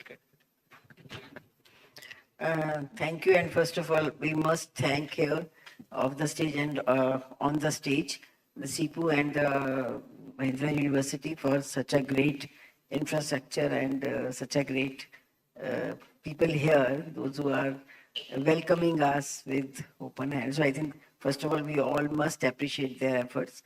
They have given us the place to talk and to work about it. It's a great panel here, and you have seen the only odd man out is the odd women, and such a great panel. That's what you make it a panel, otherwise Yes, it would have been a manal. Man panel. So just in 2 minutes, sir, if you give me this liberty, that I just wanted to tell that this is a private university. I am a passionate teacher, mathematics teacher. Long back, I started teaching in 1976. So it's almost 49 years into the teaching profession. And I taught P2P. I always say I taught P2P, primary to PhD. And it's a journey where I have learned so much. In our times, we used to do COBOL, Pascal, Photon, and I did my PhD, all analytics on using those things. And now we are talking about ChatGPT, AI, generative AI. So whatever sir knows better than me from the technology side. When we started, and that is why people say that you are an entrepreneurial, because me, my husband both started the university, and we were Punjab University professors, mathematics. And in our dictionary, 1 + 1 is not 2, it is 1 + 1 is 11. So that is why in very short span of time, we are able to create that culture where I am able to talk about this very heavy word, the entrepreneurship in a university. We are a very young university because started in 2010 as a university structure. What happened, it was just by chance maybe, and it was our luck, that 2002 we were affiliated to Punjab Technical University, and 2006 was my first pass-out batch. The student from that pass-out batch was placed in HCL from the campus placement, and we started with 220 students at that time. He came back after 1 year, and he was from a very tier 2 place from Punjab. He came back and he said that, ma'am, please give me 50,000 per month, and I want to start up my own idea is to be created. And actually, in our times, placement was not a concept, and this entrepreneurship was also not a concept. And he came and he said that, give me the money. And I was surprised. I said that, why I should give you the money? We are also short of money because we are a private college. It was a college. Nobody is giving us the fund. So it's not and I was never into that startup system or the seed money or what this is. So he came to me. I flatly said no. That is why I'm saying that sometimes the destiny plays a great role. And he went to my son and he said that, Bhaiya, mere ko paise de do, because ma'am to de nahi rahi. He came to me and said, Mama, please give it, because it's a great culture, because he was from US. He came from there doing MBA from University of Berkeley and Harvard. So he came and he said, it's a very common culture. You have to start from scratch. So let us start from him and let us check. So we gave that idea the Tri-Dig. And it was for the Tri-City, Chandigarh, Panchkula and Mohali. And that product gave such a great fruits that within 3-4 years, Paytm took over. And from there onwards, you can say that it was a well-begun half done. So it was started, that culture, when even we were not the university. So from there onwards, we started working on the incubation centers. And how we started. When the sir was saying that it has to be in the mindset, has to be changed, and it has to be in the DNA of the system. So how we created that DNA? We said that now let us start with the one of the departments. A department was CURIN, Chitkara University Research and Innovation Network. And we said that there are 3 paths to be followed by the professors. And we called everybody. And we said that let us do one thing. Those who does only want to do the teaching, go to the teaching side. Those who want to do only research, start doing some research. And those who want to do the both, they want to do something in research, something in teaching, that there is also one path to be followed.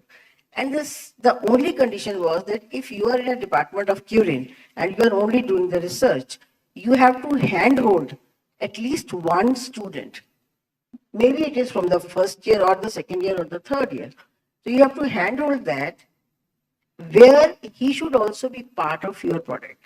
I'm not saying that they will be able to do any research, but if you are a good researcher, you will be having an inquisitive mind. And if you have an inquisitive mind, you will do something very different. That was in our mind. It was very wild idea, but we started with it. And you will be amazed to know that what was the result, that with the 2014, we started that department. And within 4 or 5 years, we started getting and 4 incubation centers and 228 incubators are sitting there giving the results to that. So in the second question, I will tell you that what was the outcome of it. Just adding one point to it, when Sir said that social entrepreneurship is very important. How we started it. We adopted the 5 villages around our college because it's in rural background. And when we went to there, everybody knows that in Punjab, Fulkari is very, very prominent art of doing the work. So they were doing it, all the ladies were doing Achar, Parandi, Jutti and Punjabi, whatever they were doing it, that was going from B2B. So they were the mediators and they were not getting any profits, those illiterate ladies. So we told our MBA students, sir, and we started the Chitkara Mandi. It's a very beautiful concept, and I think many colleges can start those small social benefits given to the society. And from there, my students of MBA, marketing, sales, and the BBA students, they come up with the idea that let us start Chitkara Mandi. And now it is for the last 10 years we are doing it. We are buying the products from those ladies, taking the place in the malls, giving it to my students, and they are selling their products. Now it becomes directly B2C. Whatever profit is gained, they're giving back to the society, giving back to the ladies. And what is the outcome? Students are not getting anything monetary, but they are learning how to sell the products. So I think these are the small steps if we do, because we are not getting any fundings like IIT sir said that you're getting many fundings from the governments, but we are not able to get that. But if we do those small steps, let us do something good where that DNA of the people can be changed. So these are the small. Interesting that Chitkara Mandi is an interesting concept. We will learn more about that. So now coming to Mr. Yogesh Brahmankar. I think, Mr. Brahmankar, you have that 1,000 feet view of what is happening in the country. The ministry's Innovation Council, I know, is also quite active. A lot of, you have also started rating systems for universities and all that. And I know many hackathons and all of them are getting organized. So I think, how does ministry look at this entire entrepreneurial mindset, developing it in institutions? So what is that broad view at the ministry level? Thank you so much, sir, and thanks CIPU and Mahindra University for having us here, and thanks for providing this opportunity to me. To be very frank, as Dr. Singh said, we should be very frank. My views will be mixed of as ministry and as Yogesh Brahmankar. These are all personal views. You do not represent the ministry. Yeah. So, and working with universities and then moving to ministry. So that will be an outcome of that.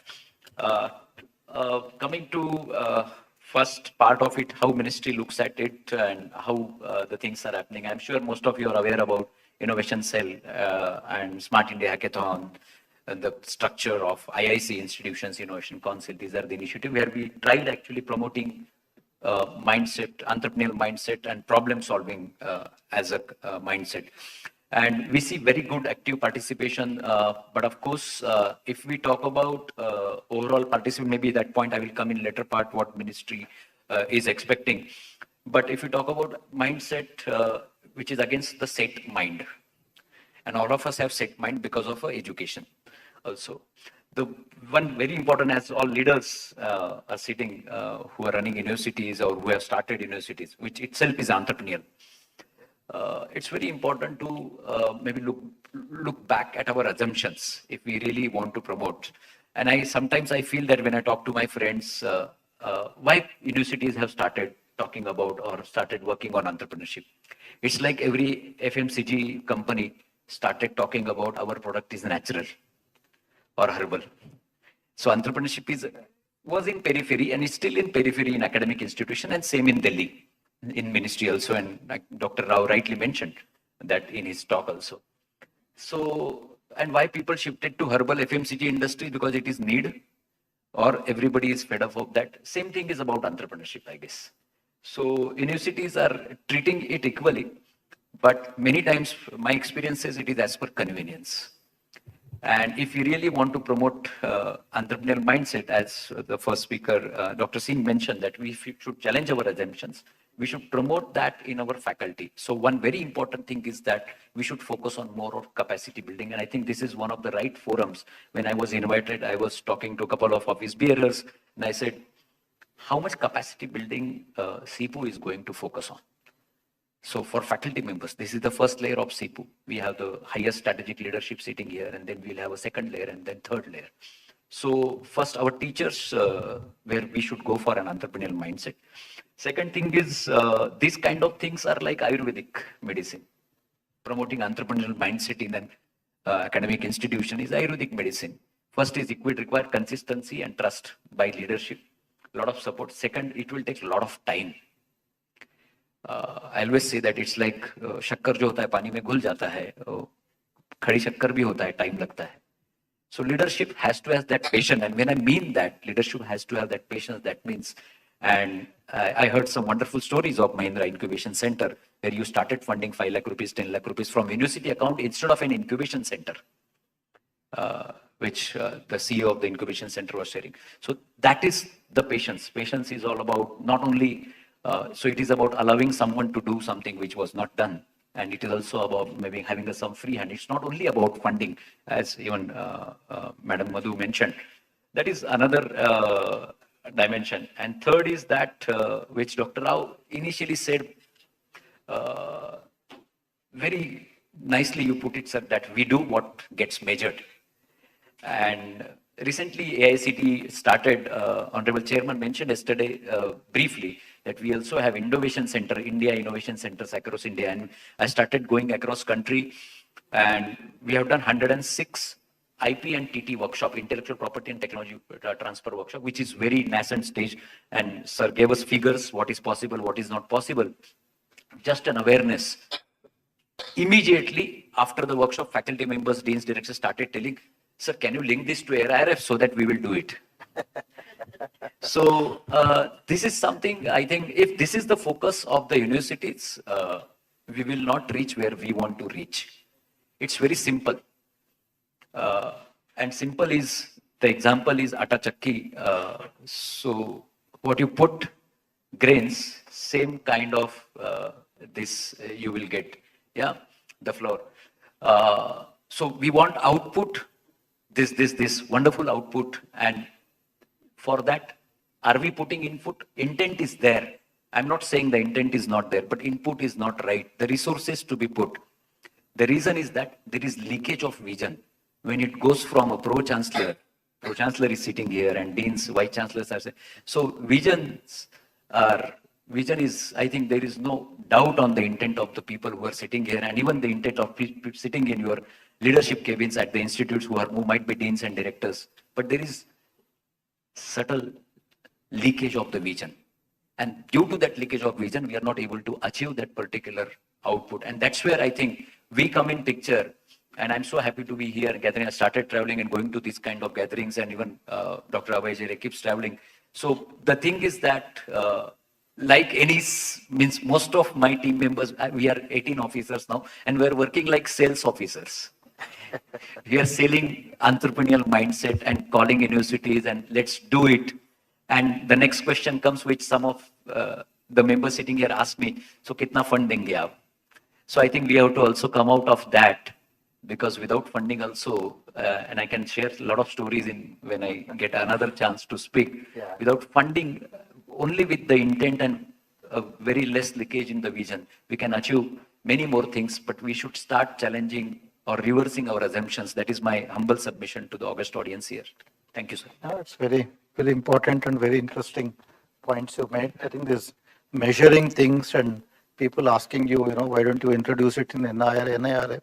I think this is the problem right now in the country. I think all students are chasing packages, faculty are chasing papers, and the VCs are chasing the ranks and rankings kind of a thing. I think that's what eventually we have reduced all our positions to, unfortunately. Mr. Rajesh, I think you are president of TIE, and you also are an entrepreneur yourself. When you look at universities, we always talk about this job ready, kind of graduates and all of that, but we don't talk about, startup ready engineers. We are that if it happens, it happens, but it's not a process driven kind of a thing right now. And also so that entrepreneurial mindset, looking at it as a president of TIE, because so many people come and pitch to your organization and all that. How do you look at that? So? Sure. I'm glad to be here representing TIE as an organization. I'm probably the only non-academia person on the panel, so my views will be completely diverse and radical from a experience perspective. Comes from experience, right? So to set the context, I'll just brief about my background a little bit. I came from a university called Nagarjuna University, which is a rural university based out of Andhra Pradesh, from a private college, and then went abroad, did my master's in structural engineering. So I have the liberty to experience the US education, what Dr. Ram Gopal has mentioned earlier. So have that. I was there working for some time for various corporations. I'm a structural engineer by profession. I worked there for a few companies. I started my own business and then sold that business, moved back to India, and then started, with a family office or with the family members. We started another construction business. That's what I've been working on. So I'm a first generation entrepreneur. This is my background. So I've been back to India for the last 15 years. So I'm kind of pretty much, I think I'm an Indian now, right? Even though I hold US passport, I am an Indian now, right? But from a TIE perspective, I'll just take a minute now to explain you what TIE as an organization we do, right? So we are a bunch of entrepreneurs who come together and help the young entrepreneurs. When we say a bunch of entrepreneurs, people who have, set up businesses, did cross-border transactions or sold companies in US or in other parts of the world. They settled here. They had, offices both sides of the world. They've been managing large companies. So like this, we have 65 chapters across the globe. So Hyderabad is one of the chapters. We have 150 or 160 charter members who are well recognized entrepreneurs who have done some decent work and decently enough successful entrepreneurs. And we help the ecosystem, the young budding entrepreneurs. When people who have came out of college, people are in the college, or people, youngsters who are like 4 to 5 years into entrepreneurship, how to help them, and this kind of, that's the work that we do. And because of our global positioning, and out of 65 chapters, 29 are from India, 27 are from US, the rest of them are rest of the world. You have a chapter in Amsterdam, you have a chapter in Sydney, you have a chapter in Singapore. So we bring in the expertise or what is happening across all the globe. Our programs are tied to our experience from across the globe. So so that gets ingrained into how we need to do things, our perspective, right? So our programs are, we have programs in college going kids, and we have programs in high school going kids also, so in the entrepreneurship space, right? But you see, See, what is an entrepreneur? In our view, he should be a all-rounder. He should be good at 5, 6 different things, okay? No matter what, to succeed. One is obviously the sales marketing. Idea could be anything. Idea could be something that you pick up from an incubation cell, or you could pick up somewhere else, right? Idea could be anything. It could be a business model. See, every vertical of sciences, say you talk about sciences curriculum, maybe you talk about engineering curriculum, or you talk about business curriculum. All these curriculums are having these kind of a new ideas where, either it could be a patent driven or it could be a process driven.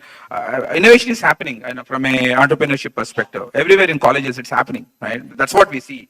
But to be for anybody to be successful, what is really required is the overall ability to manage things, manage people, manage sales, marketing, manage finances, raise capital, convince people, convince the team to be able to drive or walk with you. So these are the skills that are fundamental to an entrepreneur. Without this, no matter what we do, would not work, right? So that's a fundamental thing, right? And these guys are born in such a way they will not work for anybody. So they want to work for themselves. They want people to work with you, right? So when Dr. Ram Gopal Garu is mentioning, when entrepreneurship in certain universities are happening at a PhD level, I personally think, sorry to say this, but we are way far behind. Entrepreneurship cells in PhD. What PhD levels? We are talking about entrepreneurship cells in high school graduates, 9th to 12th. We have colleges, we have a program called TYE, the Young Entrepreneurs, right? People at 9th, 12th grades, people are getting involved into entrepreneurship. It's a curriculum getting ingrained into schools. Forget about universities. Universities in one step behind. A PhD is, I believe, it's far over in my view. So I would strongly request the leaders of various universities here to really think, innovate. See, like what AI is happening. I hope you see this, right? AI is happening. AI is actually transforming the world right now. Like that, entrepreneurship from a young people mindset is concerned is happening right now. So. Everybody wants to be an entrepreneur, in my view. People don't want to work for anybody. If there is a money given by a parent, they would want to start a company and do something, right? So that mindset is ingrained in high school kids. So as a college or as a university, you yourself as a startup, you have to innovate yourself, the programs to ingrain this kind of an approach towards various aspects of your curriculum. That's what I think. Thank you. Yeah, no, that's a good point. And the PhD thing was more with reference to the deep tech startups, more on quantum, nano, and those kind of areas. I think we will have just one more round, and then we can open it up to everyone who wants to ask questions. I think there are many things that we can discuss. It's an endless discussion. So, for example, I think if you can take each one of you, tell about the significant barriers for entrepreneurship today, right, to do things at scale, and what sort of changes we need to bring about, in terms of even the measurement, like the matrices for promoting entrepreneurship, because at the end of the day, faculty students do things which we measure, right, for their promotions and other things. So in terms of metrics for rewarding this, are we following wrong practices in academia today? Publications over prototypes, theory over translation, or do we need to do a course correct? I think if you can give your views on that and some of the innovative schemes that you have in your universities, which you have launched in your universities, which have been successful, right? I think we would all like to learn from that. So we'll start with you, Professor Singh. Thank you. So question comes back in the second round, again fostering entrepreneurial mindset in academia. In IIM Tiruchirappalli, which is 14 years old institution now, and still we don't claim we are a new institution, certainly not. But generally institution takes about 2 decades to get matured, so we are still in the happening stage. Rather, everything is in happening stage only. So, to develop entrepreneurial mindsets, when I joined there as director about 4 years back, I said, that one of the criteria for understanding that our institute has got matured, that how many students that refuse to enter in the job interview panel room after or about when they are going to complete their 2 years program. And that time it was none. Even the number is only 2 or 3, but still there is some movement. So what does it mean? It means that students who are at the edge of completion of the course, they have already taken a vow, a kind of resilience or a kind of, let us say, well thought idea that whatever may be the salary offer, I'm not going to take up a job created by others. Peter Drucker, who single-handedly wrote around 34 articles in Harvard Business Review, he has said, and I belong to what he has said, that only mediocres enter the scheme created by others. So I'm one of them. So anyway, so this is kind of, let us say, professors, they have to bring this idea to the students. So we have developed entrepreneurial cell where we help students to generate ideas. In terms of establishing incubation center, within 3 months we will have that. We are a bit slow on that. So I will say that we should have been a little faster. In incubation cell that will be established as per the Section 8 company, that will be a full-fledged incubation center. We have also decided to design the courses, one cell would be there to actually distribute certain credit loads of the academia so that if they have more concretized project or certain activities through incubation cell, can they be substitute of certain equivalent number of credit of courses that we have started discussing. Then as far as skill building is concerned, we have courses on creativity, innovation and design thinking. And we have introduced a compulsory course for every student, whatever, let us say, electives they will take in future. That course is known as Entrepreneurial Manager. Does not mean that after having entrepreneurial skills, you should be entrepreneur. As Vice Chancellor, I should be entrepreneur. As Director, I should be entrepreneur. As a manager, I should be entrepreneur. So Entrepreneurial Manager is about when you are actually doing a job, how there can be entrepreneurial skills. So that course is now compulsory.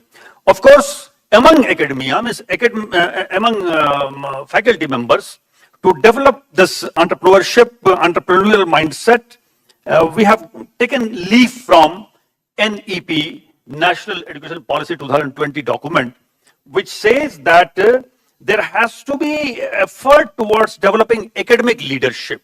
So we send our faculty to other institutions also, and we interact with the fairly senior faculty. They come to us and we discuss about these issues. And then, even before my joining, it is not my initiative, one project is called MAD project, MAD, M-A-D, MAD. थोड़ी मैं शेर व शायरी भी पसंद करता हूँ, इसलिए कह दूं कि दिमाग मुझे यहाँ तक ले आई, इसके आगे तो जज्बा और दिल ही ले जाएगा. It means calculating mind takes you to a mediocre result, but that mind which does not, that heart which does not calculate actually leads you to transcendental progress. So incremental progress through calculations, and sir is saying about metrics, but I love mathematics. I respect mathematics, but we have to also sometime go beyond those metrics. वो दिल का जज्बा है sir. I'm already getting multiple sheets. That time is over. So I think. So make a difference project. This we do with the students for developing social entrepreneurial skills. Make a difference. It is compulsory for everyone, and they are also given merit certificates during, let us say, end of the first year. So these are some of the, and one or two quick things that it is not our contribution, it is IIM's culture, and we should learn from each other that if a faculty wants to skill in any shade of, let us say, research, we say, please do. We are not there to dictate you in this subject you should do research. But whatever you do, at least in a year or in a block of 2 years, one or two good piece of, let us say, contribution has to be there. So that is a kind of very open culture, but at the end of the day, end of the year, end of the round of the, let us say, time, you should give certain things. And regarding teaching, we also have allowed the faculty to place before academic council that please come with innovative idea of evaluation and pedagogy, which will help a questioning mind, and questioning mind, not only censorious mind, questioning mind with convergent and divergent skill, which is also empathetic to the whole situation. So these are some of the humble steps that. Thank you. Thank you, Professor Singh. Professor Murthy. I'll quickly highlight 2-3 challenges and also mention briefly what our university has been doing. First is mindsets. The students in Northeast generally prefer to remain in Northeast, and their maximum aspiration is to get into a government job. They want to go in for Assam Public Service Commission, let alone Union Public Service Commission. So a few days back, we had a campus placement day.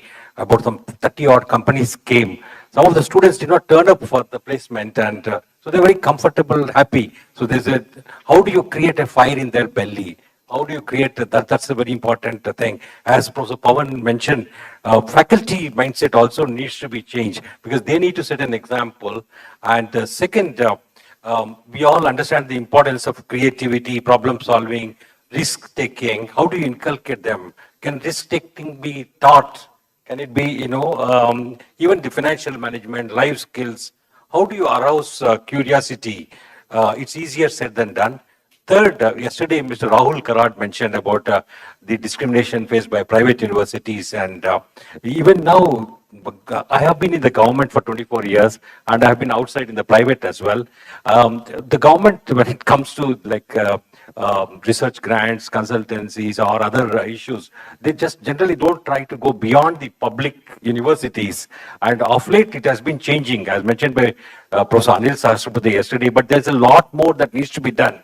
CSR grants need to be detailed to even private universities, and even in terms of consultancy, research grants and other places, even startup funding, incubation center funding, the government needs to treat private universities on par, and this, because they are also engaged in public goods, they are doing a social function. So there is a need for treating public and private universities on par in terms of funding by the government. And our university has established Innovation Council, Ideation Center. We added a UG program on entrepreneurship in the Royal School of Commerce, and both Royal School of Business as well as Royal School of Commerce, students need to do a social entrepreneurship project. In addition, we also have faculty development workshop on design thinking, business models, or intellectual property rights and other related areas, so that faculty is enabled to apply for some of these grants. So there are many other things we are doing, and ours is a barely 7-year-old, and but we are in the process of inculcating entrepreneurship. Our chancellor himself was an entrepreneurship and industrialist. He started Delhi Public School Guwahati, followed by Royal Group of Institution, and also the Royal Global University and Royal Global School. So he's an edupreneur himself, and so entrepreneurship is based in our own foundational vision. And thank you. Thank you, Dr. Murthy. Dr. Chitkara, maybe briefly. So I will not repeat the points which my other panelists have told. 2-3 points which we are doing very innovatively, and the result is that now at present, by 75 of the professors have their own setup, have their own startups. And that is why they are able to handhold the students. And we are using very effectively NEP, well said by you, sir. So National Education Policy said that there is a ABC scheme where Academic Bank of Credit will be created, and whatever extra they are doing with the other electives, that will be part of their program. So I think that in that way, we have started a parallel program. It is DICE, where we are saying that this is a Department of Interdisciplinary Program, and we have 18 schools in our campus where they are working, and some of the products came out in the market, which are the combination of pharmacy and the hospitality school. So they come with the energy bar. So these are the small steps which the students have started doing. And the result is that they have 4,000 plus patents, and they are working on some of the projects. And you know, in Punjab, there is a stable burning and there are the problems. So we have given the solution to them. We are working very closely with the government of Punjab, where the problems are given by them to us. So we are now going to the MSMEs and going to the government saying that 14,000 Scopus Index research papers are there with my professors and the students. Now, nobody is using it because industry-academia interface is not very clear. Whatever we are doing, industry never asked for it, that what the research you are doing. Whatever they want, we are not doing it. So we have now started going to them and asking them that what are your problems. So they are giving us the problems and we are telling our researchers, those who are the teachers who are handholding the students, both of them working together are giving the solutions. And I will give you only one example. Tynor is a company, everybody knows that they are making the products. So they came to us and Dr. Singh came to us and he said that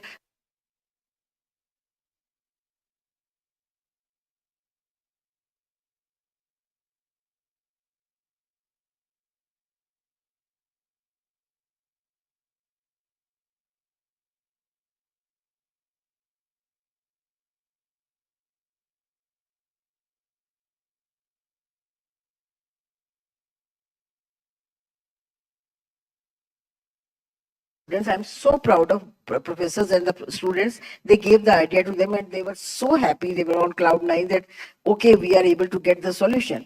And they gave them the money in return. We never asked for it. But now this cycle has started working.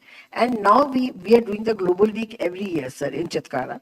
For the last 14 years, we are doing it. And we have a collaboration with 240 universities all across the globe.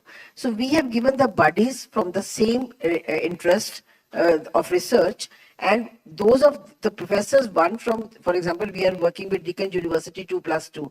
We are working with Arizona State University where 2 years students are with us, 2 years they are going. So we are giving one buddy from here to that university, and the result is that they have started co-guiding the research scholars and they have started working on the common patents. So these are the very small steps where the results are so good that now we are getting the consultancy from the industry and even from the government.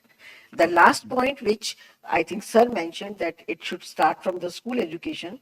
So we have hand-holding 220 schools. We have a teacher education program. So we have signed a MOU, formal MOU with the school educators, and we are helping them out. The result is that some of the students from school education, 8th class student is getting a place in our incubation center. We have 4 incubation centers sanctioned by DST and getting the funding from, we are doing the Smart Hackathon two times in our campus also.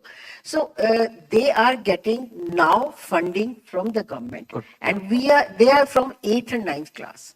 So that ecosystem we have created where because there was a gap. And we said that if higher education is not hand-holding the school education, there is a vacuum. What higher education becomes the industry for the school education.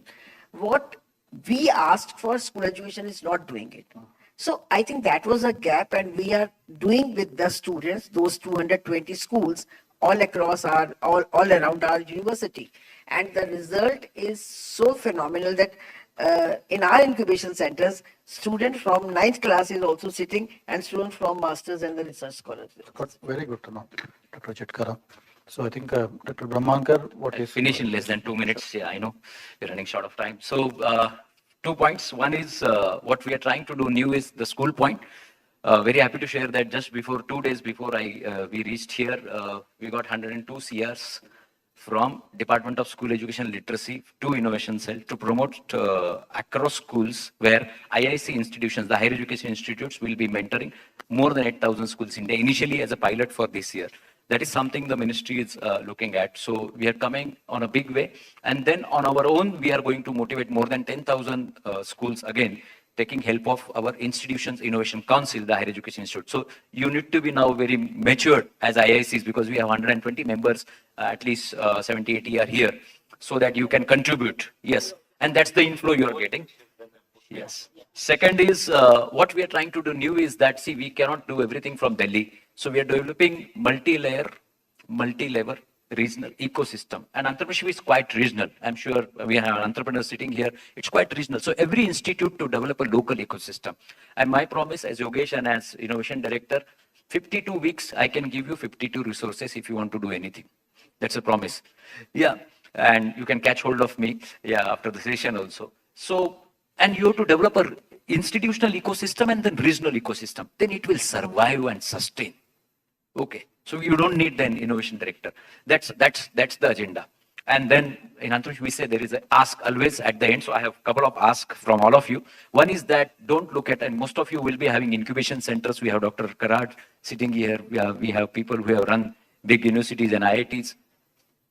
I was always asked when I was running incubation center in an ex-university that how you will become self-sustainable. It's a good thought to be self-sustainable, and there is a lot of going in the incubation. But I always said that don't look at incubation centers as cost center or profit center. Can you look at it as value center, as leaders? If you start looking at incubation value centers, I think this discussion next year and next year would be more vibrant and different. That is first ask. Second is that we have a NISP and we are revising NISP this year, National Innovation Startup Policy. Sir mentioned about faculty startups.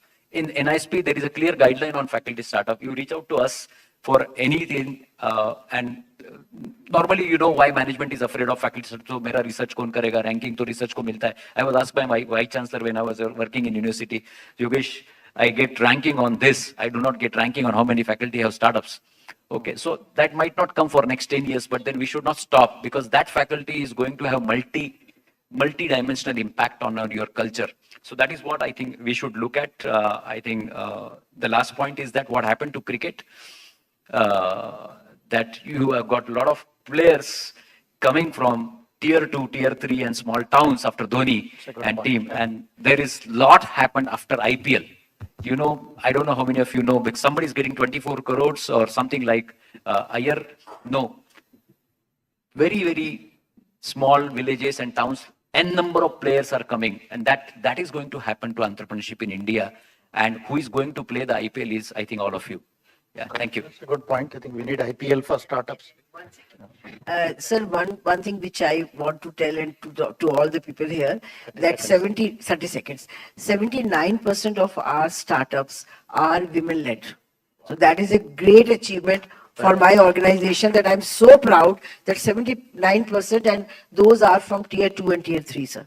Those girls are from tier 2 and tier 3. And the second thing is that we are very lucky that SCPC day before yesterday, we are also the one nodal school because we have a school education also, which is the international school. So we also got that opportunity, and I think this is a great thing which the government is doing, and we be benefiting by. Yeah. Okay, Mr. Rajesh, I think you are. I'll wrap up quickly. Okay, there are 2 points, right? One is phase 1 of any education institution, academia, is to ensure to kind of foster entrepreneurship in academia space, is to ensure there is an incubation cell or entrepreneurship cell, right? Fundamentally, that's first and foremost. If any of the institutions heads here who don't have any of this, in my view, they are far behind. And if most of the members here do not have any incubation cells, I believe, in my view, India will be far behind from education perspective in entrepreneurship. That's fundamental, right? So let's presume most of you, to help you set up through CIPU, TIE can help you across the nation to set up programs of these innovation cells and incubator cells in grad level or even at school level or TIE women program level to get the entire network of the globe to help you with these programs. Through CIPU, we can help you with that. But once you have incubation cell, right? So this is what's happening on the contra side from a corporate's perspective.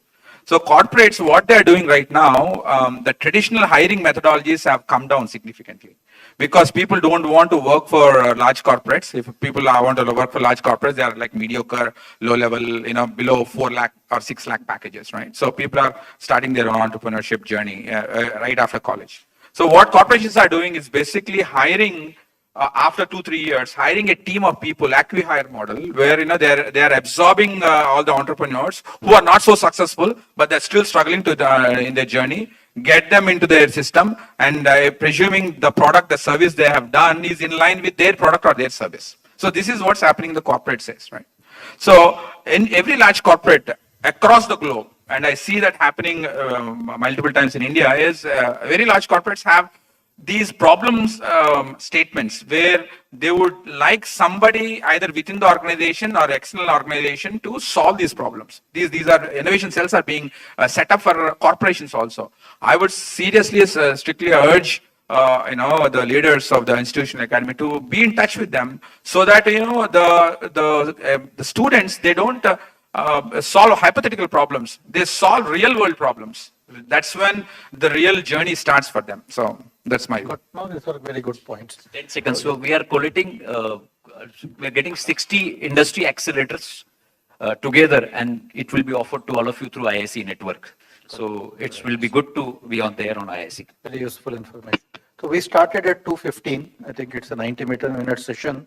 So maybe 10 minutes is all what we have for any questions from audience. So yeah, I think please be brief, more than comments, ask questions. And I think we have people from very diverse backgrounds.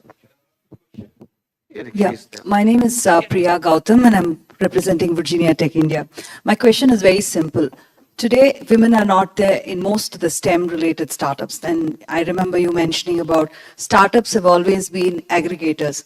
But why is it that we don't have women in STEM startups? And what are universities doing to make sure women are coming to these, at least the entrepreneurial journey, while they're not making it to the corporates in the higher level?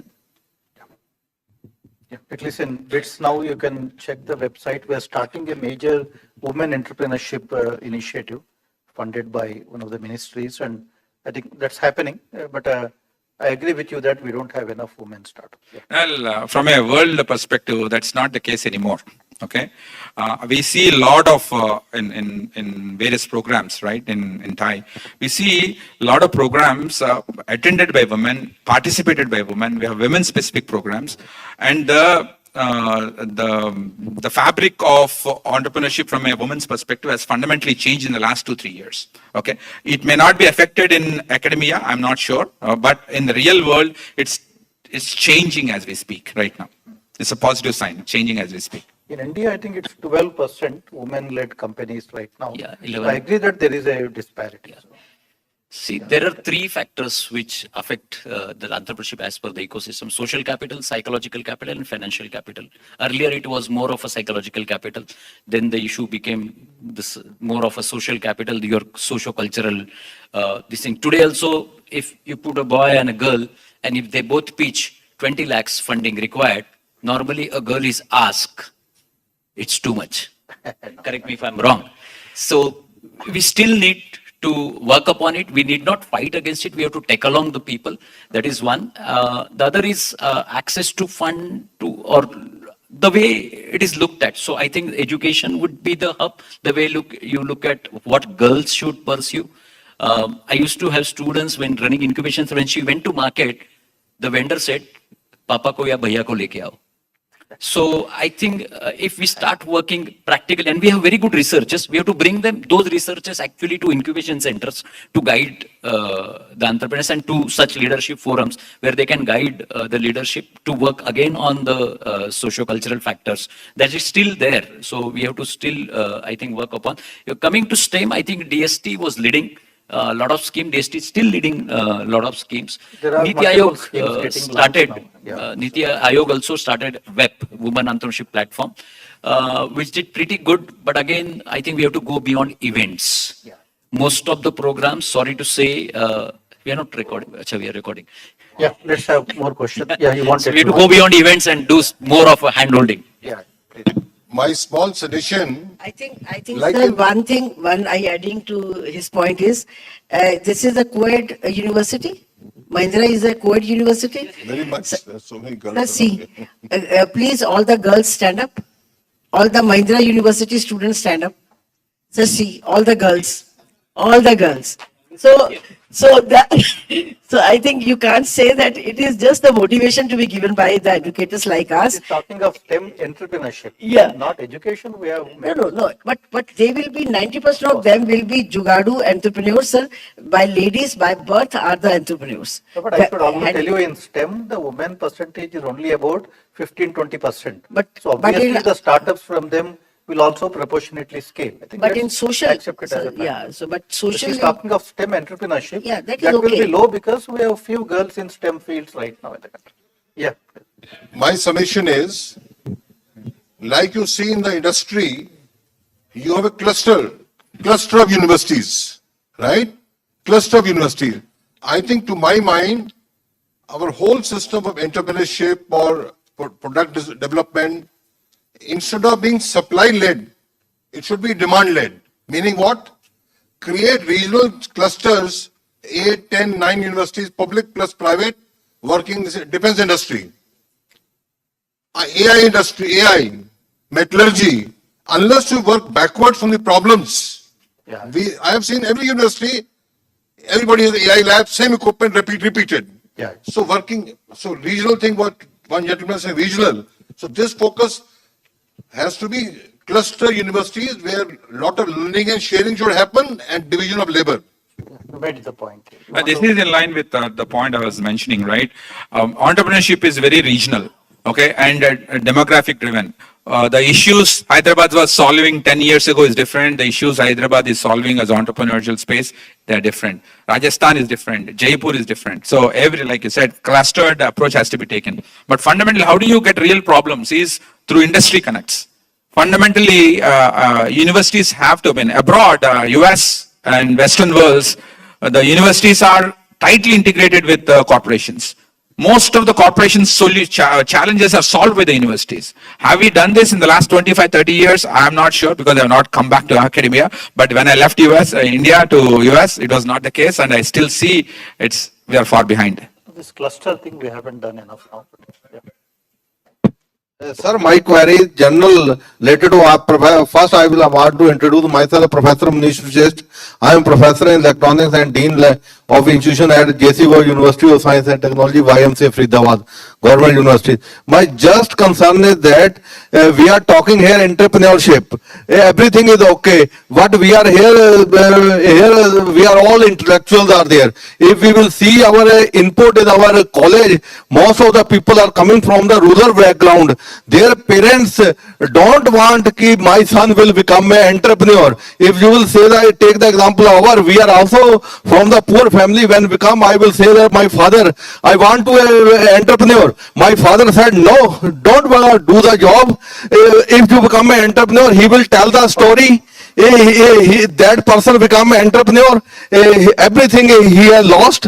Then first my aim is that before we are discussing here, we should also give the social awareness to the parents also and community also. What are the benefits of the entrepreneurship?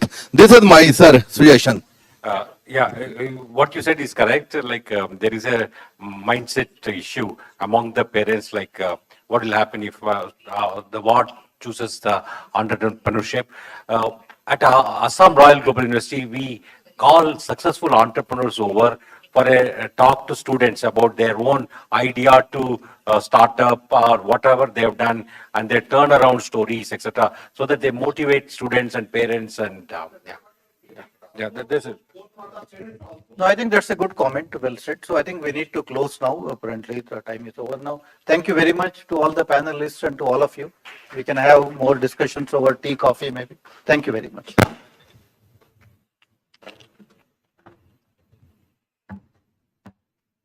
It was really a high energy conversation on fostering entrepreneurial mindsets in academia. Reluctantly, we are closing this session. Now I would like to request Professor Gopal Pathak and also Professor Sandeep Sancheti from CIPU to felicitate our guests.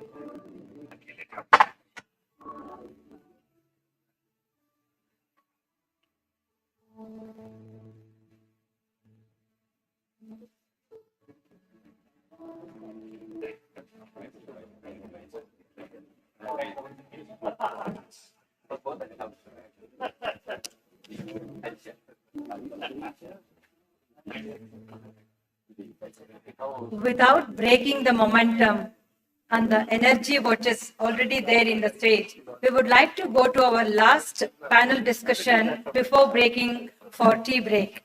Would like to request Professor Vishalakshi, Head IQAC, to introduce and welcome the panelists on stage. Thank you.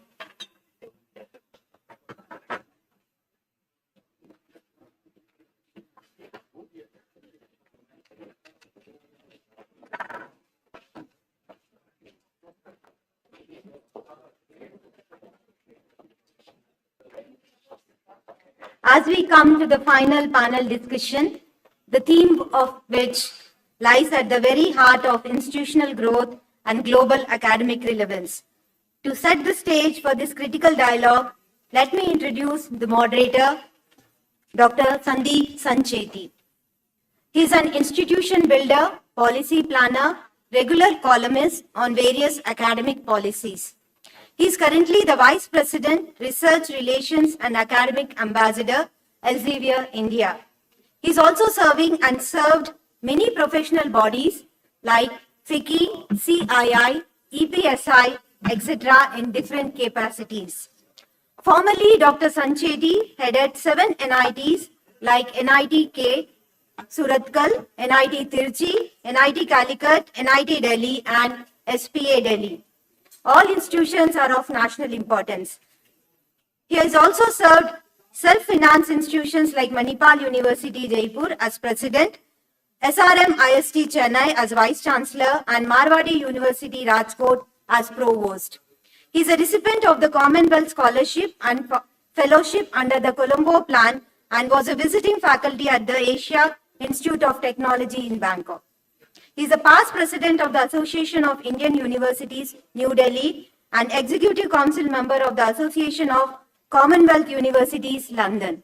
With this brief introduction, let me invite Dr. Sancheti onto the dais.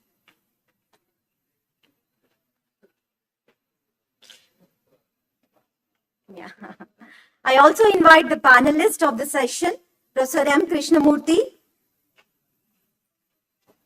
Professor Arvind Shaligram, Professor K.P. Venugopal Rao, and our own Professor Vishnupal.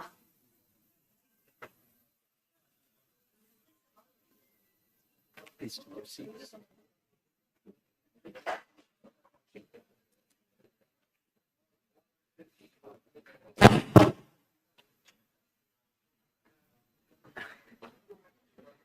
A very good evening to all friends.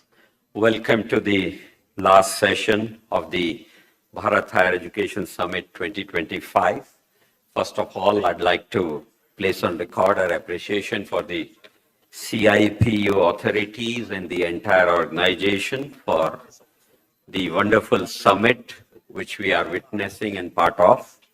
Equally important is the part of the Mahindra University, led by the Vice Chancellor and the entire team. Heartiest congratulations, and I'm sure this was a very special summit which has set the tone for many more to come on the important issues of higher education. As has been introduced, I'm Professor Sandeep Sancheti, and we will be taking you through for next 1.5 hours, not beyond that, for the last session, which is on the leadership in research and innovation. But we all know that we are talking about leadership in higher education in general. And I must say that the leadership in higher education possibly can be claimed by us as India because we have large number of institutions. We have been very innovative when it comes to teaching, learning processes, and our products, the so-called students, are sought after in the world for higher studies and possibly jobs also. So in general, you can say we are very successful. But when I come to what you call leadership in research and innovation, I'm a little bit skeptical. I hope you won't mind my opinion, because I want you to keep remain in an activated mode, and there should not be any complacency that we are doing equally well in the research. Research is something relatively new to us in terms of our focus. Not that we didn't know what research is, but most of the institutions were not doing, and most of the people were not involved in the research. That was the little limitation we possibly had. And therefore, if I say, what is the status of leadership in research, I'll be a little critical. And here I'd like to say that leadership can be viewed in two ways. One, that I'm very good at something, and you can say you are a leader. Or you may be good at something, I can say you are a leader, that's fine. But that's only a one-man team. And I don't necessarily call anyone to be a leader without a team. A leader will be generally be with a team. That's something very, very essential. And therefore, if we look at the Indian higher education system, particularly the research angle, you'll possibly find that we have fantastic individuals who have done very credible work, very high indices, very high something, all that is there available with them, but they are not necessarily having a team. What it basically means is once they discontinue, once they disappear, nothing will remain. So can there be a leader without a team? I think that question, I'll leave it to you, whether we have research leaders or not, because we don't have research teams. I would still like to throw open a challenge to all of you in this particular domain by saying that find out an answer for an idea, research related or research led, whatever idea, which was conceived in India, which was promoted in India, and which has been productized and which has become world beater or very well accepted in the world. I think if we have an answer for that, we can possibly say that we have attained some leadership somewhere. I think that's the challenge which we have when it comes to research. I'm not mentioning about the higher education. I'm further dividing into the research part, and therefore this statement. I can possibly say that the research Leadership will come from the team. Leadership will also come from the collaboration. Not that everything you have will be in your own in-house. And I think there were many examples which were given. So the collaboration becomes very important. Another thing about the leadership, if you want to really know whether you're a leader or not, you'll have to benchmark yourself against something. I can claim myself to be a leader of some kind. No one can deny it. And so would be true in your case also. But against what level are we saying we are leaders? Am I a frog of the well? Yes, I can create a well here and I can say I'm the best person in this half a kilometer region, or maybe in Hyderabad region, or maybe Andhra or Telangana region, and then possibly southern India and all that. So how I want to define, I can say that I'm still a leader. And that's how some of the game is being played in India in context of higher education, or maybe even the coaching education and all that, that everyone is number one so-called leader, whatever it may be. And therefore, we need to do it with some benchmarks. We also need to do it with some attainments. We also need to do it with some sort of a action plans which are there. So that's about the leadership, that how you want to understand and define in what context and zone and time you have to see. I come to the second word of our topic, research. Of course, since morning we have been discussing, we are very fortunate that the first session was the public-private partnership in research capacity building. So they probably have captured some of the points. Will not try to repeat it, but I will say that I have started working in research domain full-time in terms of promoting research, not necessarily conducting or doing research myself. And there are many terms which have become important for me, which I called RI. R stands for research, and I stands for the second term, which I'll try to name to you. It is research intelligence, research integrity, research impact, research innovation, research indices, research inclusion. Just now you are discussing a last question that how many women are there in that or not. Research integrated into societal things, research investment, maybe research indigenization or internationalization. There are various RIs which are there. Right now we only understand research as publish a paper, get a project, publish a paper, at the best have a patent, and research is done. I think that's a very misnomer today. The world has gone to impact. Research impact and research integrity are becoming very, very important. Impact is one of the most difficult thing to measure. It can be environmental, it can be economical, it can be governance related, it can be societal, are very difficult. And every research has that impact, by the way, but we don't measure that. And therefore, research has to be qualified with something beyond publishing papers, something beyond publishing or having patents itself. All right, so research is a very, very complicated term. Obviously, research is what we do these days for every routine thing in our life. When I say routine thing, I want to buy a car. Not only me, my kids and my neighbors will also come into play into research, telling me which car is good, which engine is good, what capacity, what color, everything. Same thing happens with food, same thing happens with clothes, same thing happens with many things. But when it comes to our profession, when I say higher education, large number of people say, why do we want to do research? We are here as teachers, we'll continue to do teaching, very good teaching, we will be very good teachers. That's fine, good teacher. But let me tell you, research is important for one reason. There is a thing called teaching learning, which can be understood as assimilation of information and dissemination of information. I accumulate something which I learned, and then I disseminate it to my students, and that's my classroom teaching learning. But where that information comes from the Western world, some of the modern worlds or some of the other books or whatever, and we borrow that and say, hey, that is a good reference. So we are not generating the third part or doing the third part for generation of information. If you have to be in the domain of teaching, learning, or education called higher education, the assimilation, the dissemination and generation all are conjoined things, a part of a triangle. You may start from anywhere and end anywhere, but this has to be there. Unfortunately, we have not done enough on the generation side, and therefore we need to talk about that. So leave aside the leadership right now. We have to do certain basics, in my opinion, very, very strongly. And the last thing is innovation as a terminology for this particular session.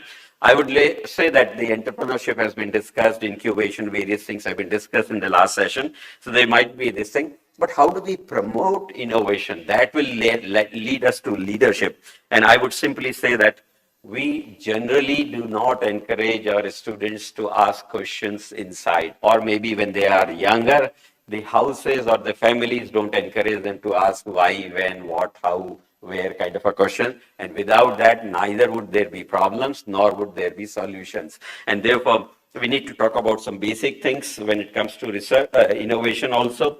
And some examples could be, which some of the good institutions are anyway doing, that there can be last full semester for innovation and all that, which we can do, which can be very nice. There can be partnerships for what you call the entrepreneurship efforts, that you take equity and take risk and all that, which we possibly can do. And then we can become more open and student-centric when it comes to that they can earn credits through internships and all that. All those things can also happen. So there are challenges and there are solutions which are available in the domain of leadership in research and innovation. I'm sure the set of experts which we have enough to contribute to the more interesting discussions on that. One of the panelists could not join, Professor Kumar from the Osmania University. So we are left with 4 distinguished panelists. I'll just like to briefly introduce them. Professor M. Krishnamurthy. Sorry, I'll not be giving a detailed one because it will be little, consuming our time. So Professor Krishnamurthy is the Center Director of the Tata Institute of Fundamental Research, TIFR Hyderabad, a very well-known and most respected institution of the country in terms of research and many other things. Professor Krishnamurthy holds or has his expertise in the field of atomic, molecular, and optical physics. So welcome, Professor Krishnamurthy. The other expert is Professor Arvind Shaligram, and he is the CEO of the Savitribai Phule Pune University Research Park Foundation, a Section 8 company. And he's also an emeritus professor. He's a professor of electronics, the domain which I belong to, and I'm very happy to note that he's from the VLSI domain and has guided a large number of PhDs, around 40, and is leading a lot of innovation and technology development in this particular space using the funding from the external agencies. The next expert, welcome to you, Professor Shaligram. Next expert happens to be Professor Vishnu Pal, a very renowned physicist, but physicist turned into many other things also. I would say I've known him for a long time, since his IIT Delhi days. He is currently the professor of Mahindra University itself since 2017-18. And he specializes in the area of guided wave optics and photonics and several other related things. So welcome, Professor Pal, to your own home and to your own place for this particular session. And then we have Professor K.P. Venugopala Rao, and he's the Director of Professor of Finance, Symbiosis Institute of Business Management, Hyderabad. You bring that diversity needed here, Professor Venugopal Rao. And he's a leader in the finance and business area as well as in the academic administration. And Symbiosis is doing extremely well when it comes to internationalization and management education and so many other things. So we are very happy to welcome you also. So with that, the introductory part is there. I'll take my seat, but I'll request each one of you to give a small introduction of the topic or your initial thought on the topic. For initially 3 minutes or so is what I'll request you to restrict. And after that, I'll be asking you some pointed questions so that we remain a little bit more focused in terms of our discussion. So I'll first request Professor Dr. M. Krishnamurthy to share his views.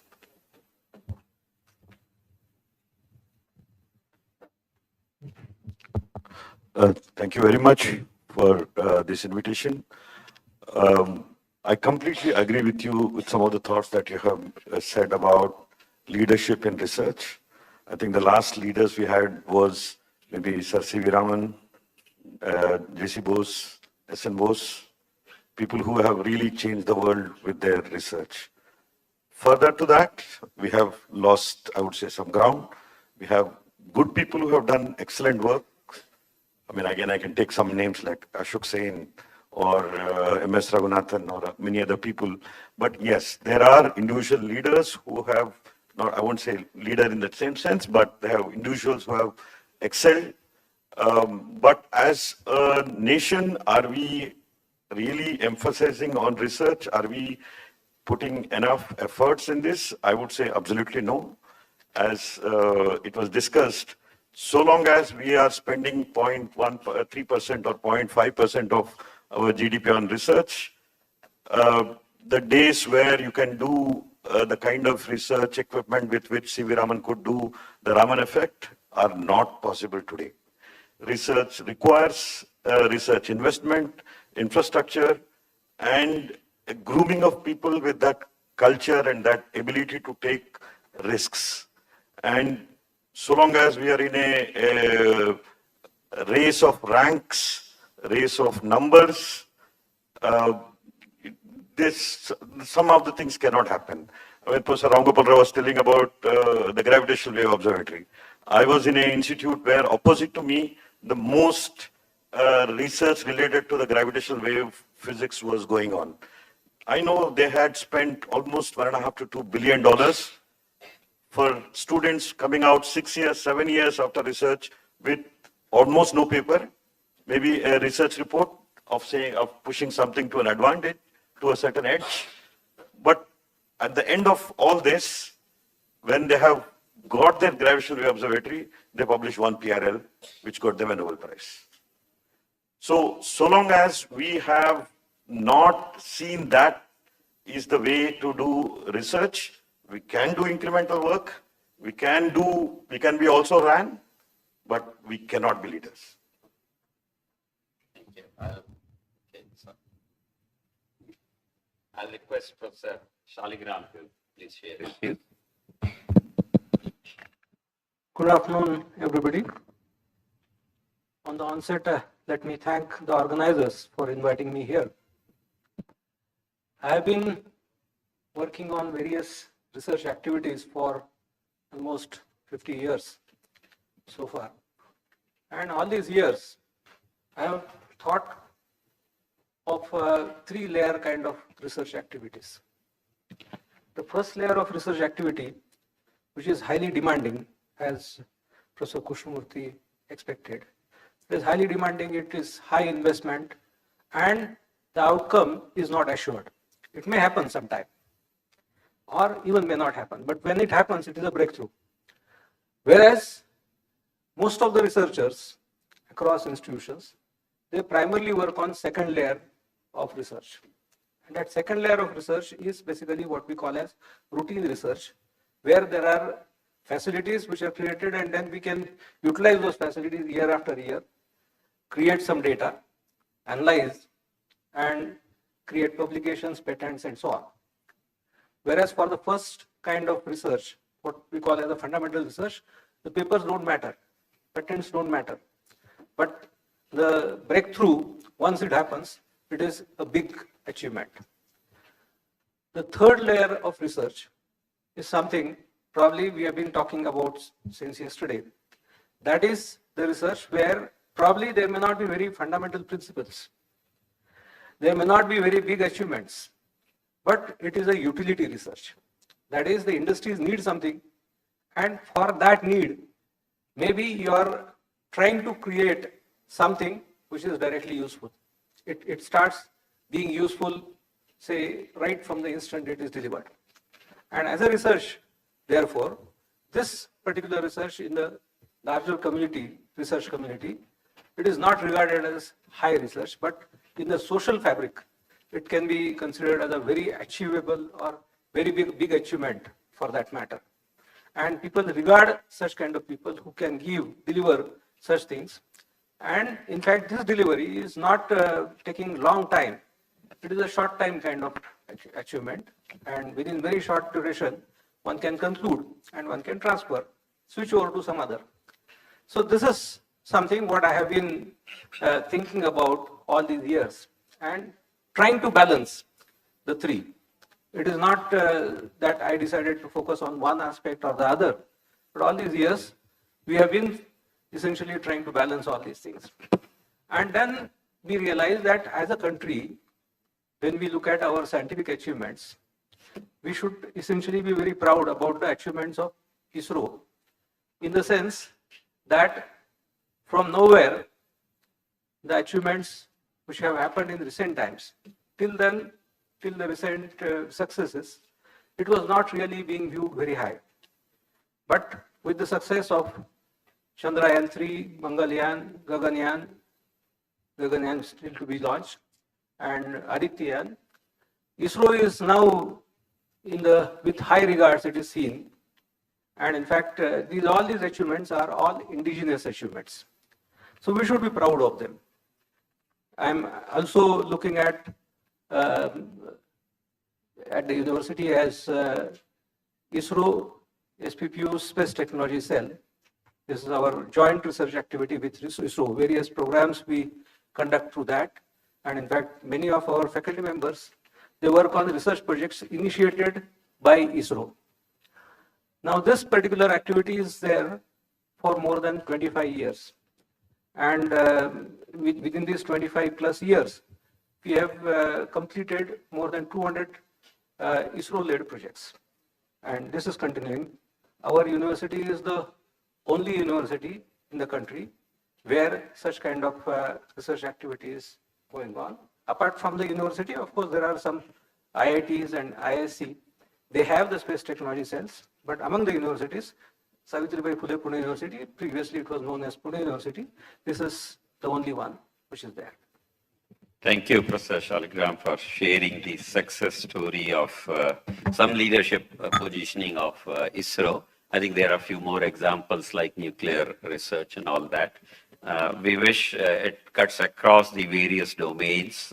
Let's say IT could be one. We are very good at it, but we don't have necessarily the products and processes coming out of India.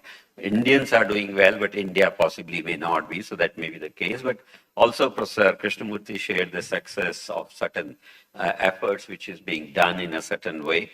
So yes, these are sporadic in nature, but we would want it to be omnipresent. I personally believe that we are on that path because we are deliberating on that, we are thinking about it, and now we are creating the ecosystem for that. I think ANRF possibly would be one step for that. And if not, I must say that there is a new initiative which I read probably 10 days back, that the ease of doing research. This terminology appeared in the newspapers that the government is trying to drive ease of doing research. So hopefully some things will become better. The failures will not be questioned. The money will be given easily. And probably it will be more centric towards what capabilities we bring rather than what they just want to push in. So anyway, this journey will continue. I'll request now Professor Pal to share his views. Professor Pal, on the topic, your initial remarks. Good afternoon, everybody.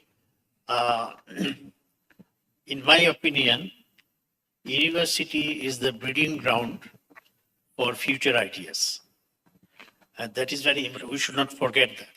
So I have worked in many universities across the world, and at every place, people hammer on saying that we should provide a research culture wherever we work.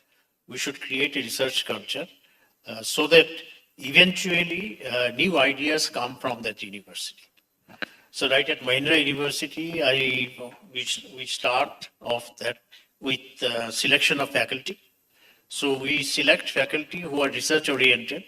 Sometimes we are questioned, why do you need PhDs to teach an undergraduate class?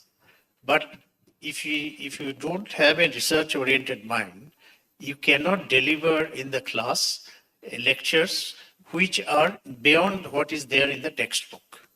And that way only you can incite excitation in so young minds, and they get interested, and some of them will probably pursue research eventually. There is a very, little disturbing to me personally, I would say that the trend in funding agency, when you go for defending a project, a sponsored project, our colleagues go, I used to go earlier, that the question is asked, what will you be delivering in 2 years? Research cannot be expected to deliver in 2 years or 3 years' time. You can, something which is already very well defined, you already know how to attack the problem, how to solve the problem, then only you can promise that you can deliver it within 3 years or 2 years. But research cannot be started like that. Research word itself, I do a research method, I teach a research methodology, few lectures to our new PhD scholars. So I tell them what is research. It is actually a combination of re and search. Somebody has searched, you have to search something beyond. Unless you create something, you are someone like Einstein, that you start at zero level itself, you did not have anything to attack what it is already known in the literature. You start completely a new subject or new area. So to inculcate research leadership, some of these aspects one has to tackle, and sometimes, as I said, that there's too much of hammering that what would be the immediate applications. Professor Ram Gopal Rao, I was very happy when he mentioned about the gravity waves. See, Einstein predicted this somewhere around 1916, and we are seeing a lot of research now being picked up to detect gravity waves, including India. Government of India is also investing a lot of money on that. So that is one kind of research. So what I would suggest is that, yes, it is very important. The research should be done something, or you create research leaders who train younger people to do research, which will have societal value, which will have immediate applications. But 10% or 15% of it should be left, as we don't know what is the outcome of this research. Something like that, gravity waves detection. So I will end it. Thank you, sir. I think you very clearly mentioned that research is generally incremental in nature. It cannot be invention every time. And also we need to have at the entry level faculty being nurtured and taken for that particular purpose and given enough time. It cannot be an instantaneous 2-minute Maggie kind of an approach that you press the button of what you call research output and it happens. So research is something very tricky and leadership becomes equally more. However, we would like to see the other angle of leadership from Professor Venugopal Rao, who doesn't bring the same flavor of engineering and technology amongst all the experts who have talked just now. So Professor Rao, please tell us from the managerial or societal angle, what do you think the research leadership means to you? Right. Thank you, sir. And at the same time, at the outset, let me thank the organizers for having me here on this podium. Somewhere among the panelists, one mentioned that what history will have to actually, should we really look at history? But usually that's my way of looking at how history actually paved way for us right now and where we stand today. If at all we look at, I was reading Ramani, that is Professor Ramani has written a book on innovation in India, and I was seeing that she wrote that when we started our research and all the other stuff that came in, it was more about the organization, research organizations which were given the funding and they were given the prominence, and the other universities were given the job of teaching. And that's how we built up our ecosystem. And then I was also talking to a few of the panelists here, where we mentioned about communication, we mentioned about the way we have been actually taught and all. So I also look at the education system that we were into, and we have always been brought in an education system where it said that, okay, it's good that you only follow what is being told rather than asking questions. And you had mentioned it rightly at the right time. In fact, so how I see is that if at all it has to be today when our government says that let's take this stride and let's keep moving, then I feel that the NEP has come at the right time. So bringing in more number of people, more number of disciplines together and trying to bring in the right culture in the university campuses. Also, the push from the ranking agencies also has actually waken us up saying that it's not only the teaching part of it, it's also research that should go along with teaching. And that really helps a teacher. And that's what you have been saying. If at all we don't do the research, then what do we take into the classroom? So as research leader, or rather if at all I have to look at my organization and I take the steps over there, is one, create the environment, give the ecosystem where curiosity is given the priority. Apart from that, we also create a culture of incentives where the student is incentivized, also the faculty is incentivized. Thereafter, they are given the right kind of ecosystem and the tools where they can do the research. So that's how we have started a small way, but then we see that the results are good. We are seeing good results. So that's how I see from the management perspective of it. Right. Thank you. Thank you so much. Friends, we all know that research is not necessarily input and only process oriented. Those are important. And probably we understand the nitty-gritty of that, but a lot of research needs to be output, outcome, and impact oriented. That's something very, very important for research. And there are many other facets of research. So is our policy framework supporting that kind of positioning or not? One position, as an example I can give, if the policy says that you have a 20, 30, 50 lakh, 1 crore project, and if in the end the result doesn't come to the required expectation, there won't be too much of testing times given to the so-called PI. Possibly PI will take plunge, but some of them otherwise gets, very defeated by the very question in the beginning that they don't want to take plunge. So policy becomes very important, that how the whole process will go. And therefore, my next set of questions to the experts would be about the policy. And Professor Rao, I'll start with you only for the policy, if you don't mind. And my first question to you, and each one of you will be getting a question on the policy possibly, would be, how can we make research more inclusive by promoting participation from underrepresented groups, institutions, and regions? Do you have any thoughts or ideas? Right. How I see. No, let me put it this way. It will be very easy for me, if at all I can relate it to our institute in the very first place. As I said, that when we started with, or we look at the MBA grads usually would say, yeah, I have come here for a job, 9-to-5 job is what I have come here, and my investment should be there, and I would want to have a ROI for that. So I would rather say that these people really do not have that mindset. So these people need mentoring. And that's where we open up platforms for them where they can go ahead and speak about research, talk about research, and know about research in the very first place. So the first is generate an ecosystem, and also identify some organizations where we can actually seek some mentorship, or these people can go and explore their ideas. So what we have done is that we have actually put up a research center at the university. We have research center at the university, and researchers sitting out there. They, with the help of the AI, where AI comes in and with the data analytics and all, they look at what are the new trends, research trends, what are the new tools, and they come and handhold our MBA grads. That's where, when they don't have the mindset, they actually convert their thoughts into what new comes into the market. Because it's just not about going and selling or finding some finance jobs and all, but today it is all about data analytics, data and analyzing the data, and also finding out something unique out of it so that they have a USP out there. So that's what we have done, one.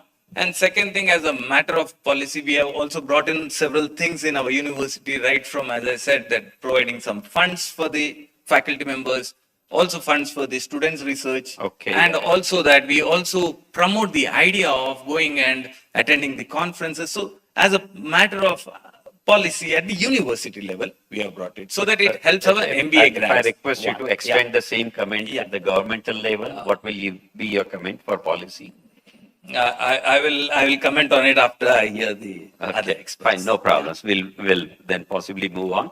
I'll request Professor Shaligram now to comment on this particular point. What policies or best practices can universities implement to encourage research collaborations between premier institutions and emerging university, the young and old alike, the research and academic institutions alike? So please include all in your answer. Yeah, this is a very interesting scenario where there are established organizations, universities, and when we say established, it is not just by years of existence, but it is by way of what is the experience that they have had. Especially in the research context, there are faculty members who are involved in various research activities, and they take leadership. They look at what are the requirements of the society, what are the requirements of the industries around, and they plan their own research activities.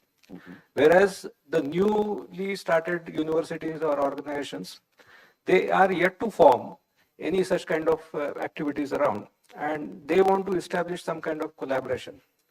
I was very fortunate in my early years that in the first year of appointment itself, I got opportunity to work on a multi-institutional project, which was conducted across the country. 13 leading organizations, including 4 IITs, NPL, NCL, CIRI. So these all were associated, and then I was also part of that particular activity. In fact, involvement in that essentially helped in formulating various views. It was not just the amount of funding that one receives, or it is not just the kind of problem that we are trying to solve. It is basically the views that you exchange across meetings and during the informal interactions also. That essentially helps in formulating one's own philosophy. Because when we say research is not carried out just by a copybook kind of method. There is no well laid down process and you carry out this and tick mark activities. No, it is basically something which is required to be done in an explorative way. And the exploration has to be having some kind of plan. In fact, in some of the projects, essentially the faculty members have to become managers. They have to decide that yes, they have now so much of resource. How these resources will be planned, how these resources will be organized across different activities. In fact, there has to be a master plan. And we realize that it is not just individual faculty member who can be involved in the research. It has to be a team of faculty members, and not just few faculty members, but even their students. They are their resources. Only thing is they have to understand that the students are resources only to a limited extent. They should not depend too much on them or pressurize them that you should do these activities and so on. Because anyway, they are going to learn. They would be having their own experiences thereafter. But as such, the research activity is led by the faculty member, and therefore the faculty member has to make a decision that yes, this action has to be conducted by this particular small group of people, and there has to be a final culmination. So with this kind of approach, and if there are multiple organizations involved, you can collaborate, you can offer something, because whenever we talk about collaboration is normally not just one-sided. We ask for some help from some bigger organizations, and you keep on giving the help, and you're always on the receiving side. That collaboration doesn't work. It has to be take and give. So you have to look at like what you can offer, especially in the younger universities or younger institutions, when there are faculty members which are of young age and they have enthusiasm. So that enthusiasm they can put in the direction of, say, establishing certain new things, not necessarily following the beaten path.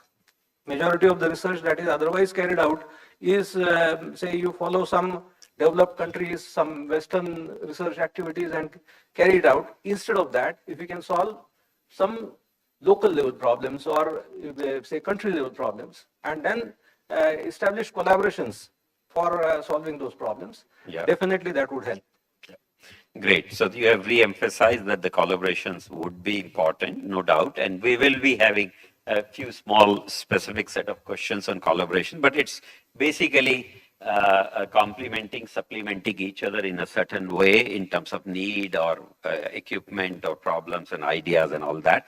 Thank you for that. I'll request Professor Krishnamurthy now to request his views on this. What strategies can institutions adopt to ensure that their research directly addresses national and global challenges?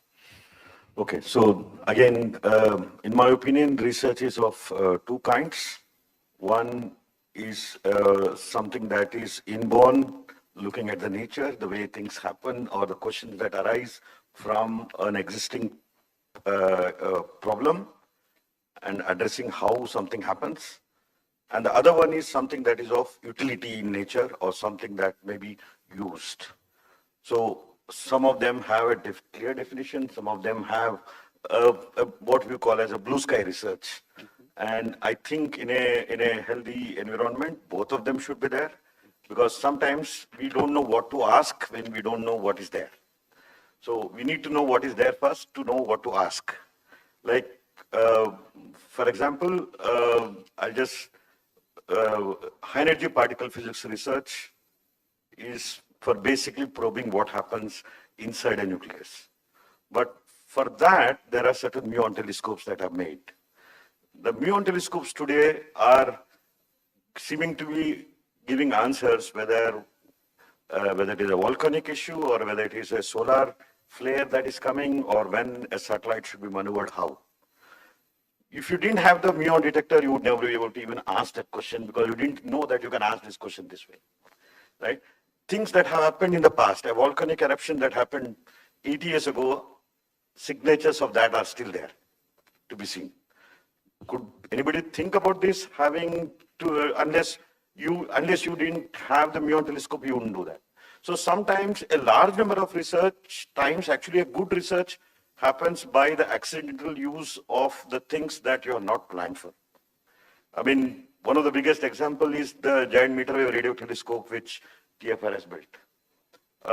If you look at what was the proposition through which the plan, because of which the government of India approved for TFR to make the GMRT telescope, very quickly people realized that that's actually a very, very limited thing, or maybe what they actually planned for could not be done.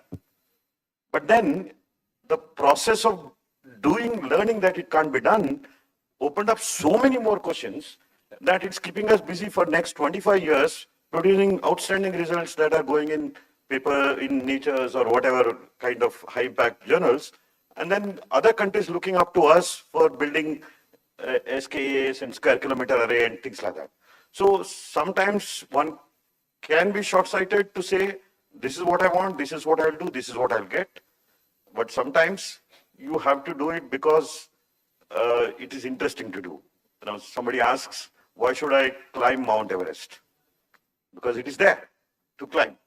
If it is there, I want to climb it. Why? I don't know. It is there to do. Research is also like that. So thank you. I think you very clearly pointed out that research is the origin of research, or the problem finding itself can be called as a research, that do you have a right problem? And sometimes the stride into a research is an accidental thing, that you think something comes out and results in something better also. So yes, one should keep continuing believing themselves and putting their best efforts in that, and something will generally come out. If one roadblock is there, the second road would open or some other avenues will open.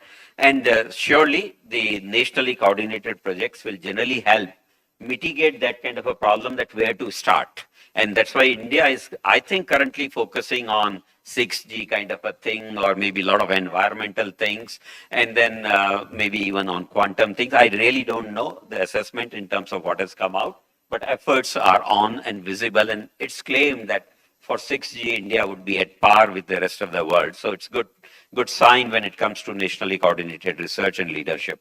My question to now Professor Pal, slightly academic bent here for you, sir. And that is, the government has recently come out with a new policy, one nation, one subscription. You don't pay to read, but you pay to publish your papers. And it has been opened for all government institutions, around 6,400 of them. What do you think will be the impact of this policy? Is it a good policy? Can it be furthered, or can there be some suggestion for this policy? I don't really want to say. Actually, one nation, what is the slogan? One nation, one subscription. Of course, there are many, one nation, one election, one nation, one data, many things are coming. But one nation, one subscription has happened. So I just thought, since you are in government also and now you are in private, set up to say so. If you have any take on that as a policy, is this differentiation good as a policy differentiation, or you think otherwise? This is a good policy in the sense that it's kind of homogenizes that whether an institute is able to pay for the research or publication. So if it is government takes care of that, it's a good policy. And it should be across, not only just for the public institutions, it should be also for private institutions and so on. So I think that government means that. And from that point of view, it's a good policy. You are very right, sir. I mean, what little I know about it, it's a very recent phenomena from January. Second phase is when all the academic institutions are going to be covered, but possibly success of first phase. And the third phase will be when it will be open to public through some public outlets like some ISD and STD centers. You can go there and you can extract whatever information you want. That's the direction they are taking. But let me ask you a supplementary thing on that. What do you think of industrial funding into the research being carried out in the academia? What is your take? Is that happening, not happening, or maybe one or two suggestions what can be done? Industrial funding for the research happening in the academic world or universities. You see, in the morning you heard Roop Mahajan mentioning about giving examples of American way of thinking on that a lot of industrial problems are actually getting solved in United States in the university, in the academia, because they come to the academia to solve the problem. But this is not happening in our country as per se. This requires a cultural change, but government is also interested to have the industry participate in academia through partnerships in which there are something like 25% of a well-defined project or a grand challenge project. Industry will fund 25% and 75% government is funding. This is a very, very encouraging move from the government. And but that 25% need not necessarily be just in terms of money. It could be support of the kind, that is what is used in the literature, so that they can provide their facilities, they can provide their equipments if necessary, and so on. So industry investment could be in this particular form in the context of India as the India sees it, but what will be more desirable is that 50-50. 50% industry funds for a given project, for a defined project, which could be defined by not necessarily by the industry. If it is helping the industry directly, they may define the problem. So academia side, government may take care of that, or my own institution can take care of that, and 50% funding comes from there. But if it is, but otherwise, such collaboration should be very much encouraged to solve societal problems. That is very important. Thank you. I must tell you that some of us, including me, are trying to do a study that how much industry is contributing to the Indian research output in terms of publications. I'm not saying money, etc.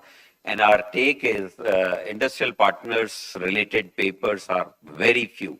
It's around 2% only, which is 98% comes from pure academia and academia interaction, and not industry academia interaction. And our assessment also says that when it is an industry partnership, the impact is the highest. And when it is institutional partnerships, it's not that high. And when it is individual or department or whatever, further goes down. So I think we need to keep our eyes open for the industrial partnerships if we can. And also, just a minute, I'll come.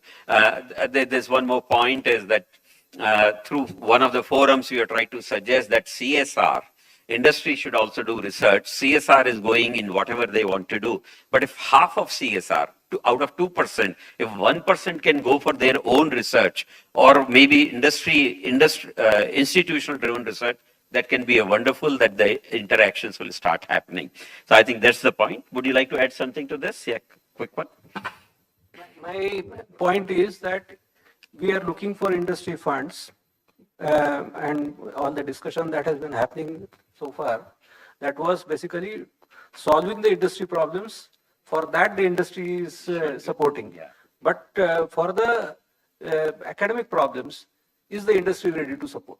That's the point. We'll have to entice them, lure them, and convince them that we are good, allow us to do new things, possibly.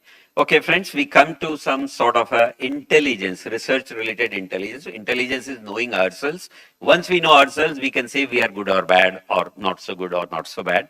So some questions on research intelligence. My first question goes to Professor Krishnamurthy, please. Krishnamurthy sir. Question to you is, and we'll have possibly short answers, so we'll have enough time for Q&A also later. How can data analytics and artificial intelligence be leveraged to drive smarter decision making in research? Actually, this is our, I would say, the best opportune moment that we as India has, because you know, sitting in with mathematics and sitting with algorithms, people can make things, but nothing can be done without the data. And we as a country can have data of all varieties because we are multiple countries put in, multiple cultures put in, multiple economies put in, multivariant society that really has the strength of the power to utilize the data. I think we should have a very, very focused research and innovation to be able to curate this data correctly, make the data available properly to be able to do this. Just for example. But is data happening? One nation, one data. We have been hearing for a long time. No, we will not be able to cover in 100 years 1% of the data we can generate through that one nation policy kind of thing. Okay. What I'm saying, for example, we were just discussing about a cancer bioimaging related project. I mean, Tata Memorial Center, for example, has cancer tissues that are accumulated over 40 years of really patients from all kinds of backgrounds, from several years. It's, you know, it's a data that is worth billions of dollars in some sense. If you can use the latest bioimaging technologies with the AI/ML to be able to cure for cancer kind of thing. So we don't need to look for a state policies that will promote everything, because if you look at the IT revolution, it did not come from a state policies. It came from small companies which became big and giants because they did very well of what they do. So maybe a few private institutions can start taking up one particular mandate of this kind, put in whatever resources. I don't think that it's not a resource, it's a really resource intensive, but it's a, I think it's a perspective intensive.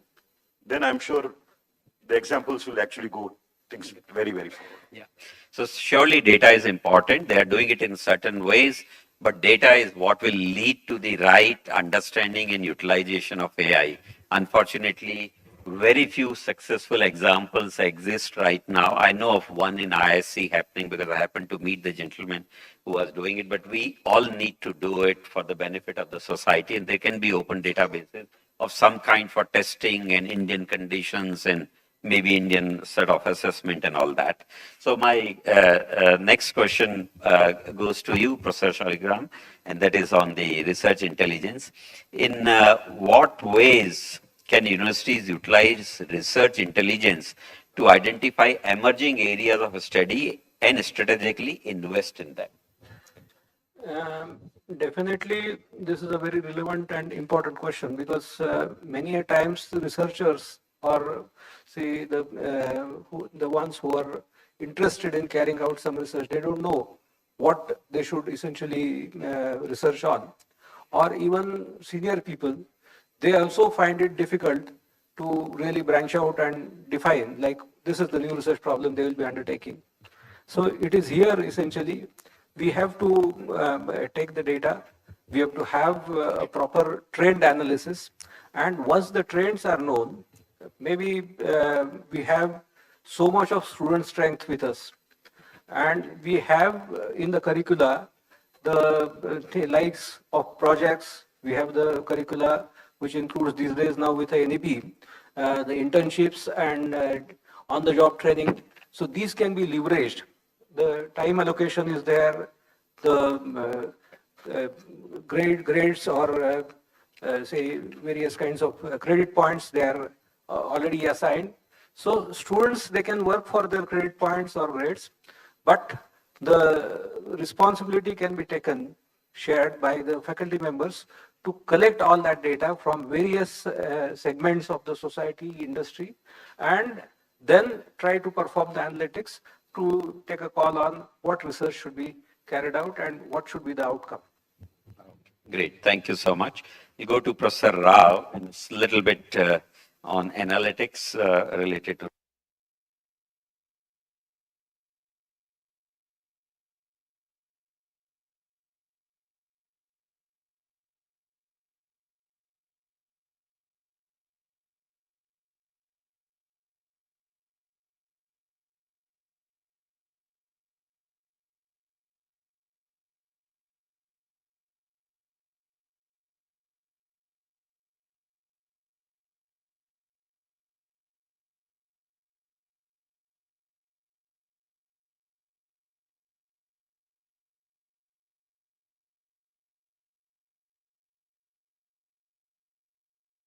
How can we collaborate with our neighbors or the society?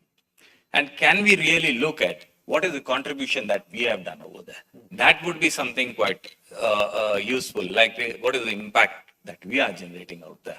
So that can be one of the metrics that we can look at and collect the data across the region. If at all we have to again spread it across to the region, then collect the data across the region and see how it has been impacted or how it has been impacting. So with this trends, possibly we can look at what's the emerging requirement or emerging trends in the research. That's how I look at it. Yeah, so very rightly said, impact is becoming very essential, as I was also trying to point out. Impact which is environmental in nature or economical in nature or very social in nature, whatever it may be, is going to be important, and we need to start measuring that. Right now, we don't know even the impact of an institution, forget about their research. So I think performance analysis, performance evaluation, performance audit has to go into play in our institutions like financial audit. Financial was important for ages, but now we have to get into slightly bigger framework, and that's where it will happen. I'll move to Professor Pal. A little difficult one, sir, in the sense that it's tricky with the research integrity, which is becoming a huge issue worldwide, India included in that, and I know China is also equally prominent there. What measures should be in place to protect academic freedom while maintaining accountability in research integrity? You give me freedom, I publish wrong things, I copy, I paste, I do whatever, and then ultimately your institution suffer because I'm sitting in your institution. So what do we do? How do we deal with this tricky thing? Chor police in Hindi, if we can call it sometimes. You see, now there is a very good tool available to do an audit for whether it is a plagiarism. Your published research is original or it is plagiarized. So there is a Turnitin, there is a very good software. For example, here in our university, it is to be in IIT also, that any thesis that a student submits, PhD thesis submits, it has to go through plagiarism check. We introduced this here also. And there could be, sometimes there is a little debatable in the sense that self-plagiarism is also creeps in. But that we allow to a certain extent. But otherwise, plagiarism checking through the Turnitin is very effective. Okay. I think that is the way. You think integrity can be dealt by that tool, or something more is required? Yeah, something otherwise that is ethical. You have to leave it to the researcher himself or herself. That ethically they should be what do they say? That cannot be trained. It has to come from inside, from the family training and so on, that person has to be ethical. So Turnitin is one tool which is available now. Okay. Rest is, I cannot, flout research by copying without and putting in wrong data. Okay, got your point. I think one simple way is plagiarism check and all that, but let me tell you that ethics are involved, and it's very difficult to deliver that or teach someone or make them practice in certain ways. So this problem remains. However, I must tell you that these days, what I learn, what I hear is these days there are tools available which are AI based, which can bypass the plagiarism. It can replace the sentences and words on which the plagiarism check happens, typically repetition of certain things.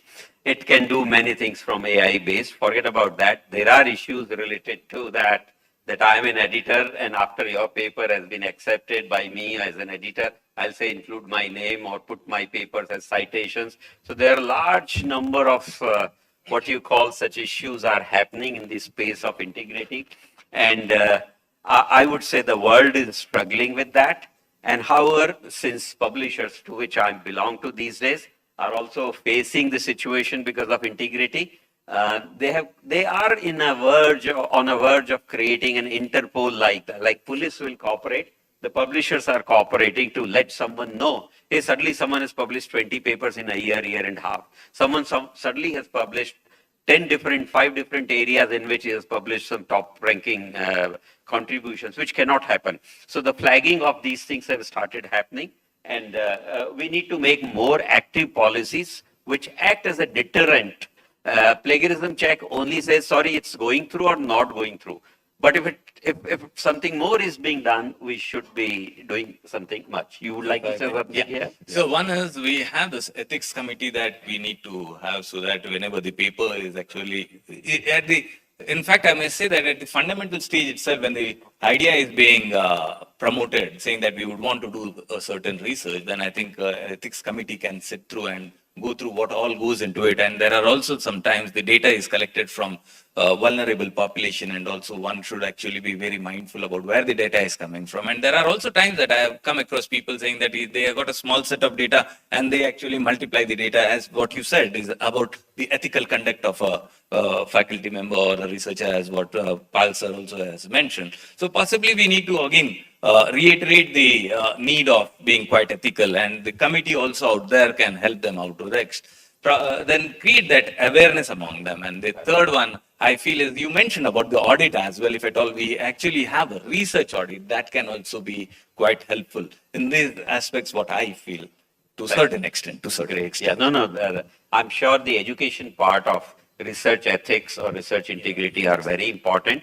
I personally believe that large number of Indian students, the young ones, make that mistake in hurry or inadvertently because they are under pressure to publish and get degrees and get out of the institutions and so on and so forth. We should possibly try to deal with that. So with that, we come to the last topic. We still have, from the clock given to me, 27 minutes. So we'll probably like to finish in 8 minutes the 4 questions, which are on collaborations. And then we'll leave the rest for the audience to ask us anything if they'd like. So on the collaboration side, if I may ask, Professor Krishnamurthy, once again from your side, what role do interdisciplinary, transdisciplinary, multidisciplinary, cross-disciplinary collaborations play in accelerating breakthroughs and innovations in research? I think this is an absolutely necessary point because nature does not come compartmentalized. When a leaf produces energy using sunlight, there is chemistry, there is physics, there is biology, there is optics, everything in it. So if you want to solve a problem, if you say I will only worry about only the optics or other, for some things, yes, but if you want to solve real world problems and real world scenarios that can actually leverage to be different from the routine, then interdisciplinarity is a very, very, very crucial important. What it is also important is for us to have an open-mindedness, because we don't, our compartmentalization that this is this, and mathematics cannot be used for biologists, biology cannot use maths. Today it cannot be done anymore. Mathematics requires as much biology and biologists require as much mathematics knowledge. At the same time, of course, we cannot change our course and keep every discipline in the undergraduate program and make 25, 30 courses, all of them core, all of them seriously important. So I think we have to identify what would be the really crucially important foundations and use that foundations to build whatever you want later. So it's like the brick and mortar that is important, but then the building can come the way you plan in future. So interdisciplinarity is without that, I don't think we can succeed in anything today. I've heard about these things when it comes to bigger projects, that teams with different disciplines coming together, backgrounds coming together are given more weight. And I must also tell you my experiment that when I funded internal internally my research, I openly said that teams coming from different departments together with justification to do what they want to do in that project will be given more weightage compared to a singular department. So I think it's a good thing that we should think of policies on that. We are what, how many? 5:15 we should finish. Is this right? Or is this not right, this clock? Right. Okay. You still want to do it early? Okay. Yes, sure. Why not? We will always take the instructions from wherever it is required to be understood. Another quick one to you, Professor Shaligram, is that when it comes to collaboration, how can higher education institutions strengthen their technology transfer and commercialization mechanisms? Because you come from a background where you collaborated a lot with these industries also. A short one, please. Basically, when we talk about technology transfer, the thing has to begin right from ideation. Basically, because we have to identify like group of takers for that technology, and we need to involve them right from the beginning, keep them informed, and keep them attracted towards what is the outcome. Once that happens, they get attracted, they are in search of what you will be offering. Your IP has to be protected, and after protecting IP, the technology transfer can happen. But for this purpose, there has to be proper valuation also done, because otherwise, many of the industries, it is the experience, many of the industries, they are looking for just the free solutions. You have done research, very good, excellent. Now give us this at very low cost or no cost. So that kind of thing has to be avoided. We are not looking at cost-oriented research only, but we have to take care of the real value of the research that has been done. Great, thank you. One to you, Professor Rao, is in this rapidly evolving world, how should we measure the real impact of the research, which should generally go beyond publications and citations? One, probably I should look at, are you able to sell the idea? There's a kind of a valuation that we are talking of. Probably bring in some product and sell it, one. Or you look at every rupee that you spend and what is the return that you get on it. That's another way of looking at it. And as I said that if at all you are also looking at the outreach activities, possibly how is that you have impacted the lives of people. So that's one. So for example, I will give you an example here when I look at transdisciplinary research happening, and one thing is that, say, how is it that this particular product really worked? So I look at the IIM case where they actually helped the NPCI to build in the module where people were actually nudged to actually pay back the money and the right time, and whoever took the loans and all. So here I would also look at what is the kind of behavior that they studied and how is that they could actually make the lenders pay back the money to the, the borrowers pay back to the lenders. So even if I look at a small transformation of even 2% of people or 3% of people getting included in the financial business, and at the same time a change in the behavior, I think that would be a great step. So I also can look at those as the metrics, the impact. Great. Thank you so much. Last question from our side to our own team is to Professor Pal. And do you think, Professor Pal, that how India can develop its own research evaluation framework? We possibly are lacking. We have some rankings, we have some ratings called NAC, etc. Can we develop our own evaluation framework? It's only through that we can establish leadership, which possibly reflect the national priorities. Is there a system? Can we conceive a system like that? What are your thoughts on that? That requires more discussion. What would be the measurable parameter for impact of research from the national point of view? Professor Ram Gopal Rao also raised about that. For example, for teaching, there's no proper way of measuring tool. So likewise here also, but that from the national point of view, it depends on whether the funding has been specifically given to projects which are grand challenges for solving problems related to our own people. But research per se is global. That should be the motivation for research. And part of it could be specifically for solving India-related or India-centric problems. So that will be, and that can be judged only if it has successfully generated or developed or given a product which is being used by our own people. Great. Otherwise, it should be more global as a research. Yeah, so very rightly, it can be global as well as possibly local. I would possibly suggest each one of us as leaders, when we allow someone to submit a project, that we should ask them what would be the indices of measurement for the success of your project at the end of it. National and global level will come later. The local level should be known to us. The one who is doing the research and one who is allowing it to be funded possibly should know. That's the importance of measurement. Without measurement, nothing can be improved. That's known in the world. And that is why everything is getting measured, however difficult it may be. I must tell you, since we're talking of research, now there are going to be new tools which are going to come for even academic evaluation. You'll not only be measured for research, you'll be evaluated academically also through some data which is there.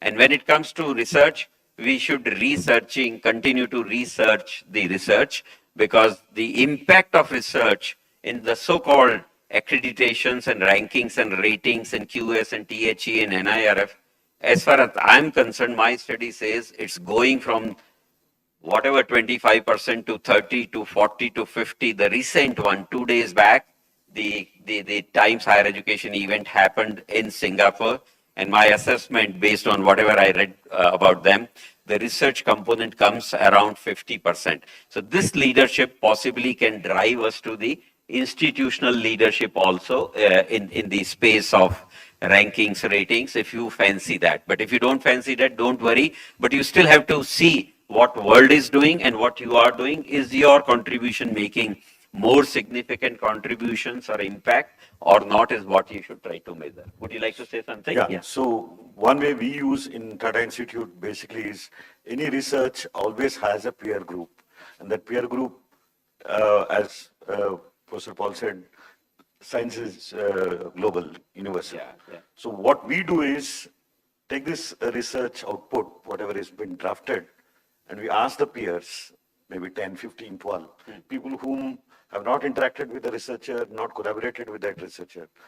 If you were to take this research output, how would you rate this as? Good, bad, adequate, inadequate? Do you do it initially prior to allowing or later? We do initially, we do afterwards. Fine. So complete feedback system exists. The research funding is given based on such an input.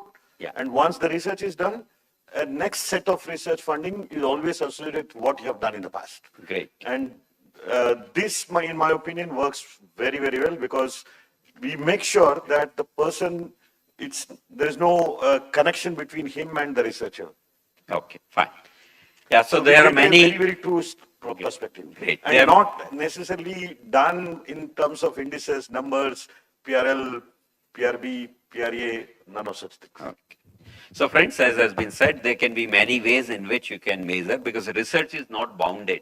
It can be understood from applications, technology transfers, the revenue earned, the kind of interest it envisages from the world or industries, and then of course the peer group, as he has said, either starting of the research or post of completion of the research kind of a thing. All that can be done, but research has infinite dimensions. We will keep talking about this subject for long, and yet we'll find that we're inadequate many a times. So I think this should remain to be a standard common element of our discussion whenever we come, because through this we can establish the leadership of Indian higher education institution if we do it good. As I said, it's reaching around 50%. With that, we close the session. Thank you for your patience and your attendance, but more than that, last 10 minutes, we'll finish before 5:15, as you have said. Last 10 minutes are available for Q&A. Please raise something quickly and crisply to anyone, or generally, whatever way you like. Yes, sir, Professor Rasa. Yes, sir. Traditionally, the collaborative research has been between individuals. Professor from A University collaborates with B. But now the government, various rating agencies are promoting MOUs between institutions. Which method will be more effective in driving qualitative research as we go forward? Association between institutions or leaving it to the freedom of the faculty? Would you like to answer? Basically, when it is individual based collaboration, the strengths and weaknesses are well analyzed and people know each other and they support each other. Whereas when it comes to MOUs, through MOUs, generally what happens is it's done on paper and the terms and conditions, whether they are followed or not, there is no mechanism to check all that. So that's a very difficult thing. But maybe larger scale umbrella can be provided by MOU, but the research collaboration has to be on individual level. My quick answer to your question is it's very difficult to bind it by saying that like this or like that. Both can be good, both can be bad. But I would tend to give an answer through AI. If I want to partner you, well, I may know you, various things about you, but I may not know enough deeply about everything which you do. AI or AI-based tools or research intelligence can tell me how many papers have been published by you, in what kind of a quality of journal they were published, what citations do you have, what projects have been funded, how much money has been granted, who are your past collaborators, and what impact you have made. All these things can be measured. So suppose I want to partner a good institution to have an AI partnership, let's say for my institution. How do I search? Because every institution claims that we are working in AI today. And if I have to do that, I will base it on that, and then that can be my neighborhood also, and that can be far off from US as well. This is what would be my approach if I have to find a partnership today, collaborator today. One or two more questions. Thank you, sir. One or two more questions, please. Yes, sir, please. Over there, yeah. Hello, I'm Sivakumar Krishnan from Vishnu Educational Society, Sri Vishnu Educational Society. I have a question about your thoughts on, I see research and teaching both as a continuum, teaching and then critical thinking, and because there's a lot of gaps, there are gaps in the faculty population of India. When you look at the overall quality of the faculty, there are only so many who are immersed into the research culture, and that influences the thinking. So my question to you is, how is research, integration of research into teaching is somewhat important, and also involving undergraduate students to be thinking critically is important. The US, according to me, is a failed model which did not take into account the undergraduate interest in research as much as they should have.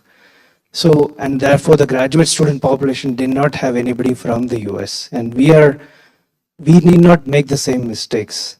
Okay. So, just your thoughts. Yeah. So my quick thought on that is, I would not see research to be separated from teaching, learning, or whatever.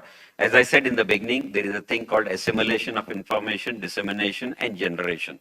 Now, my percentages can vary depending upon the efficacy or interest of the teacher, but all of us by default as teachers or academics should do some research, and that research is generating new information, accumulating available information from journals and books, and disseminating through teaching, learning, classroom activity, demonstrations, all that. But I should generate the information also, and that is called research.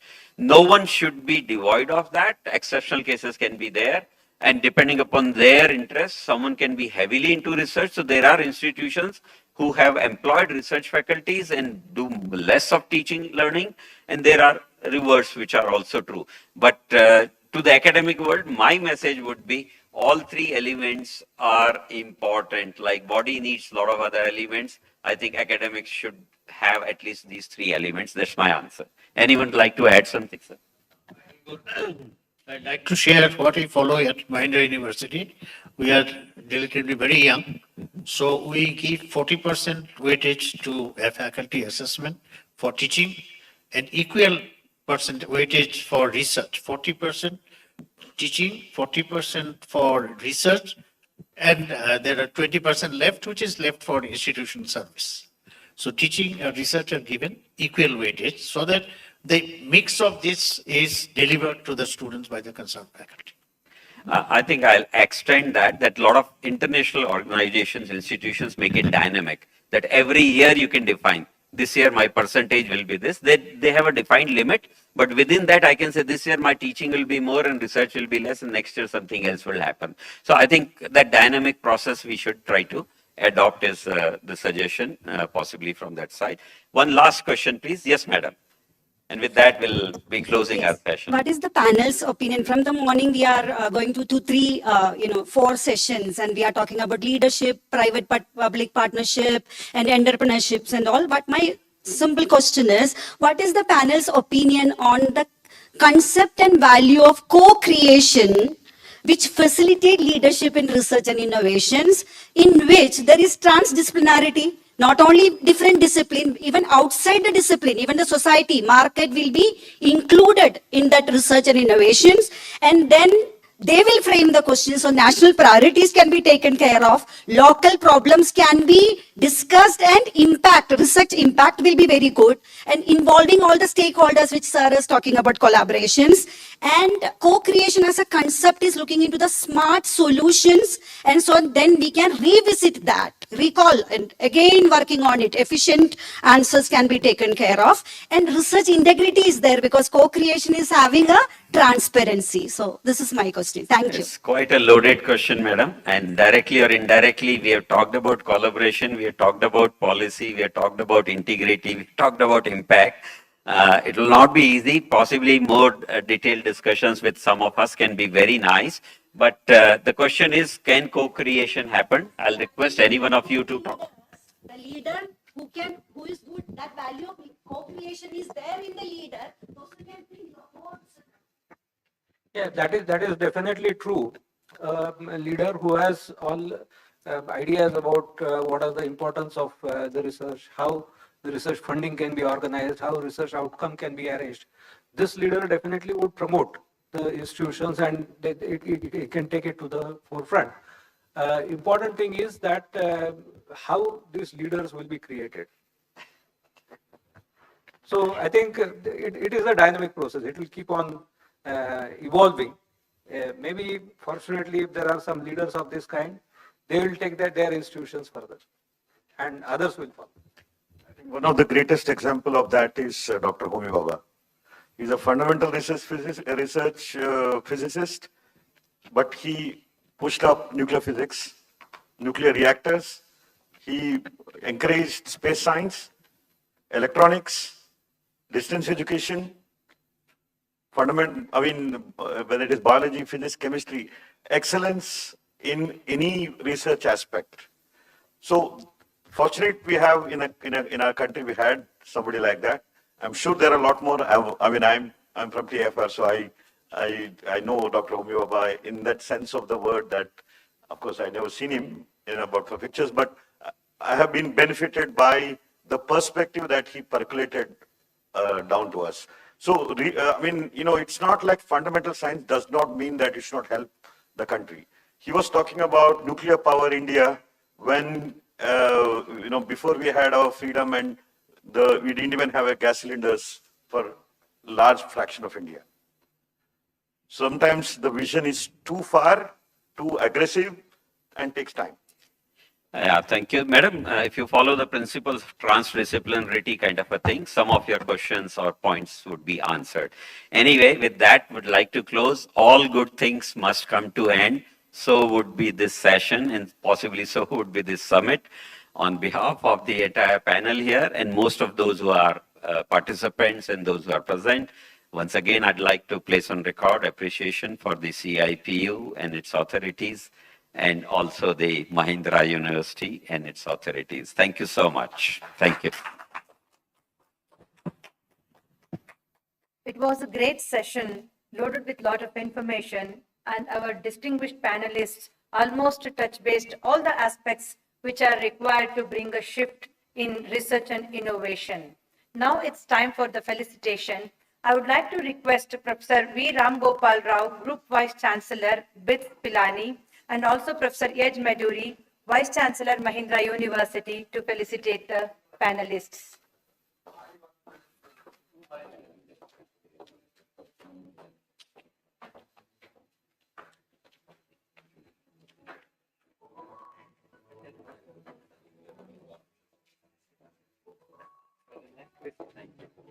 We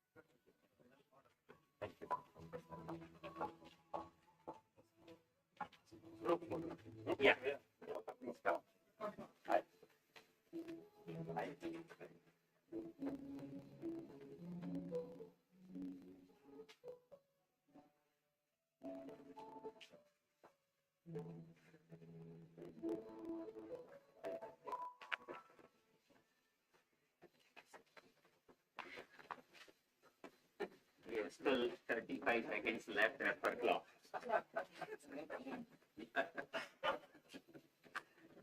Just on the license, I tell you to observe that.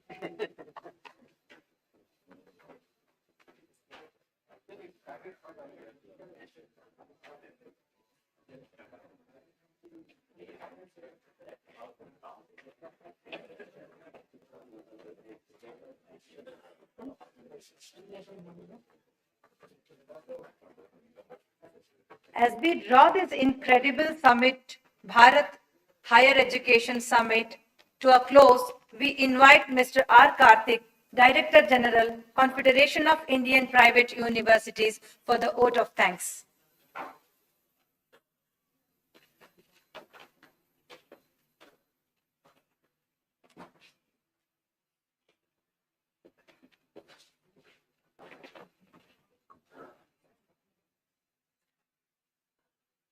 Good evening to all, respected dignitaries, esteemed Vice Chancellors, academic leaders, honored guests, and dear faculty members. So, as we draw the curtains on the inaugural edition of CIPU's Bharat Higher Education Summit, it is my honor and privilege to deliver the vote of thanks on behalf of the Confederation of Indian Private Universities. At the outset, I extend our deepest gratitude to our Chief Patron, Dr. Rahul V. Karad, for his visionary leadership and unwavering belief in the power of collaboration, innovation, and purpose-driven education. This summit stands as a testament to his commitment to elevating Indian higher education to global standards. A sincere thank you to our Honorable President, Dr. Gopal Pathak, for his constant guidance and support. We are equally grateful to Dr. Ejulu Meduri, Chairman of CIPU Southern India Regional Council and Vice Chancellor of Mahindra University, for his leadership and for so graciously hosting this summit. To our distinguished speakers, panelists, and moderators, thank you for your invaluable contributions. Your insights have sparked vital conversations on the future of higher education, leadership, and international collaboration, leaving us with much to contemplate and act upon. A special word of appreciation goes to all the Vice Chancellors, academic administrators, and delegates from across India. Your presence has made this gathering truly meaningful. The ideas and experiences you have shared have enriched the discourse and added great value to our collective mission. So as we conclude, let us remember that this summit marks not an end, but a beginning.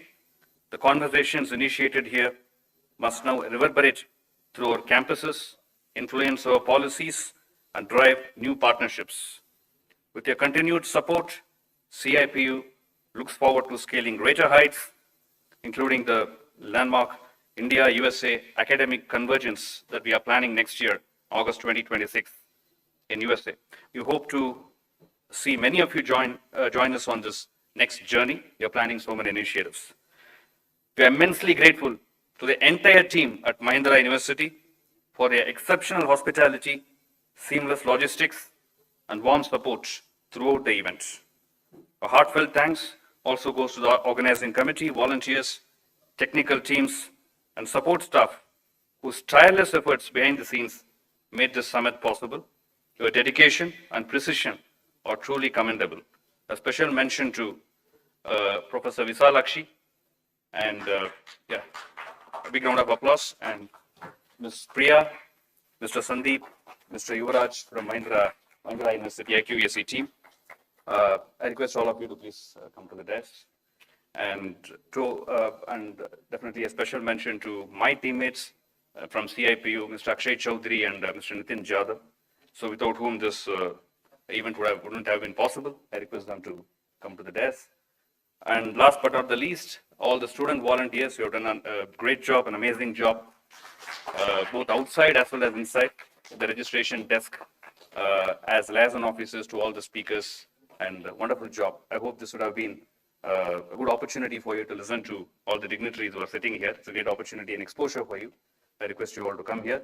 Maybe we can have a group photo with Professor Gopal Patak, Dr. H. Meduri, Dr. Ram Gopal Rao. Please come. Yeah. Thank you once again for your time, trust, and commitment to this shared vision. Wishing you all safe travels and continued success. Thank you. Yes.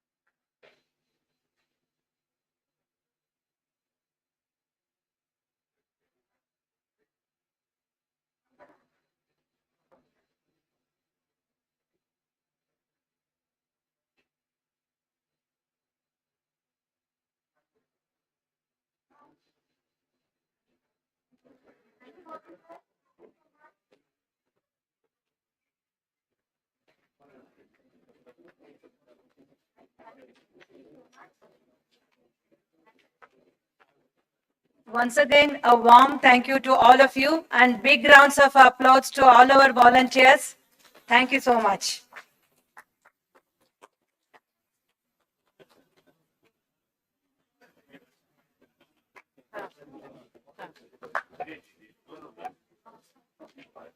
Now we would like to request all of you to proceed for high tea, which is in the dining area of this convention center.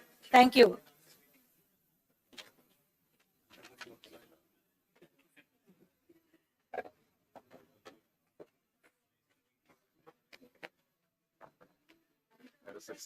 Yeah, great one.